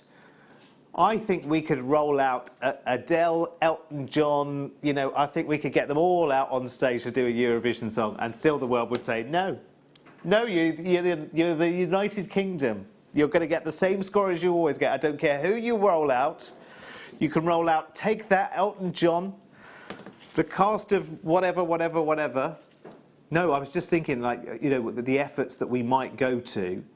You know, we roll out a fusion of Take That, you know, everybody, all of the greatest. We'd even borrow, you know, Barry Manilow and all these people, get them all on the stage together and do a Eurovision song. And still the voting panels would say, Réamani nil pois. We're not bitter. We're not bitter that we're paying for it. We're paying to stay in the contest. Sorry, should we move on? That was a non-party political rant on behalf of Derek Marks. And yes, it is no way reflective of the thoughts or opinions of Immediate Media TV Limited. Thank you very much. Here endeth the lesson. Right, are you ready for some Mocha Moonstone now? Oh, how sexy is this? Like a lovely deep mocha tone, but with a lovely silvery moonlight as well. It's like you want to stroke the silver fox. Do you know what I mean? It's like, it almost looks like it's fur, isn't it? That lovely chatoyancy. It's got that sort of fur kind of feel to it. $44.95. Becky, one day, my love, you'll be in your 40s. It comes to us all. I mean, it hasn't come to me yet, obviously, but, you know, I'm ready when it comes. I'm ready. Do you know, it was only from being here on Thursday night that I actually knew for the first time this year how old I was. Well, I don't mean, you know, not like so old. I'm not like 72, do you know what I mean? Nothing wrong with being 72, I'm looking forward to it. 5 of these at $44.95. They are beautiful. You'd only need one as well in a piece, wouldn't you? Centerpiece, you would only need one. That is incredible. I'm not sure I've ever seen this variety of moonstone before, I'll be honest with you, and it's obviously quite a rarity. Apparently it moves very, very quickly. But I did, when I was here with Mark, on Thursday, for some reason it came up in conversation. And for the first time I worked at, because I was born in November, which makes most of the year quite tricky to work out, you know, the maths. I was born in a, you know, as well, doing the bit from where you were born up to the year 2000, because that's how I do the maths of it. So you work out the year you were born and what that goes up to 2000, if that makes sense, and then go from there and think, okay, we're in 2017. No, but it's the best way of doing it, I think, isn't it, Becky? If you're trying to do it quickly. So I was born in, I don't want to say the year I was born in. I was born in 1973. So we do 73 to 2000, which would give you 27. I'd be quite happy stopping there. I'm 27. Lovely, that's all. But then you've got the other 17. Except we haven't got to November yet. Do you see what I mean? and that adds up to 32, which is hard. Hard to face. Well, that's what it says on my very old solar calculator. Well done. Number 8 next. Number 8. Yes, 1:45. Ring a bell, Becky, when it's 1:45, won't you, to remind us? Because I think Dan and I are a little bit, yeah, you know, all over the place tonight, aren't we? Right. It's time now for, kyanite. Now, we saw kyanite in the smaller rondelles earlier, didn't we? This is a really lovely... Actually, this is the size of kyanite that you could possibly think of holding up to the sky as your navigator. You know, you put one piece over each eye. You could give it a try, couldn't you? See if you can see the sun through the clouds. Not that you really need that in this day and age. Mind you, you saw that news story about the computer systems, didn't you, and everything else. So if the internet and the old GPS satellite things suddenly fail us, we're going to have no sat-nav, no Google Maps, no nothing like that. What would we do? Thank heavens there are road signs that are just there, stuck in the ground. What else would we do?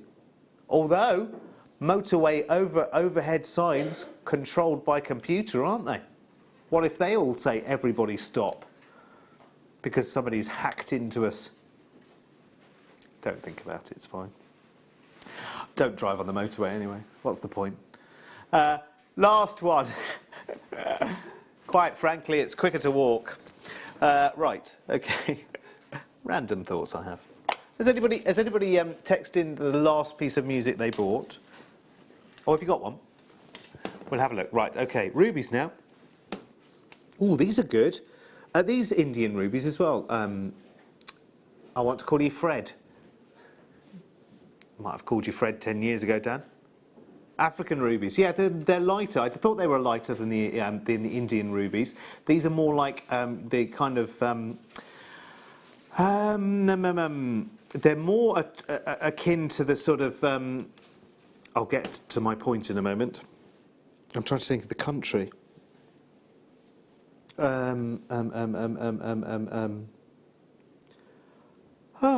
What's the colour I'm thinking of? Not the colour, the country. Anyway, while I think about that, Liz and Tony on the Wirral, hello.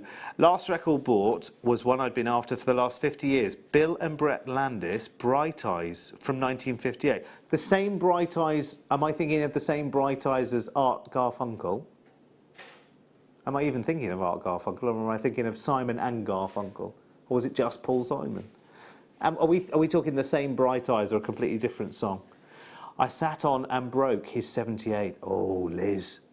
Ooh. You sat on his 78. Kerry doesn't even know what a 78 is. She thinks that it's a mocker in the coffee machine.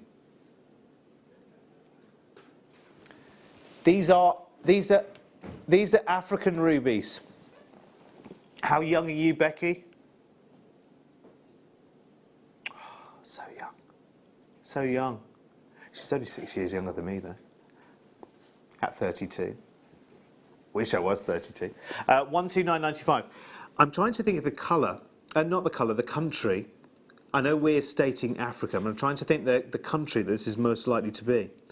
Do you know what? It may well be Madagascan ruby. It's the kind of right colour tone, I think, that veering towards a Madagascan ruby. I can't confirm that. I don't have the exact location, unfortunately. We've got this denoted as African ruby, but my word. Look at how solid the colour tone is. And you can see those wonderful silks that are running through. And it's much more a sort of raspberry coulis or strawberry coulis kind, not coulis. Not coulis, I mean coulis. Shall I start again? The colour is a lot closer to strawberry coulis than the Indian ruby, which is much more sort of red wine colour. Do you know what I mean? Much more sort of solid tone, and a little bit more in its texture, like a sort of a boiled sweet, rather than this, which has great transparency. 89.95 for 70 carats of genuine ruby. There are only 2 strands available. That one in the centre is beautiful. $89.95. How much is that regularly, I wonder? Well, that's a good price tag. That's a really good price tag. Okay, number 6. Oh, my favourite quartz. Do you remember when we had shows and shows and shows, Dan? When Dan and I worked together at Gems TV down the road. Long time ago, and I used to beg for these gemstones. Any kind of rutile quartz. We had golden rutile quartz, and there were, it was a long time ago. I love rutilated quartz, just beautiful. This is black rutile. Look at that. It gives a quartz such amazing personality, and you've got lots and lots of individual personalities. Some are like ice cubes, some are like sort of a blue cheese veining, and some are almost like shards of that rutile that head through. I mean, look at that one. Look at that one, with great big shards of rutile coming through. Beautiful.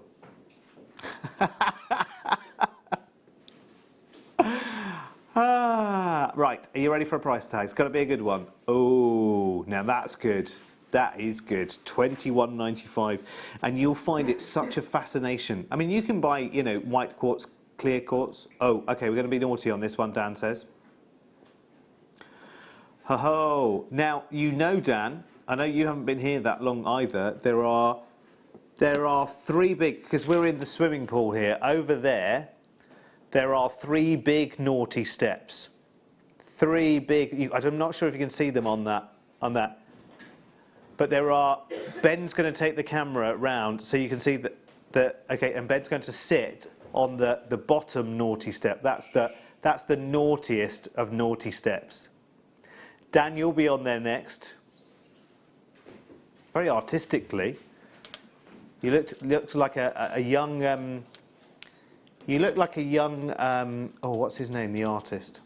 Andy Warhol? I wasn't thinking Andy Warhol. You can take Andy Warhol if you want, by all means, Ben. That's what I usually get. I was actually thinking of the guy from Yorkshire, and I can't remember his name. Looks a bit like Alan Bennett. Very similar glasses. David Hockney, thank you very much, Brain. It's kicked in just in time. Do you know David Hockney?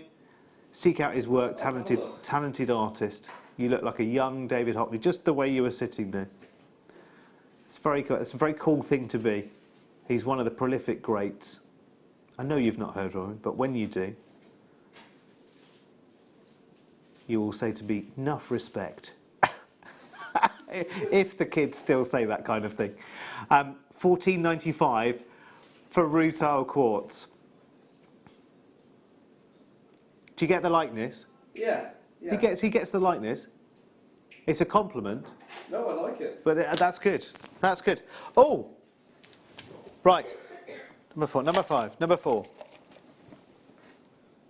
Ooh. Sapphire. Lovely. Oh, Ben's too busy now, Becky. I really like it. I took a screenshot. I really like it. He does very, very famous pieces drawn on an iPad. Had a very famous exhibition.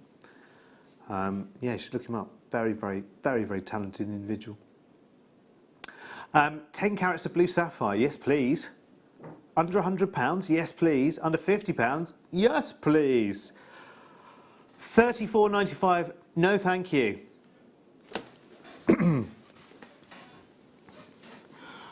But $24.95 you say, yes please. $24.95, you have 10 carats of one of the most valuable gemstones on this planet, as you know. 0800 644 655 if you're diving in on telephone lines, or you can tap on the app and you can, you know what you need to do. There are only 7 spaces. There are only 6 spaces now. 10 carats of blue sapphire for $24.95. That's a long strand as well, by the way. It's an 18 centimetre strand, and they are all full of colour. Oh, I tell you what, that's good. That's good. Lights as well. That's our little reminder. We're going to have another one. Oh, I love it. That is fantastic. I'm loving it. That means we have to move on from the sapphire because it's about time, bang on time, that we did one of this.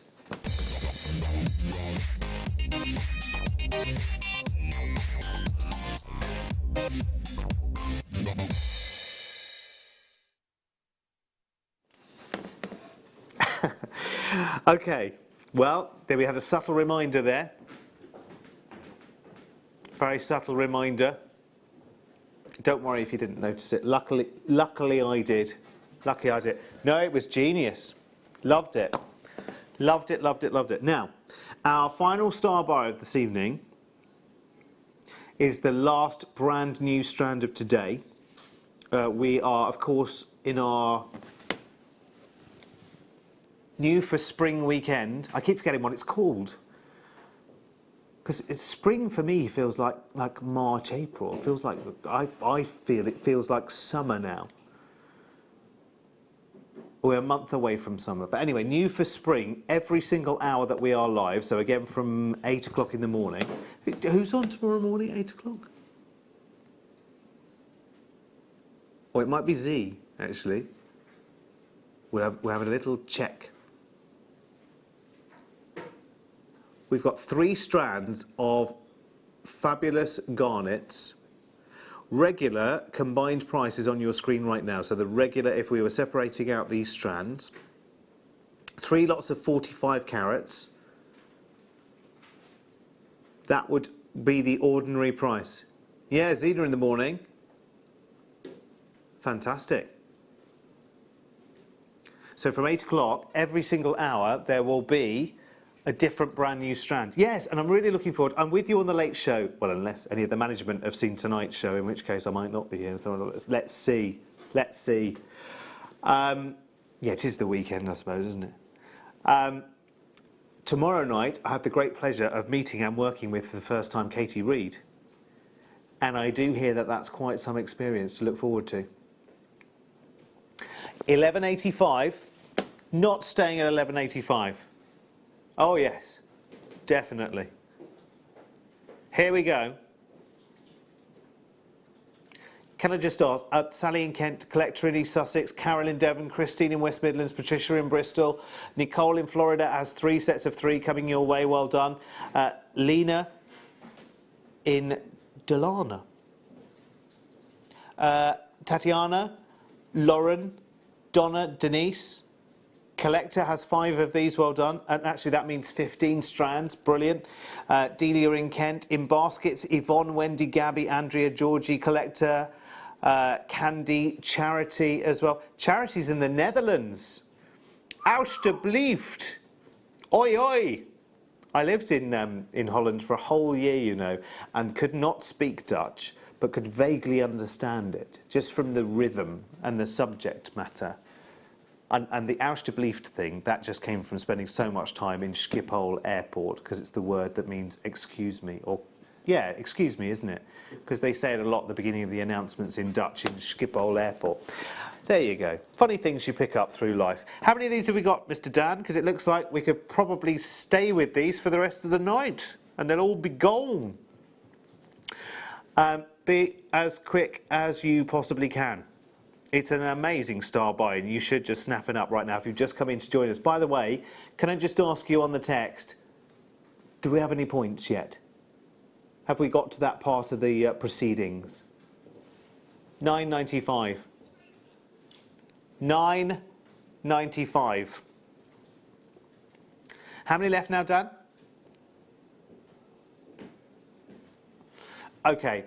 We've got in the region of 50 of this star buy remaining. Now, I see that you've all just arrived from some blockbuster movie or a night out on the town.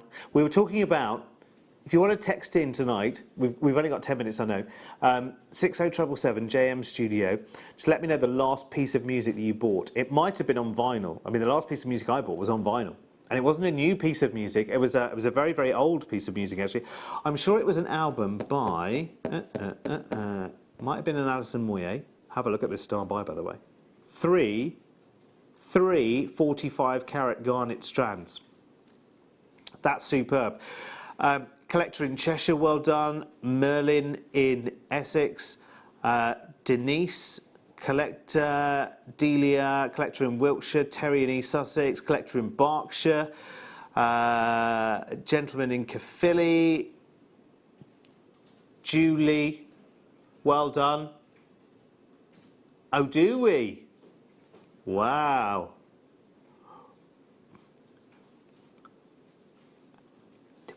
Did we pay for them? Allegedly, reportedly, I don't know. That comment was for entertainment purposes only. We have £9.95. Does not represent the opinions of Immediate Media TV Limited. Have to keep saying that. Colin likes it when I say that. £9.95. It just saves the lawyers a couple of hours, you know. Do you know what I mean? Look, he clearly said something stupid, but then he said something very sensible afterwards to caveat the whole thing. £9.95. Lots of collectors still coming. How many left now, Dan? Oh my word! Right. Should we do a final countdown of the quantity that we've got? Dan's just working out how many are left for you to grab, because some are in baskets as well. So make sure you grab them. Okay, here we've got 11 in baskets. I don't need to nag you about checking out. It's 10 to 11. I know you'll be doing it before you hit the wooden hill to Bedfordshire. Who else has just joined us? Who else just joined us there? Christina, Diane, Anne, Beverly, Betty. Ooh, Betty. Kathleen. Now there's only 20. Oh, do you know what, Dan? We should have started the show with this, shouldn't we? But then you would have missed it, wouldn't you? 14 spaces. 30. No, I've only got 4 minutes with you.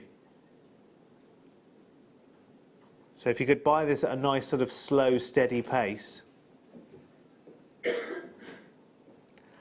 Last 8 spaces. I did say that as well, didn't I, when we were talking earlier?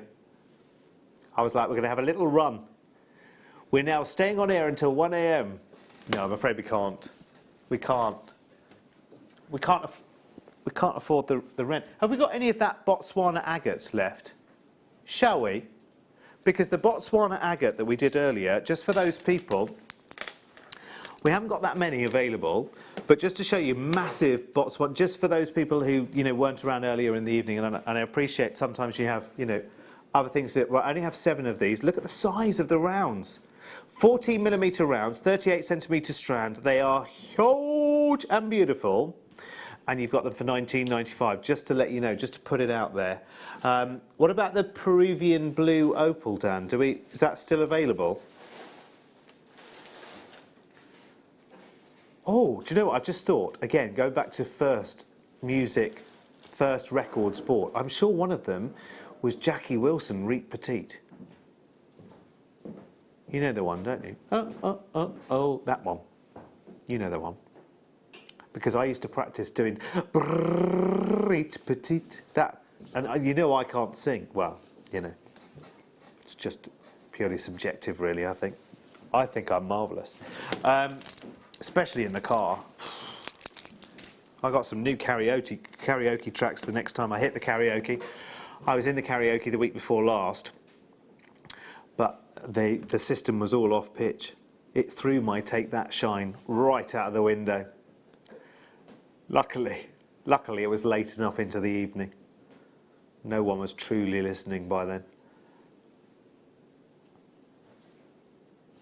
£7.95. I did a duet with my friend Lisa. I did a duet of Something Stupid, and because she misread the instructions at the beginning of the karaoke track, which said him is in yellow and her is in thingy and duet is in a certain colour, I did a duet on my own. Because the whole of Something Stupid is both people singing, isn't it? And it was very stupid that they put those instructions at the beginning. Anyway, £7.95 for your Peruvian opal.